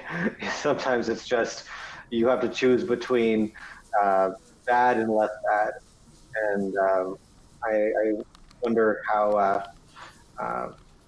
He's Meng. Oh, I didn't realize Meng was good. So that definitely improves what I just said. It allows it to uncouple those G's. So, but yeah, it's a good score. A solid play by David to. Hopefully for him now draw some vowels and and get back into a bingo prone position. And Mang, it looks like, does take a back hook of an E in addition to an S in CSW, so that's going to be huge going forwards. Eldar probably not super enthusiastic about opening that spot, but really just had no other choice but to do it because his other options were so poor in score compared to that one. We'll see what Alec is able to do in order to punish that. He certainly won't overlook that spot, pun absolutely intended, and I'm not sorry for it. And we'll see what kind of options he has available playing there. Well, Canadians tend to apologize, so I would have been sorry if I had made that pun, but... No, I mentioned this morning, I will not apologize for a pun. I never will. It is who I am, and I'll be here all day. Yeah, and so it is interesting. This game has kind of naturally unfolded to the left side of the board. There is a clear way to open the right side, either pluralizing QI to make QIS or making putting a letter in front of IT above the I in QI and the T in armpit. So for now, I think we're going to be looking at this left side of the board for a while as Alex plays over, and with the possible extension of him drawing into overlook next turn if he draws an O. But at some point, if I had to guess, once this side of the board becomes exhausted, someone will have to make a play to the other side, and then it could just be the Wild West on that side. Really interesting decision there, over versus KOEL, Coel in the same spot. If you're Alec, you're holding on to LOK, and you're an O away from a long extension, but there are so many things that can go after over as well that you're giving your opponent that option. Very interesting decision. And Alex should assume Eldar will see any of those sorts of plays right away. Eldar has really good board vision. I remember he won, I forget which tournament, one of the really large tournaments by seeing a triple non-bingo through 2 tiles. So I wouldn't put it past... if you're Alec making that decision, you have to think, yeah, there's a chance he'll get it, and he will always see it if he gets it, but I'm putting myself in a decent position at least. So what does David have as options now? Because maybe the Azo play is time to play ban. He seems to be considering ban. Looks pretty solid to me. I mean, Azo and Collins does take the front L, but I think Alec may be looking for something longer if he can play a bingo. I don't know if anything... Well, he has Kinfolk set up, and that wow, double K bingos. We'd love to see that. Wolfkin is also available. I'd much rather he make that play on Wolfrim than on David Eldar, but it is still an option for him in either case. Yeah, nice one. I forgot. Yeah, I forgot Wolfskin. You can take out the S in there. That is only Collins, but at least to my knowledge. But yes, Wolfkin and Kinfolk both available to Alec. Man, David, if I could give him some advice personally, he should try to draw more vowels than he's been doing. It's so hard to score with 1 vowel on each rack, and just poor decision making on his part to not draw any over and over. Yes, well, although we all wish we could will our way into the right letters at the right time, I think David is kind of in a similar pace to that QI, where it's sort of like the right play is just writing itself, and he's playing ban. Fortunately, for David, Kinfolk won't fit right straight over there because a couple of the letters fit, but not all 3. So it means that Kinfolk will probably be played in no man's land. Yes, for those less familiar with Collins, AZO does take the front L in this lexicon, and Alec is dangerously close to a destructive overlap for over 100 points, but it doesn't quite fit, and Alec is going to be forced to play Kinfolk elsewhere for significantly lower score. Well, actually, he can play Wolfkin and Azon, which I just realized, so that could be... Oh, wow. Wolfkin and Azon, or he could forego the bingos here and play something just like Link. There's actually many options. This is going to be a fun turn to watch. And Alex, I bet, thinking real hard about this one. Yeah, this will be interesting. So he has Wolfkin now, so I think he'll probably pull the trigger on this. The sense I get is, I remember when he won the Nationals against Carl Johnson in the finals. he, I think, found the awesome play goer with a blank, and I think he chose that over some plays that might have simmed slightly higher that were non-bingos, but really good bingos are just so hard to pass up, and it's a safer route than making a high point play and hoping you draw the right stuff for a bingo the next turn. So Absolutely. Wolfkin, I think, yeah. is absolutely the right play here, and great find by Alec. And Sean, correct me if I'm wrong as a resident Collins expert. Azon does have a front hook in CSW, correct? It takes a G, yeah. It takes And, a G. That could be a factor in this game right now. The blank W is sitting out there in the triple lane, but with all the confidence, doesn't see much that he can do. Was there a 5-point challenge there? Do we see I don't think so. No, Okay. I don't think so. Okay. I was just checking what was going on. Yeah. So, but yeah, I think it's very possible that we'll see that outcome right now. I wonder what would be the exact right word to play. Is there more than a 3-letter word that can be played there? So, I mean, angry or agri, agri is called only A-G-G-R-Y, are both available, getting the Y to the double letter score. So I think you'd prefer those most likely over something like gang. But yeah, otherwise, another option is jargony as well through the O in Wolfkin. All of those are really high scoring. Mm-hmm. Yeah, Jargony retaining a second G to leave for the Azon spot, I think, is probably what's going to be played here. But Agri looks very solid as well. Well, Yeah. if that vowel O is not available, then this may be difficult for Alec in the next turn to the nth degree. Yeah, and the chat points out overgang as a beautiful extension to over, which would score the same amount actually as gang in the Gazon spot. So either of those would be 39 points. Jargony would be 40 points, and David Eldar elects to go for the higher point, scoring 48-point play of Agri. I think really good idea. Alec is now taking a page out of Eldar's book, drawing 7 consonants, but we are going to see our first challenge of the game, just a 5-point. Remember, this is CSW 5-point challenge, so Eldar is going to gain another 5 points for his 5-letter play of Agri. And that is a tough word. It doesn't compare, which is probably what Alec is thinking of right now. The chat has pointed out to us that it is a noun. West African variated glass beads. Of course. Yes. Oh, yeah, absolutely. I've heard of those too. And so Agri comes down. An additional 5 points for Eldar has to feel nice as well. And Alec is sitting on 7 consonants. So just like that, Eldar's caught back up from the big play of Wolfkin. And he's going to continue catching up, I think, depending on his next draw. Yeah. What does Alec do here? I mean, he does have NTH as an option. So or nth. That can go directly above the IT in QI and armpit, respectively. That seems fine. I guess playing something through the O and Wolfkin might be a bit more defensive, though. Something like Holt or LOTH are options as well. Nth is going to score a little bit and keep a dynamic leave. Or he could consider exchanging as well. I don't believe NTH takes an S in CSW, but I need to double check that. Okay, it does not. It does not take an S. So it does hold the dynamic HLST, but it's on a board where bingos are going to be pretty hard to come by without beginning with the letter S. And I think it's tough to pass those points, though. I think Alec, yeah, there he goes. He is going to play NTH for just 10 points and retain a good leave.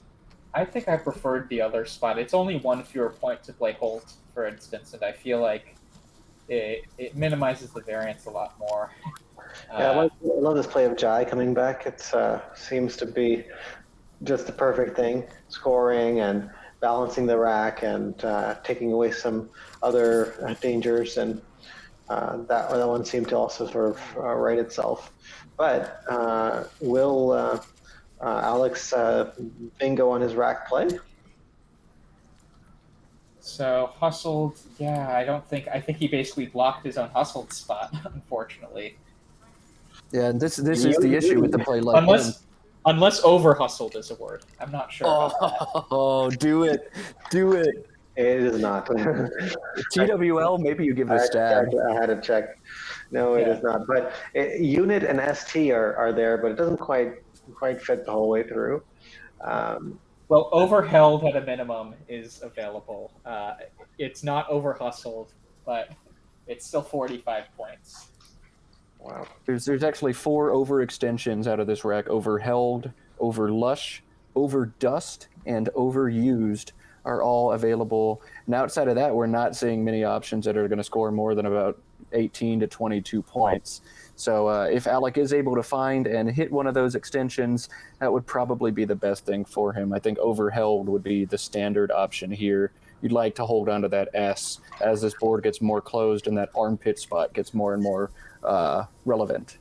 I actually think so. He had Lush set up on his rack for a few seconds, and I think that might be worth considering here, just because there have been no S's played yet.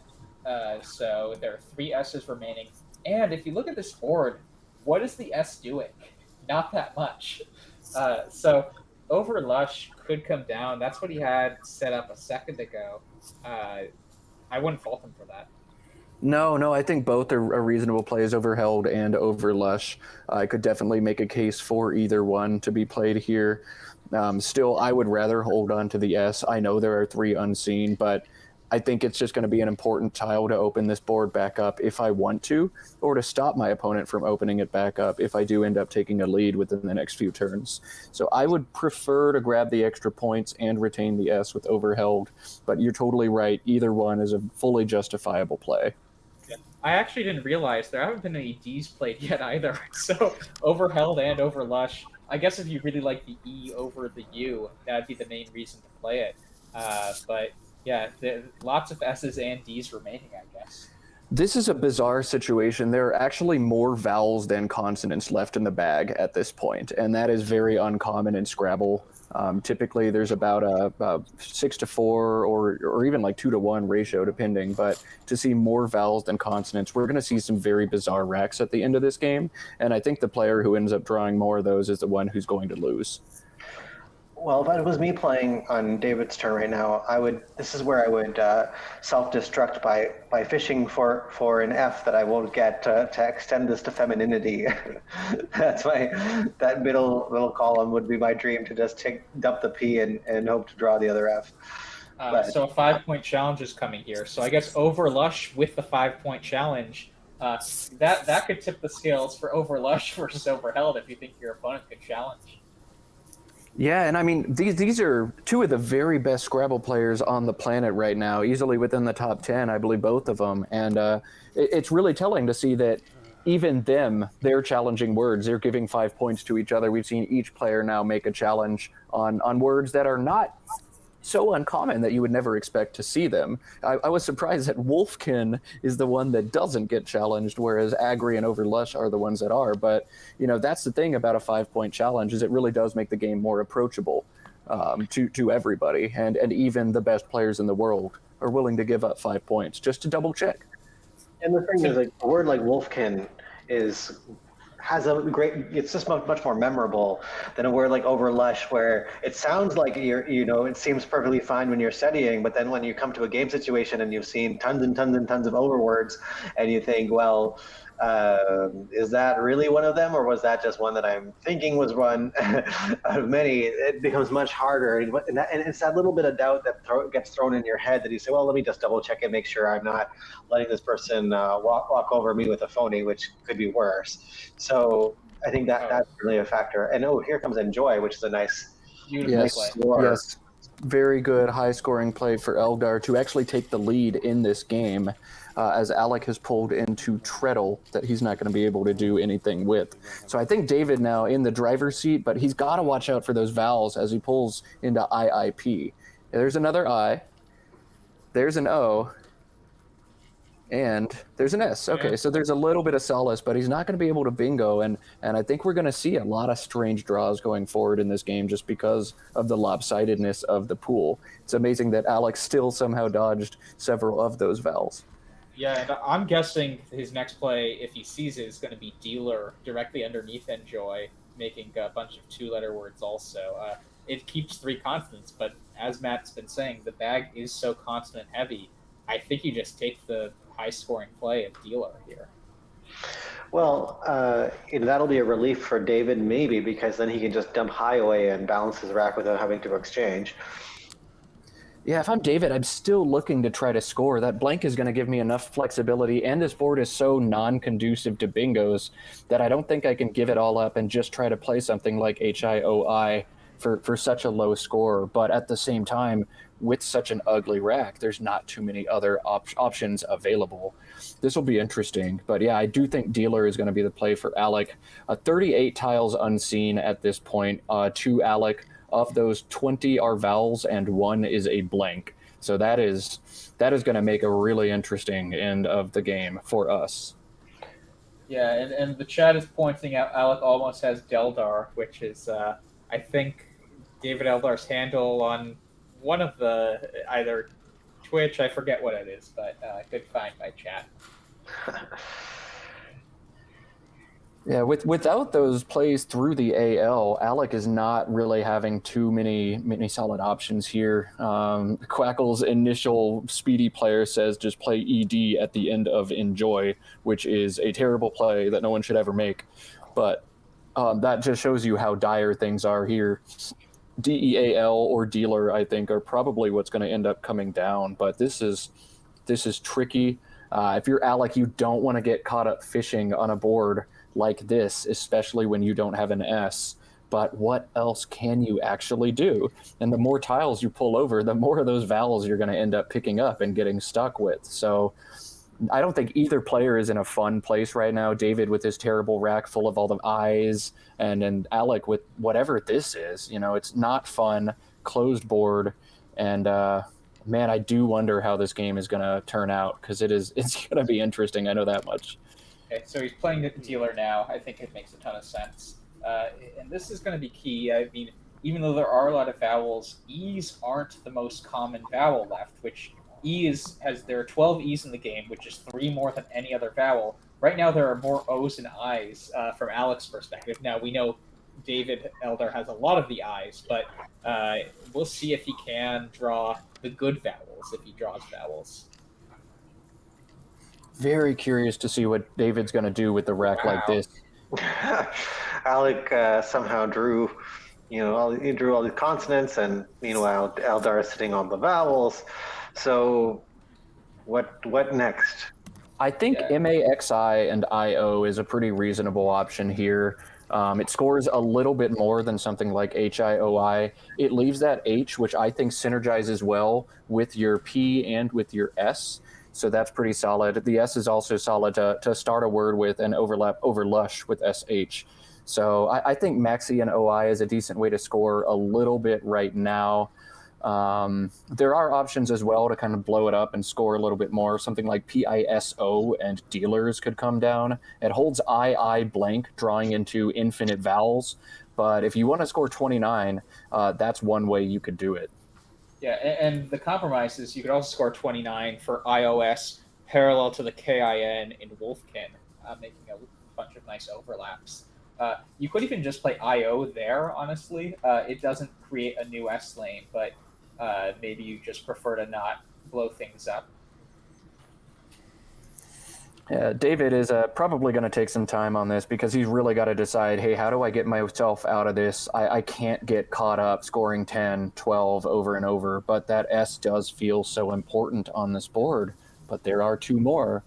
So he's probably going back and forwards in his head. Also definitely probably aware of the unseen pool and what he's going to be drawing into, because a lot more I's, bunch more O's, a lot more U's to be pulled as well, and none of that's going to go well together.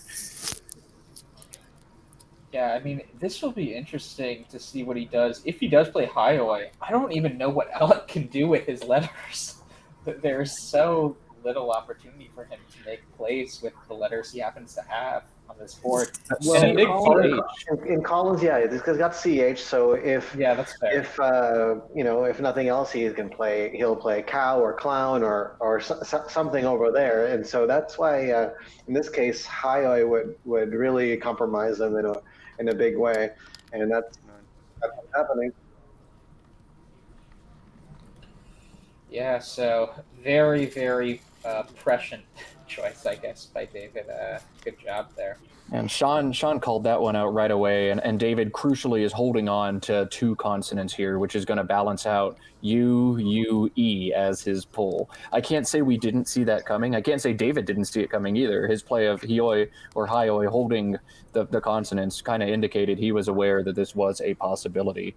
And now Alec has a choice to make as well. He's got to be aware of the sheer number of vowels unseen to him.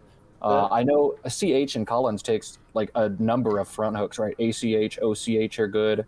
And so even if you do make that play, you're actually opening the board aggressively when maybe you don't need to, but how else do you score points? The thing is, Eldar is actually sitting on a 7-letter word now, and there is a bingo, and it plays in more than one place on the board. So if he sees it, which I imagine he will be able to take control of this game for the deep run into the trenches. Oh boy, yeah, that's a word, Euripus, EURIPUS. Some players may know that the 6-letter version, the plural EURIPI, which is a great way to dump some garbage tiles.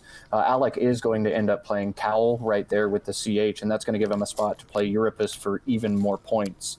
And that's going to come down right away as we get into what's going to be the grindy portion of this game. Big draw for Alec here. If he's able to pick some of the good vowels, then he's got some chance. But instead, he's going to pick up WU, which is never fun in this game. I think a famous Scrabble saying is, if you could play wood, WUD, you probably should. So if you could play wood, you probably should. And he's got it here. I don't know that we'll see him play it out of this rack because there's other scoring options, but not a fun draw, not something Alec wanted to see for sure. Yeah, it looks like David. I was just gonna say, it looks like David is drawing a lot of the quote-unquote good vowels, but maybe too many of them. We'll see. The first thing that jumps out at me for Alec is daw and the overlapping cowl forming ak and wo. I don't know if what else he can do really. Obviously the U is less preferred vowel than the A.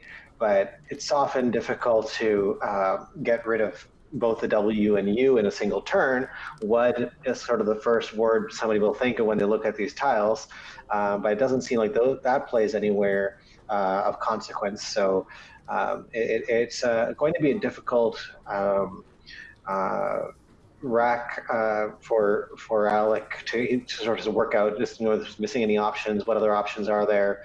But I think that's at the end of the day, a pretty good play because there's a good chance that he'll, from his vantage point, that he could draw into some good letters and maybe be in a bingo prone position. And now that Euripus is on the board, there's additional shape to the board too.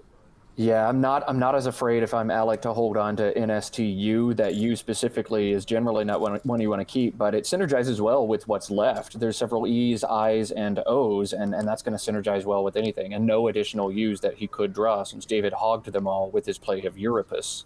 So nice play by Alec there, and it looks like he's going to miss all of the E's as David's drawn most of them, and still end up with kind of a garbage rack that's not going to score well, as David's sitting on something that's more balanced than it could have been as a post-bingo draw. Yeah, well, he just needs to not stick out the second... turnouts is 2 U's, not 2 O's, I was going to say. He just needs to make sure not to stick out an O, but no, that doesn't matter. So... I don't envision David opening lanes, really. Just score, balance, and keep it kind of tight. That's what he's looking to do. And there's maybe multiple ways to do that. It's going to be pretty debatable as far as like what does it really.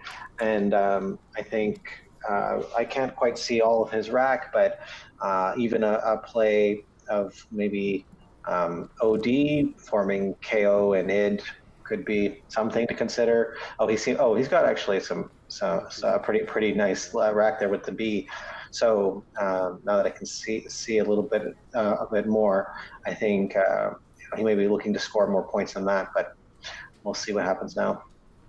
Yeah, this is tough. I mean, if I'm David, I'd like to maybe see that last bingo line go away. I am worried about the dealer's hook as well as a way for Alec to score some substantial points, or even plays from that W on the top. Even though it is a blank, you can still hit a triple word. So lots of things for David to think about in terms of where he thinks Alec may be able to score the most points. And in terms of what he needs to do in terms of blocking. He does have enjoyable, which is a fun little extension that he absolutely shouldn't make given the state of this game. Lots of options. Probably a small little play at the top, not blocking anything, would win a sim here. But just because something wins a sim does not mean it's the best play at all. Computers play very differently from humans. So I think OBE in the top left corner is kind of a standard play that a lot of people will see. There's options making BACH as well, but oh man, this is an interesting turn. It looks like he's thinking about playing doable, which I think would make EE next to Euripus and just kind of block off a lot of the board. It would give Alec kind of one shot to hit eights through that play, but otherwise would close things off pretty well. I believe EE has just a few back hooks. It doesn't take an S, but it takes an N, L, K, and W. So yeah, I'd be concerned about the N, but he doesn't seem to be as worried. So, and that's going to work in his favor in this case. Looks like I don't believe Alex tiles will quite fit on this board in a response. No, great play. And as we mentioned on the stream yesterday, we're not super worried about words that start with N playing down there because nothing starts with N. Yeah. So N, as a reminder, is one of the smallest sections of the dictionary, and so that Dave's probably just playing the odds. I mean, one thing doable also does is it really speeds up towards endgame. There were before 10 tiles in the bag. He just played off 6, so now there are only 4 tiles in the bag, and he has a 33-point lead. He maybe thought the chance of Alec bingoing after a play like doable is there, but it's going to be small. And his worst chance is if Alec keeps on scoring and just for a few turns in a row makes up a difference of like 10, 15, or 20 points. So I like this idea to speed up towards the end game. And David, go ahead, Sean.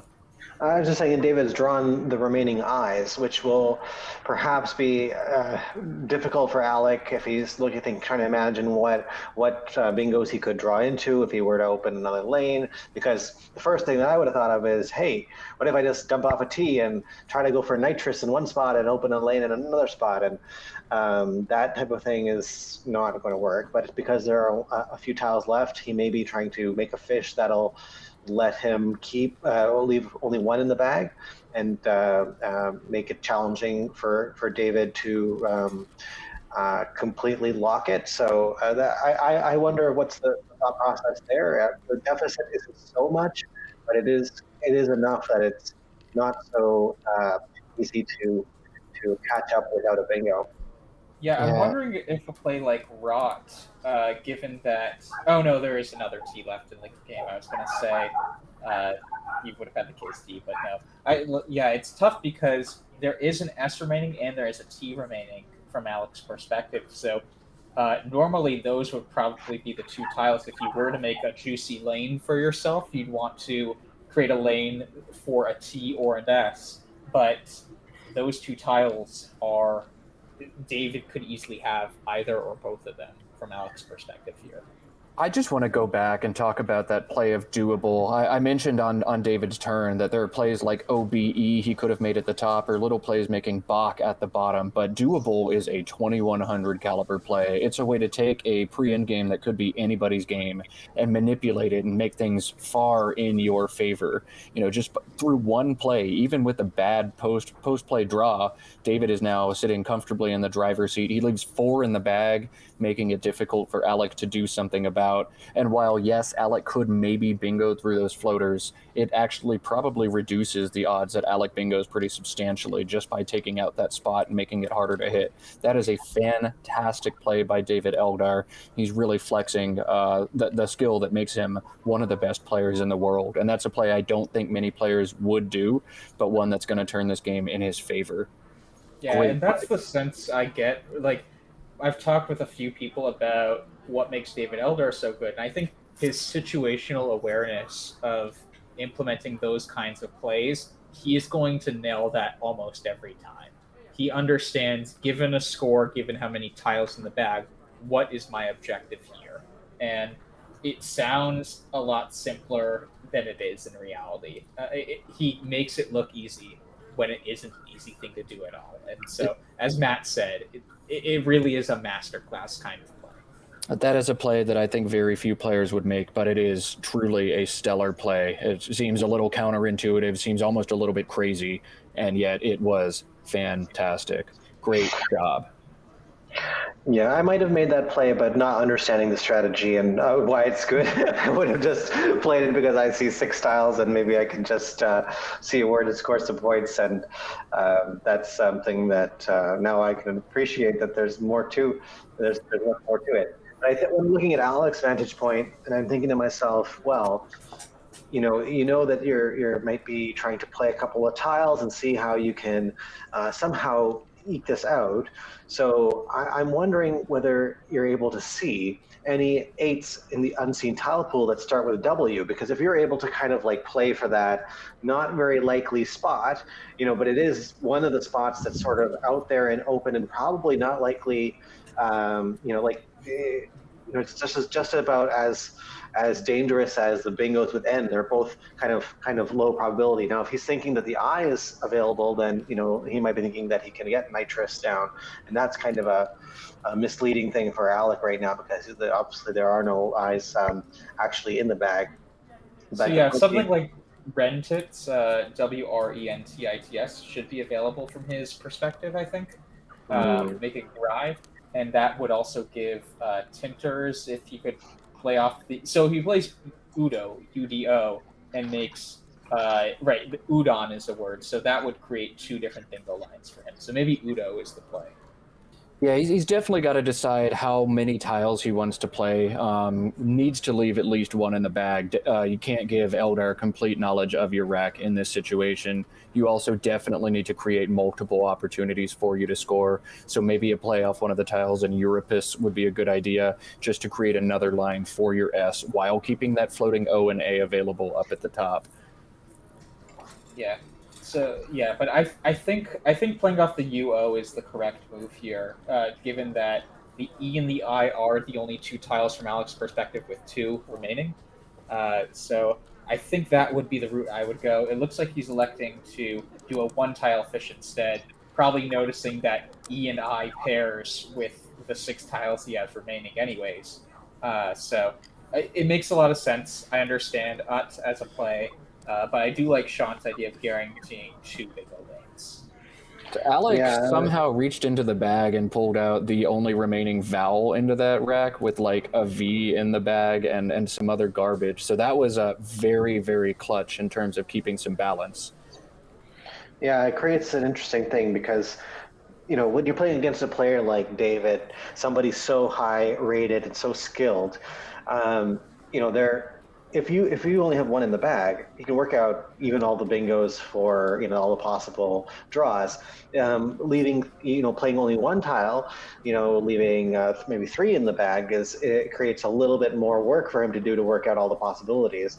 So from that perspective, I think that's neat. Also neat is because that fish for nitrous, plays a T, in the bottom, it opens a lane for, E hook and the S and everything else, but it also still fits nitrous because the U would land and make Utu, which is good in column.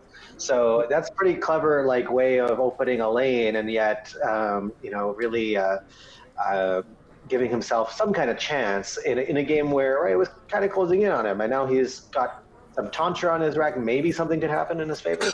With 3 in the bag, Eldar needs to play IF next to Wolfkin right now. That's Leave it. 1. He'll concede the bingo, and I think he's going to be able to outrun it. He's going to draw into some consonants, and if he does draw vowels, that means that Alec doesn't have them and isn't going to bingo anyway. So I think IF is going to win this game in many, many instances for David Eldar, just by virtue of he's going to get 1 additional play, and he can outrun this. Yeah, and that's one thing I dislike about it. Does create a lot of bingos, but not high enough scoring bingos. You really need to hit the trip when you have all 1-pointers like that, and you're already down by 30, and Eldar, if he has the F, will likely have another 30+ point play. You really, really need to have a high 70s point bingo to possibly win the game. Whereas Ut doesn't quite cut it for those high scoring plays. So. Yeah, I think I understand it. It hits a lot of bingos, but I don't think it's enough of high-scoring bingos to really have your opponent to really complicate the game for your opponent. Unfortunately for Eldar, Alec is going to have kind of a more worst-case scenario. He's got Outsnore at the top, he's got Tonsure at the bottom making Utu, and so, even if he is considering blocking here, it's actually impossible to do so with what Alec has. Now, David also definitely is looking at this unseen pool right now, and with a 1-tile fish, he can more or less assume Alec wasn't holding on to that V. So he's probably going to draw it and be able to wield it for a lot of points. Or if Alec did draw it, I bet he missed his bingo. So in either case, knowing that V was in the bag when Alec played is great news for him. He has to assume Alec was holding on to something like Stoner or Stone, a rack that's very probable that you're going to hit several fishes with a 1-tile play. He's not sitting on both T's at the same time, or he wasn't when he played that. So you can expect, as Eldar, to draw one of those for sure. And that's got to be nice, knowing you can score some points on your next play, even after you make a play like if. Yeah, I'm also wondering, is there if scores so much so I doubt you can do better, but is there a way to play off the F now and set up a crazy V spot? There's no need to do that. Alec's bingos are going to open up a triple word square in either case, so just keep some vowels and drop your V on that triple word when Alec does bingo, whether it's Outsnore or Tonsure or something else. If is going to be able to outrun. You just have to be able to guarantee you make 1 more play and score now and score next turn. So, IF also holds to hit the dealer spot, even if Alec, for whatever reason, doesn't give you as many points as you want. This is definitely David's game, I think, if my preliminary assessment is correct. And one more point, actually, that the chat asked. The V, if David Eldar plays 2 tiles, like for if, and the V is the 1 tile he doesn't pick in the bag, and Alec bingos, he might get V stuck. It's not a might, it's a he will get V stuck. There are no spots to put a V, and that's not going to change. He will get V stuck. So either David cashes it for 30, or Alec eats it. And in either case, that's good news for Eldar. IF has to win this game, but David's going to take all of his time and make absolutely sure that is correct. Yeah, sorry, one quick thing. For those who are new in the chat that doesn't know what V stuck means, all that means is at the end of the game, if you can't play a letter, you have to pass as your turn. So Alec would continue to have to pass every single time, and Eldar could take as many turns as he needs to maximize the points on his rack. Well, leaving a tile in the bag, and it will create a situation where Alec, knowing that Tonsure or tenors, like they lose the game, so he could have the option. I might take the option of attempting to do 1 more fish, even though David would have complete information on that fish, but that might be the best thing that he could do, knowing that Tonsure and tenors are definite losses, and if there's some way that he could create a situation where he could fish for the last letter, and that was somehow unblockable.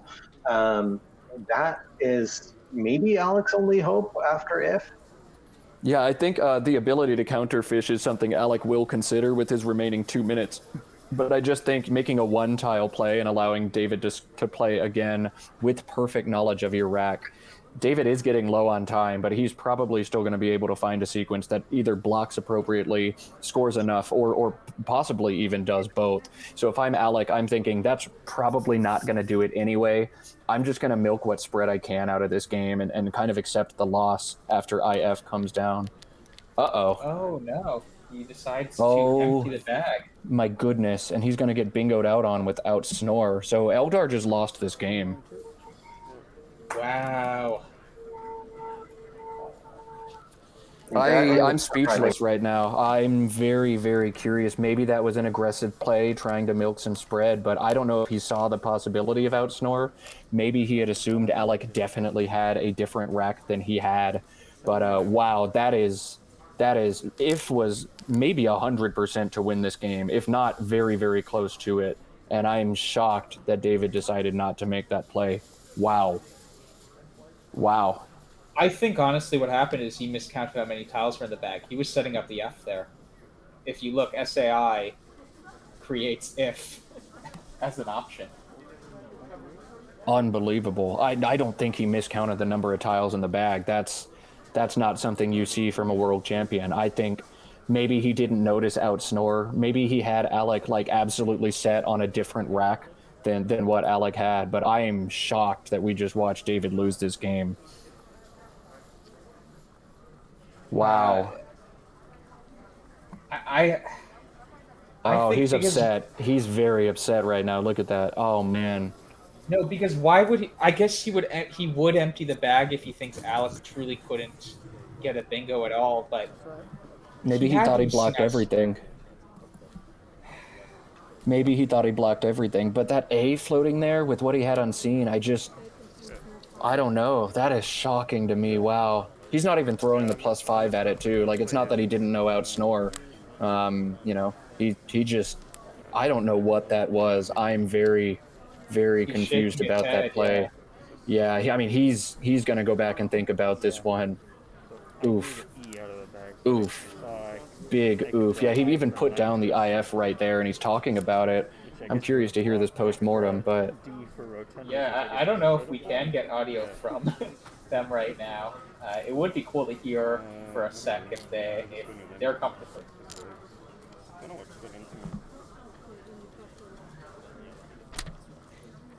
Got it. So we understand from our producer that Twitch chat can hear. So Morris, you need to stop talking and let them hear the post-mortem. We'll be quiet now and let y'all hear a little bit of this. We'll be back with round 14 in a few minutes.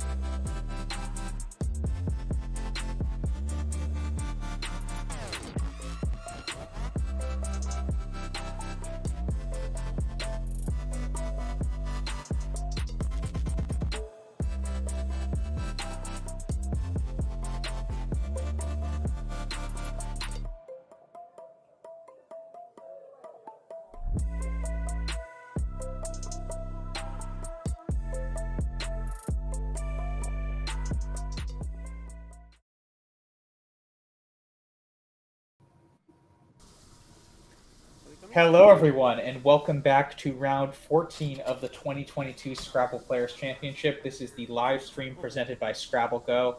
I am Morris Greenberg, and I am here with Matthew Kanik and Sean Abbasi for the final game of day 2, featuring Wasim Khatri, who is, I think, the Pakistani national champion, and Matthew Tunnicliffe, a former North American Scrabble Players Association champion himself. What are you guys looking for in this round? I think we're going to look for good Scrabble. John. I think we're going to look for really good Scrabble. Having played both these players, they're both players who have won at a top level before. So that is something of great significance. We're looking at two champions playing each other. And Matthew has won big here in North America. Wasim won some great online tournaments as well as big tournaments in Pakistan year over year for a long time, has inspired the big wave of Pakistani players. So I think we're just going to be seeing a lot of fun words, a lot of variety, and they both have a lot of personality in the way they play. So in terms of like just different word choices that they put down and so forth. So this should be a good battle. Yeah, I know Matthew, at least when I played him in the past in the North American Dictionary, was super good at opportune phoning. I'm guessing he can't do that as much in Collins. Have you noticed any crazy phonies he's gone past players in Collins, Sean? You know, that's interesting because when I played him in an NWL game in one Canadian Championship, or TWL at the time, I had heard that about his reputation, and he played a valid word on me, but I was overly expecting, maybe he was trying to game me with my, like, at the time, especially my confusion between what was Collins and what wasn't, and I challenged something that was valid, even though I kind of knew the word. I just wasn't sure if it was in TWL. So I think you're right that in Collins that probably won't be the case. And while he definitely leverages that strategy in TWL, I don't think that Matthew in any way is dependent on phonies to win. He's got all the tools to play all the valid words and stick to that in the strategy. I don't think he's going to be trying any tricky gamesmanship from that regard. Yeah, and the chat points out, Alex Ding specifically, where's the cue? This is rigged. So, Matt, we finally see a game where the cue isn't on one of the first two racks. And of course, ironically, it comes when he does draw two U's and could really honestly use a Q with this rack. So rigged, I don't like this, boo. That's how I feel. But Wasim does have a couple options. I wouldn't be surprised to see him just throw two tiles back in the bag, both of those U's. I think now as well is an option, and it would be interesting to see where he plays that as well, because he has the option to put the second U on the star, which would allow possible setups for the Z, but that's going to be thwarted most of the time.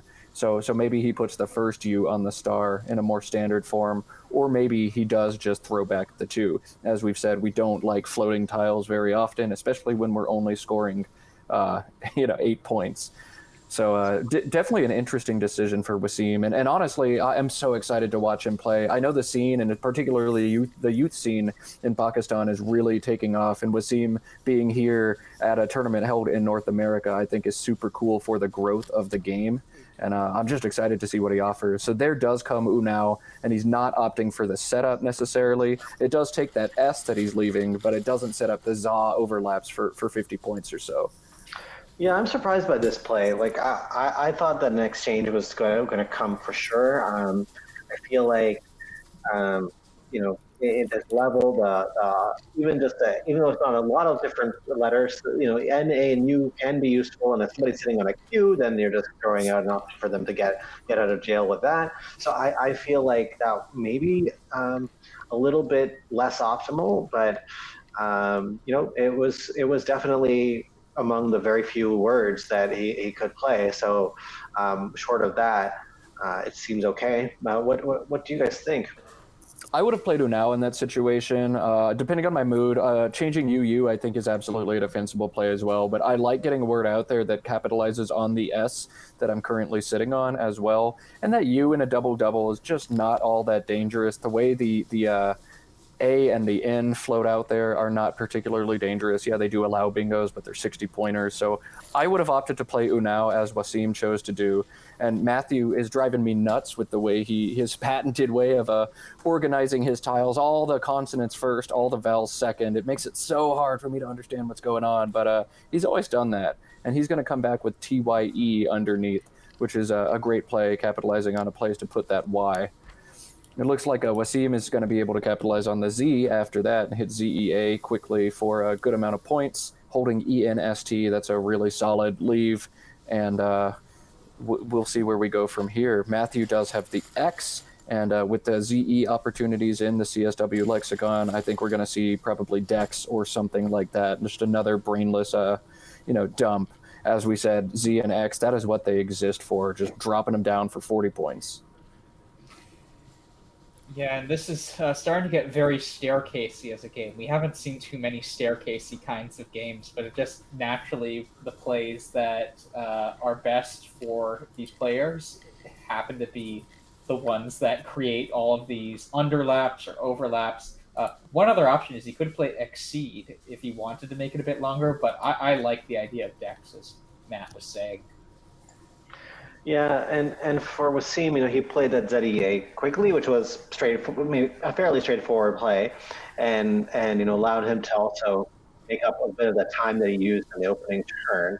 So I think now for Matthew, he can think about this a little bit further, but there's really not a whole lot of other options to weigh here, so it does turn out to be Dex.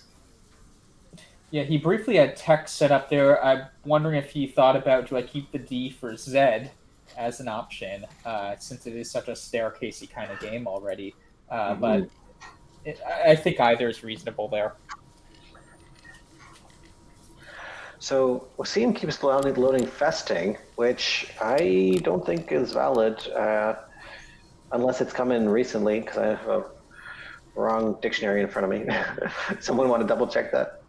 I don't see it either. I just checked it with our bot, our handy little bot. Wasim is going into the bag, and it looks like this one's going to go through.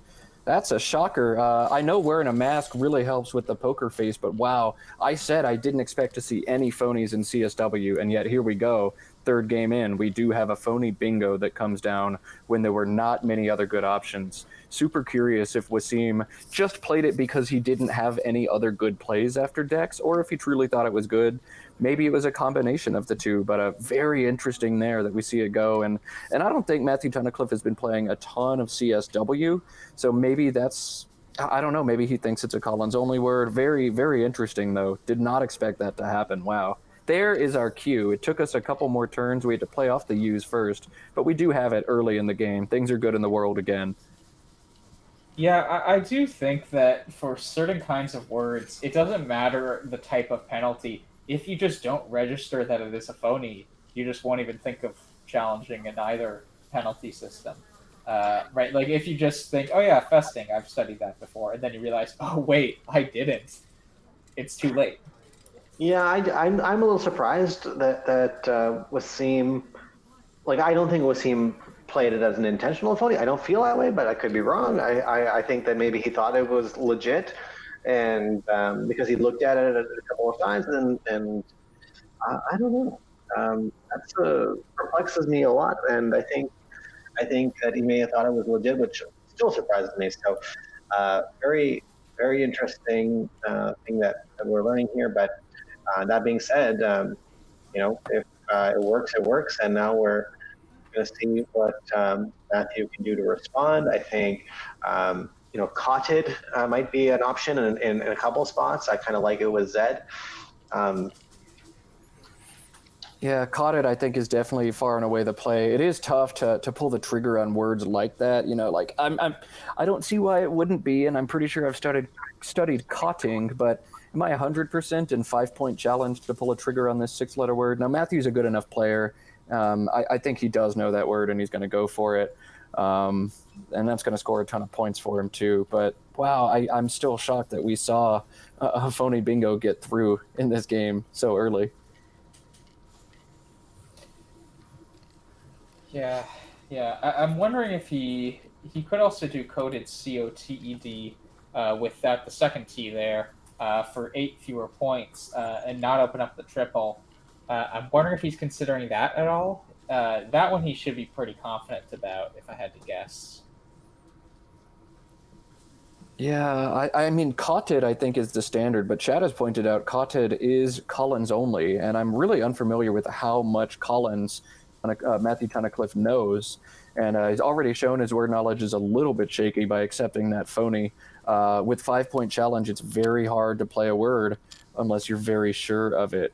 So it looks like he's opting to keep things a little bit smaller. He's got ECOD going down, keeping double T's, which I think is kind of curious. I'd rather play coted, C-O-T-E-D, than to do something like that. But that's what he elects to do. I'm sure he's got a rationale for why he's elected to do that. And we'll turn over back to Wasim and his cue. Well, this has helped Wasim a lot because you can see he's got WHO lined up for that little underlap, which will score well and make the cue seem less unattractive because now it's just sitting with an E and an N and a blank. And, things can happen that might even turn that into a high-scoring play. Yeah, that is going to be just absolutely devastating. EWCHDOO just allows for a ton of points. Not always thrilled to retain a Q, especially with 2 U's out, but there is a good spot to drop QI. Should Wasim draw an I, there's actually a couple of them. And with that blank, you've got a good amount of flexibility. So that just scores so well, you've got to do it. He is still looking at this play, maybe thought for a moment about considering queen, making sure he didn't miss any better overlaps, but who is definitely going to be the top play there, and that's what Wasim likes to do. Yeah, and if you're Matt, you didn't get the draw you wanted, keeping TET, drawing almost an EIEIO rack, as we like to say, but it was EIOO. So he might exchange here. It's not looking that great. He could play Toonie at least. Collins has TOETOE, and if Matthew knows that word, that is probably the thing he needs to do here. Blow it all up, blow this board wide open. I don't know if I would go that far. I feel like he's behind, but it's still pretty early in the game. Maybe a play like Oot would just be fine and just hope to draw a little bit better and turn it around. Like I think like NO go and Oot would score 11 points, but if you combine that with an R or an N or something in the next turn, you'll be back in shape for potentially bingoing, and it opens up that. So yeah, I think this is a key difference in Collins' strategy and NWL strategy. Once you start adding more words, it is more okay to keep 3 vowels and 1 consonant in Collins than in NWL. I think there's just more possibilities where you draw into something that works out, whereas in NWL, that can often be more dire of a draw after the fact. I adamantly disagree with that assessment. In Collins, really? I am more inclined to dump my vowels. I want as many consonants as possible. I cannot afford to play 00 for 12 because my opponents are going to be scoring 40 every turn, and I just can't get stuck making plays like Toonie for 12. Although I will say I appreciate Matthew Tunnicliffe playing Toonie, flicking his Canadian, and kind of misspelling his name a little bit. So that's cool. Well done. Great extra point there, but normally, I think this E slotted under this triple letter score would be kind of a concern, but maybe with the Z already being out, that becomes a little less scary. And then, this turns out that Wasim is not going to really be able to do much with any of that. He can. I don't think he can really unload his queue in any meaningful way, unless I've missed something. No. And Matthew amazingly draws into and set himself up for on stage and toonies. I don't see that getting blocked with what Wasim has drawn. So that'll be a big one for Matthew to pull his way back into this game. Yeah, I mean, do you burn the blank here if you're Wasim and play queen? Yes. How could you not score 45? What are your other options? You have to. It's not fun. You don't want to, but you need to. Well, I think queen. I might even do the 36-point queen just because the 45-pointer, and that's underneath who making three different underlaps of U, CHE, and DOON. That will give back an easy QI spot for 33 right away. So that feels queen for 45 to me feels like it's not worth burning the blank. Queen for 36, I might lean towards though. I would play queen for 45 here. Remind me, Morris, what is the average score for one play in a game of Scrabble? I actually don't know this. Roughly, in Collins, I'd imagine Division One, it's probably close to 36 to 38 points. If my opponent plays QI, yeah, it's a brainless, easy play. I don't care. It's an average play. So I'm playing queen for 45. I'm playing my blank. I'm unloading this queue and getting out of here. But it is a tough proposition to make. Wasim is electing instead to exchange, which I think you can defend absolutely. But it's not a play I'd make. Yeah, I don't know about that because the thing is that like if you have a 45-point play available and you know that average turns are like in the 30 range or something, that means in 2 turns you're scoring about 70 points. You know that your net. If you bank this 45 right now, you know you're easily going to be able to score into that 70 over 2 turns play. This exchange, it really depends on I'm going to get into a good draw and bingo. Now in this case, he's lucky; he is going to bingo.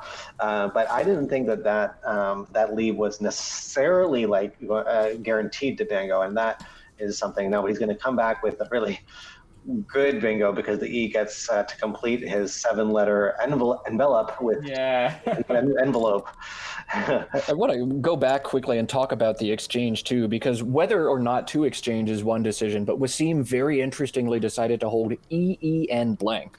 It's very unintuitive to hold on to 2 E's, but I bet he looked at the tracking sheet and saw, hey, there's only 3 left in the game. Double E's are fine. It's really when you get that triple E, that's where you go into trouble. So I would say Wasim, in a way, deserves that bingo because he made a good tactical decision there to throw back and keep what I think a lot of people would not even consider holding there. Good choice. Really cool choice. Yeah, I guess there were fewer E's, but one thing to remember, there was another E on Matt's rack that at the time, so I think there might have been 4 unseen to him. Still 4 E's unseen this early in a game. Like I think it's okay to hold 2. I think it's clever and creative, and it paid off for him. For sure. Yeah, that was actually only the 2nd highest scoring envelope, just because envelope, CHE, and TOON scored a few more, but I like this placement. It's definitely a lot safer. That's an interesting point. The underlap there. I mean, I think one might instinctively look to the triple word and think, okay, well, this is going to be the biggest score. He may not have done the hard comparison just because of that. I'm not sure because I don't know if envelope in the bottom would have been any worse because I guess with CHE it could have been dangerous, but there's only 1 W left. There's only 1 F left as Z was gone, so it wasn't going to be 2 killer most likely. The M though is also a possibility, and it is what Matthew has on his rack right now. So Chem, I believe, is a Collins only. No, Chem I think is TWL. I don't know words, but there were options. So I think taking the conservative play with that lead is okay. Yeah, and there is a crazy play that Matthew can play here. I doubt he sees it, but it's an extension. We'll let the chat look. It is through a word on this board. I'd say, through or to a word. Oh, man. Are we talking about infesting? No, it's cooler than that. And it's a word that Canadians have to use a lot because me in Texas, it's 109 Fahrenheit, it's 44 Celsius every day. But if they want to complain about their Canadian heat, they have to use it. Oh, I see what you're talking about. You see it now? Yeah.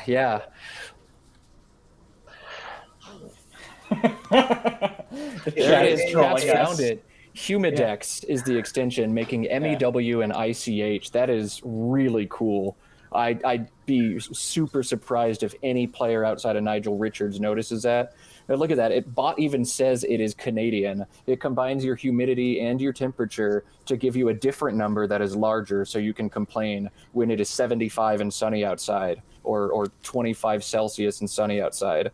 Unfortunately, Humidex is not going to get spotted on this board. It's going to be Hug instead for Matthew. And this leave is going to be make or break for him. That could go one of two ways. 2 consonants is going to be very bad for Matthew. He needs a vowel. And he's picked at least up another I. That'll give him some flexibility. That's going to help. Yeah, and one thing that did is, or it didn't do by not playing Humidex, is there is a crazy underlap for Wasim of his own in that area of Reiki, making so many. Reiki underneath, yeah, EWE, CHI, and DOOK. That is a ton of points. Wow. Wow.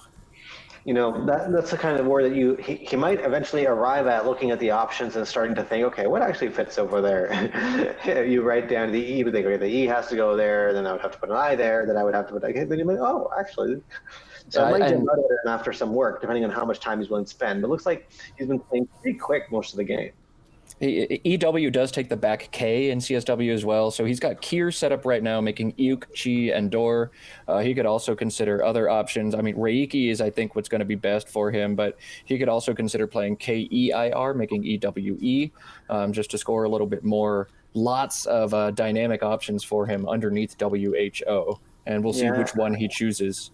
Well, he might actually be looking at Fikier now off of the F and E infesting, making FE and ER as well. That does score decently. It scores 36 points, but those other plays have a bit more flash to them. Oh, I want to address that spot to score just massive overlaps. I can't leave it alone. Oh, man, I'd want to do something to get rid of that. To be fair, though, Fikier does block the best 2 bingo lanes left for 7, so I think there is a lot of merit to that. With the lead, I think it's reasonable. You're right. Especially Matthew only playing 2 tiles, you would think maybe he's very close to a bingo. The fight could be an option too, in the bottom left. So I think there's going to be it's a difficult decision. This is not a straightforward thing because you take more points and considering the fact that he himself may be thinking, well, I might not that far from getting into a bingo prone position. So do I want to close the board down yet? It's not really a big lead that he's holding on. Yeah, so he opts, it looks like he's staring at it. Yeah, he hits his clock though. So he plays down Kier KIR, making 3 underlaps. Very nice, stylish looking play, and a bit more conservative than something like Fiker Liker, which would stick a tile out in the triple lane. If you're Matthew here, what jumps out to me right away is Yip underneath Toonies. Just IIY is so gross to have together, and you'd like to do something to undouble that. Probably get rid of the Y as well. You're starting to look like, hey, I'm going to need a bingo in that M or N columns over on the right side to get back into this now. So I don't think there are very many other options. That's the thing that strikes me. Like, what else would you put together here? PYA on top of Hug randomly scores 40, making Pho and Yup. That's really gross. I missed that altogether. Yeah. Wow. And Primy, PRIMY, making FY is also an option for him. That seems to be what he's considering right now. Yeah. Which, yeah, I don't know. I think if he sees Paya, he has to take that just because that was 2 lanes on the left side of the board. You want to force Wasim to block those. You don't want to, in a low-scoring way. If you play Primey now, Wasim could have a nice overlap or something, and yeah, it looks like he's putting down Paya now. Nice play. But yeah. I think you want to force Wasim to address the spots in the board where bingos could occur. If you are losing, why would you do your opponent's job and block? Paya's a good idea. Maybe the leave is not where we'd want it to be, but there are still absolutely ways where you could draw your way out of that. And scoring 40 points puts a ton of pressure. Blocking often is going to score less than some of your other options. And so he caught up. He's within 20 points now. And okay, so Wasim, he could play filial here, and he's electing to just play whatever this is. Is this even a word? This is not a word. This looks phony. This is either infusion of filial or flail, but it's definitely not a word. And this time it's getting challenged. Yeah, maybe mixing up glial in there as well. Glial, filial, flail. It's a lot of different words together, but it's not a word in this game. And Matthew immediately knocks it off. I'm very surprised. Filial's just a better play in the same spot. So I don't know if this is a word knowledge confusion or what's going on here, but that was very curious. And Matthew's probably excited to see, hey, you tried to block my lines and you couldn't. So that's great. Yeah, that's why Paya worked. I mean, another option there was even ilial to set up filial. Yeah, there were many plays to do what that play tried to do. It was so curious to see one come down so fast. That was also phony. Very interesting. Yeah, and now Matt is only 20 points down with a lost turn. This now means he can come back within basically a tempo game. A tempo game, for those who don't know, it's basically a tie game on one player's turn, then the other player has a tempo advantage. They can score first. But if they score 30, then you can score 30. And it works out fine if you can time it such that if you're the second player, you get to start the end game. If the tempo player gets to start the end game, they will have the tempo advantage at the end of the game. Let's take one moment to acknowledge, I've said this before, I'll say it again, it is extremely hard to play on a stream. It is very nerve-wracking. And so it's easy to play armchair quarterback in my chair or in your chair, but it is so hard to do what these guys do day in and day out for 31 games. So maybe just a little bit of human error there as well, from fatigue, from nerves as well. And the chat points out he probably does not see manifesting right now, which would be a sweet find as well. These 4-letter extensions on this game have been ridiculous between Humidex and now manifesting. Yeah, if he sees that, that would be awesome. That is really cool, and I think one of the things about this board right now is that ZED, there could be extensions I need to point in the game to that as well, and that he's only one letter off of Mirandized, for example. So there's going to be some fun stuff. Yeah, that is super interesting. We'll see if that hits. Manifesting as well. What Matthew's facing right now is also what I think is some of the toughest situations in Scrabble, where you have pretty good knowledge of your opponent's rack. He's not sitting on a bingo. He would have played it if he had it. 5 of his letters. He has 2 L's, an A, an I, and an F. He's reasonably unbalanced and doesn't have many scoring options. And you're always afraid, I don't want to give him something when his rack is otherwise pretty poor. So I spend a ton of time at the turn after I challenge a word. It's really hard to make these plays. Is that a word? Infima. It looks like it is good. Interesting.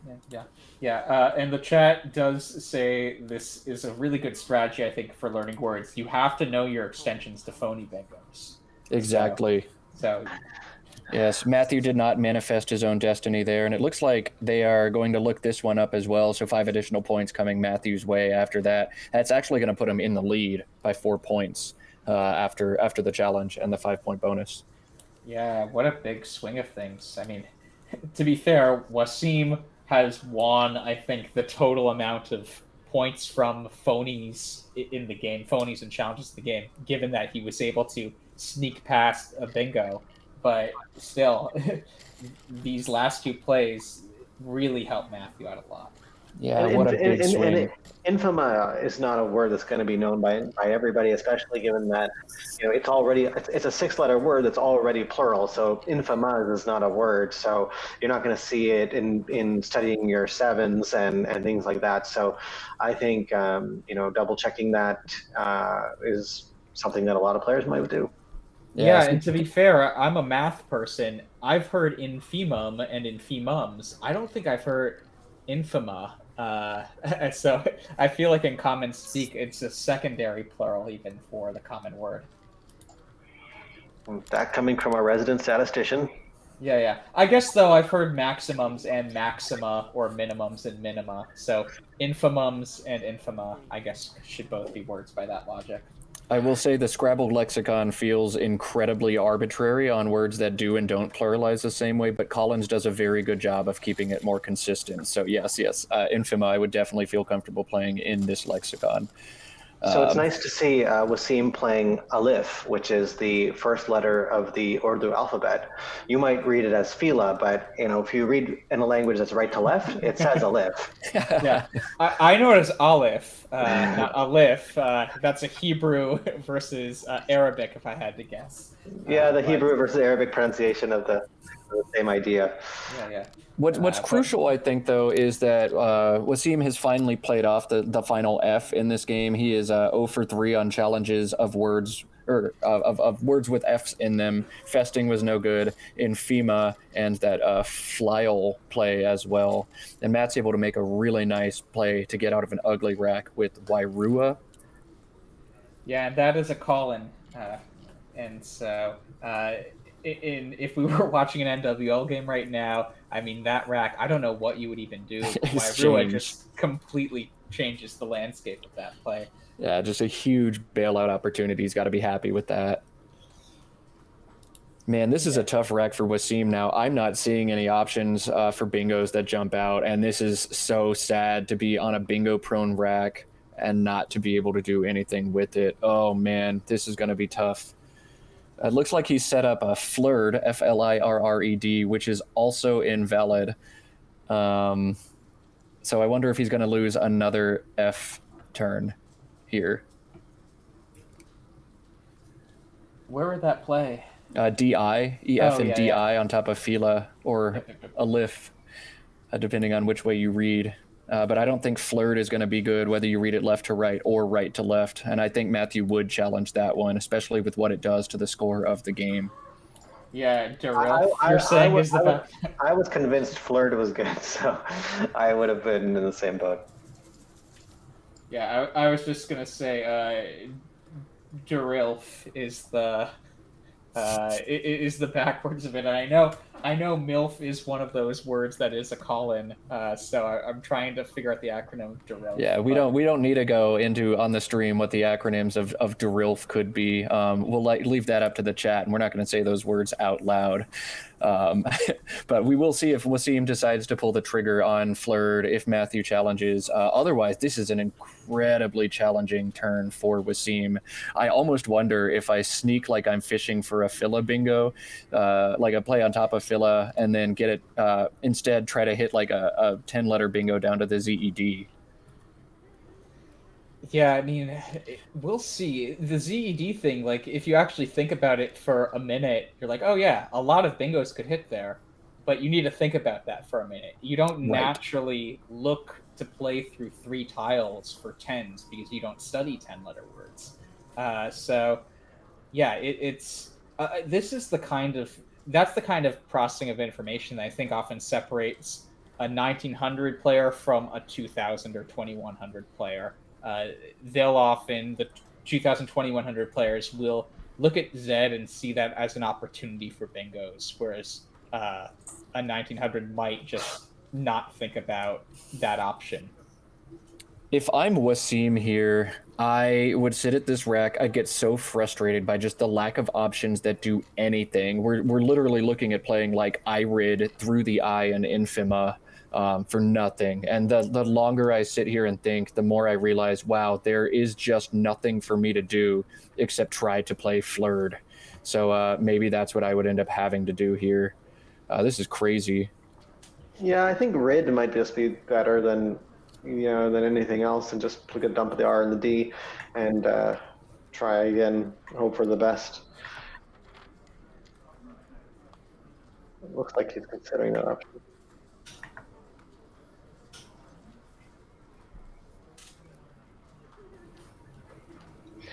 It's definitely tough as coming off maybe a couple of errors and then trying to salvage that, and that's where it's going. Is like, this game is actually close. I mean, it's not really cause for alarm, if you look at all things being equal, but just maybe coming off of a few challenges that not going your way, the pressure, it becomes even more intense.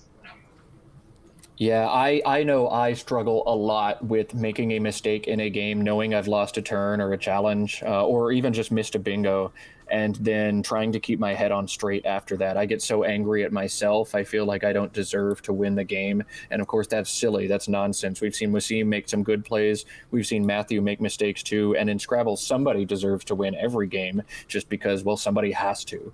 So, hopefully Wasim is able to keep things straight and make some good choices. Yeah, and apologies. We know the clocks weren't working for a second there, and we need to update the scores too as a result. We're getting that fixed right now. So it looks like RID does come down, keeping an incredibly dynamic and flexible EILR leave. If I'm Matthew, I'm doing that right away. Oh yeah, drop that Q. Fine. If you draw a bingo that ends in an E or an A, you can do it, but I am gonna block. I'm gonna play off my worst tile, and I'm gonna score a little bit in the process. So now Wasim is going to get to try to find one of those bingos that does end with one of those letters, and of course, I think he's going to have quite a few options.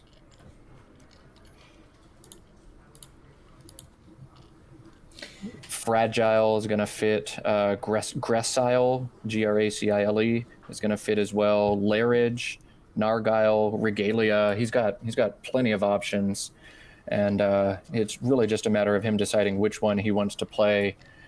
Maybe he spends some time thinking about bingoing to the A with like Galleria or something similar. He might look to the W, but I doubt that's going to happen. I doubt that's there. And maybe he looks to the ZED as well. Yeah, I was just double checking, and there's nothing to the ZED right now, even though it looks pretty possible that there would be something, but not that I can find. Yeah, I would be. I feel like a best phony to the ZED right now. I feel like Jack could come up with something creative if you want to try that right now. But this will be a tight game. I mean, Matt does have a bingo spelled out on his rack, and we'll see if whatever Wasim decides to do will allow him to play off all 7 tiles. It doesn't seem likely, but you don't know.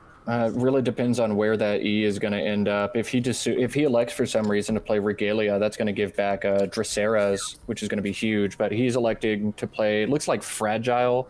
Interesting that he chooses another F word after all the turns he's lost on Fs. Also interesting that he's putting the blank on the triple letter, as opposed to some of the other options that maybe don't do that, such as Larridge.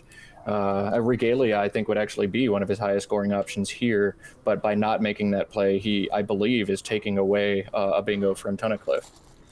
Yeah, like I was thinking Nargile, but maybe he's thinking that why put another high prob tile in there if I can put something that's lower probability and make it just a little bit tougher for Matthew to end up bingoing through. An F is kind of not such a great letter to have.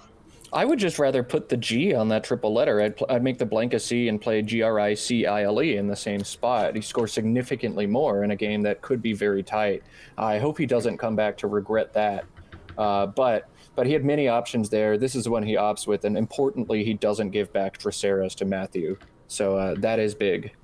Yeah, he's drawn. We'll see follow-up rack would play through an R for Veronica if it was in the right position. So he's going to have some choices to make in this for next turn. But for Matthew right now, what to do is not going to be straightforward. I think he definitely wants to uncouple some of these letters, and he probably can't score a lot. It's worth knowing that UWK does take the F. So he may just want to play in the corner, maybe something, if he's thinking to keep the board open, then he could play RAS and see if that works out.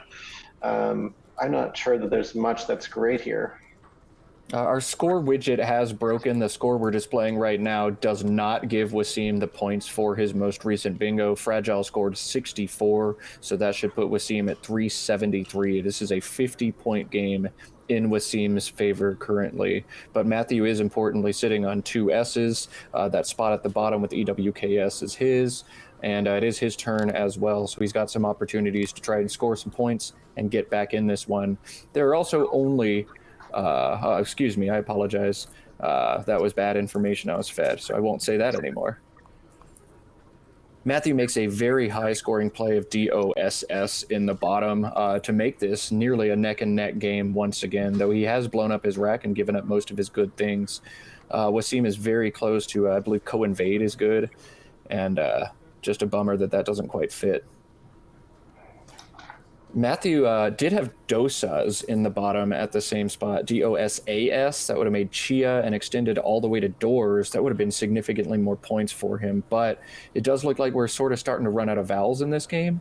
And maybe that was part of the rationale by foregoing those points. Or maybe he just didn't spot it. There's so many dynamic places to overlap in that bottom left corner that who knows what's going to happen. Yeah, just check. Co-invade is not valid, I don't think. Oh, is it Voidance? Voidance is there, yeah. Okay, that would have been eight. Voidance is the one. I mix that one up every single time. Voidance, okay. Either way, it doesn't play to or through that D, so we don't have to worry about that. Veronica doesn't quite fit through the R as well, so this is an interesting rack. But it does have, importantly, the C and the V, which are two of the best defensive tiles in Scrabble. He does have a small lead and a tempo, and maybe he's going to be able to wield those in such a way that he can block some of this board up and try to outrun Matthew and win this game. Yeah, the most logical thing is if you're trying to keep it tight, is how can you muck up the lanes in Fragile? I think the top right corner, it's difficult to end with an A or W, so you may just leave it alone, even though that might be a place where someone would play just to score some points with a two-letter word. So that is something to also consider. But I think, what are the options? He seems to be looking at Kava and putting Kava down. So one thing Wasim probably sees that we can't right now, our script is having some issues. The unseen pool to Wasim going into that play, ABBEJLLMRRTT. Only two unseen vowels to Wasim. And Matthew does happen to have both of them, but crucially, he's able to hold on to EINO when we know he's going to be drawing a bunch of consonants. That's very interesting, and maybe also the unseen J would have been a reason to block the A in the top right.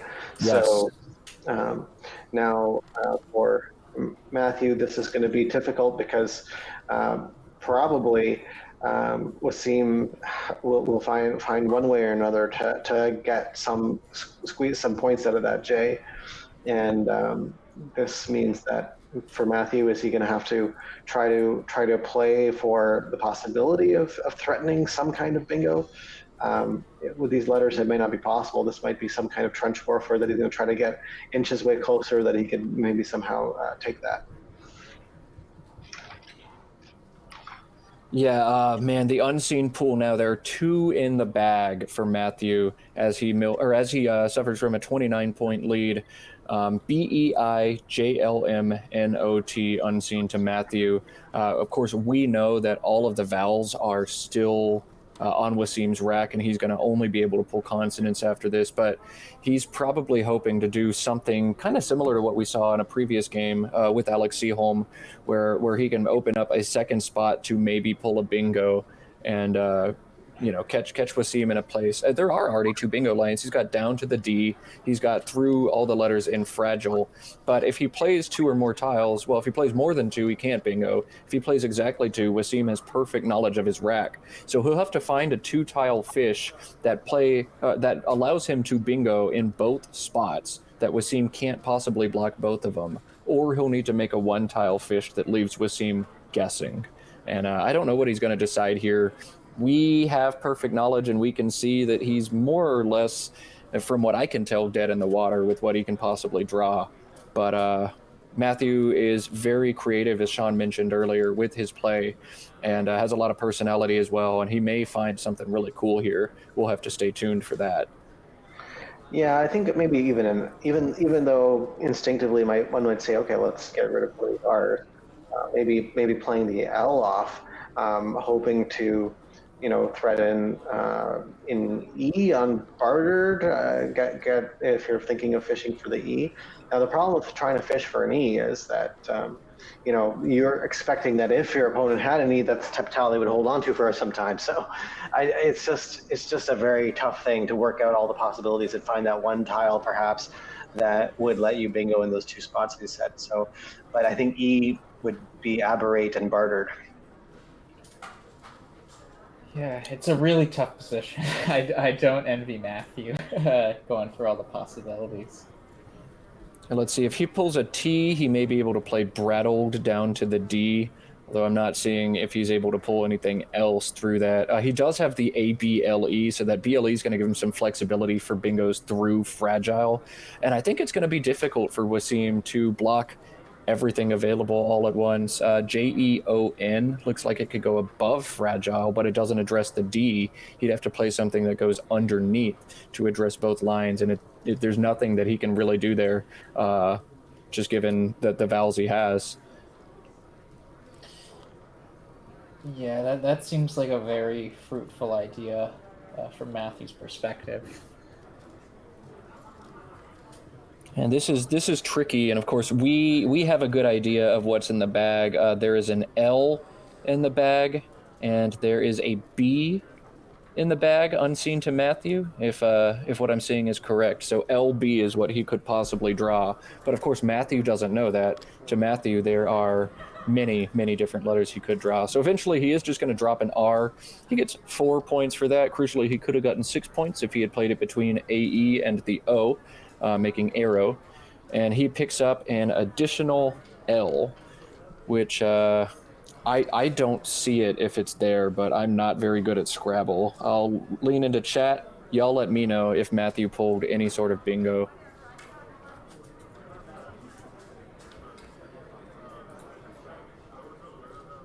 What I'm seeing is Ballater through an O and Bethrall are the only things available to Matthew Tunnicliffe, and I think that's going to be it for this game.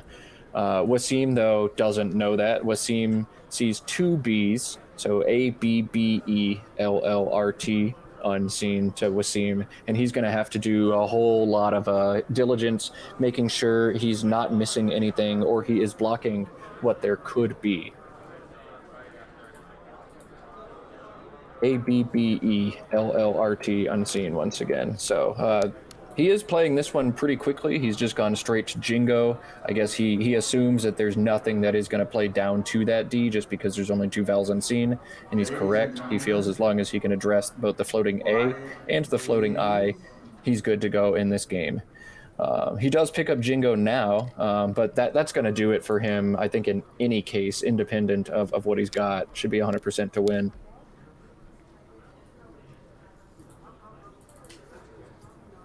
Like instead, he's thinking about playing Hota here. He's probably trying to figure out ways he can go out in 2 and maximize his spread, and maybe Jingo didn't give him what he wanted in terms of going out in 2. Maybe he saw something else as well, but... as long as he doesn't slot the O somewhere for a Ballater, it seems that anything will win, but that would be the only missing, potent error that could be made by a player. Again, on stream, these situations where everybody watching knows you're 100% to win except you, these are excruciating, and I will sometimes spend a long time in these situations. I think I've peeved Will Anderson before by wasting 5 minutes in an end game that he knows he's lost, but I don't know. Take your time, Wasim. It's okay. We know you've got the game, but you do what you think is best to win the game, whatever that may be. This is the 2022 Scrabble Players Championship. 300 diehard Scrabble fanatics meet in Baltimore, Maryland for a 5-day Scrabble tournament. We are wrapping up day 2 of our play. Day 3 is going to see a different commentary team. We're going to continue with Morris Greenberg. He'll be joined by Jared Capel in the morning. and I believe by, oh man, I've forgotten her name, but we'll have another commentator in the afternoon. Annette Oberstad. Annette Oberstad joining in the afternoon, and that'll be your team for days 3, 4, and 5. Days 3, 4, and 5 will alternate. We'll get some NWL games. We'll get some some Collins games as well. And day 5 is going to be the grand finals. The players in first and second from each division. After day 4, we'll play in a best of 5 for the whole enchilada. Yeah, and for those not familiar, we'll talk more tomorrow, but Annette actually has recently come into Scrabble. She was originally a poker player who won, I think she was the youngest World Series poker bracelet winner, and she's now more recently switched to Scrabble and has really loved it. So, but poker players are super strategic, have really good sense of positioning and advantage in a situation. I think she can provide a lot of insight for that. That'll be super cool to see. You know, there's a lot of overlap between different games and Scrabble. There's a lot of chess personalities in Scrabble. A lot of poker has made its way into Scrabble now, and some Boggle players as well. But it's super interesting to see what kind of facets of strategy people bring with different backgrounds. Nerds are nerds. We all love games, and we all love thinking and strategy and all that. But yeah, that'll be super interesting, the commentary she's able to provide. Matt decided to ball out with Baller, and that's going to be more or less it for this game. Wasim's just got to make some plays and get this thing over with, but it is his to lose.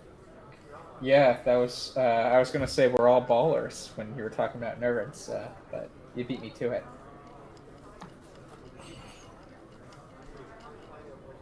I'll get some standings updates for y'all on some of the other divisions. Popping over to TWL in Division 1 right now. It looks like through round 14, first place at 11-3 is Joey Kravchik, with Robin Pollock-Daniel still pending her game. She could jump to 11-3 as well. She's currently 10-3. At Joey's heels as well, Michael Fagan and Joe Edley are at 10-4, and Ori Swift is pending a game as well. He could make the jump up to 10-4 as well. In the CSW division, I'm going to pull up some standings for y'all now. Obviously, we're pending this one, but Ben Schoenbrunn currently in first place at 11-3. Alex Seaholm just behind him at 11-3. And Wasim will actually leapfrog Alec and jump into second with this victory at 11-3 as well. Joshua Castellano is at 10-4 at their heels. But it looks like their game has officially finished. And the final score of 429 to 397 with Matt's outplay. So I think Wasim is going to continue to be towards the top of the standings. We'll see on day 4 will be the next day. We'll stream Collins. All of tomorrow will be NWL. But we'll see if he still has maintained that on day 4 and if we can stream him more. If you're having fun today, I just want to make a quick plug. If you're new to Scrabble, check out the link we just posted in chat. The NASPA Games sanctions mini tournament games. There's a number of local clubs in many metropolitan areas near you. There's a string of tournaments that go around almost every weekend in North America. There's at least a few tournaments. So definitely, if you're having fun, if you've never played Scrabble before, give it a spin. There are places to play online. There's a lot of live coverage that you're able to poke around in as well. Some cool pictures from this tournament. And yeah, Scrabble's been one of the most rewarding experiences of my life, and I super, super highly recommend that y'all get involved if you're the kind of nerd who likes playing games and spelling words and having a good time.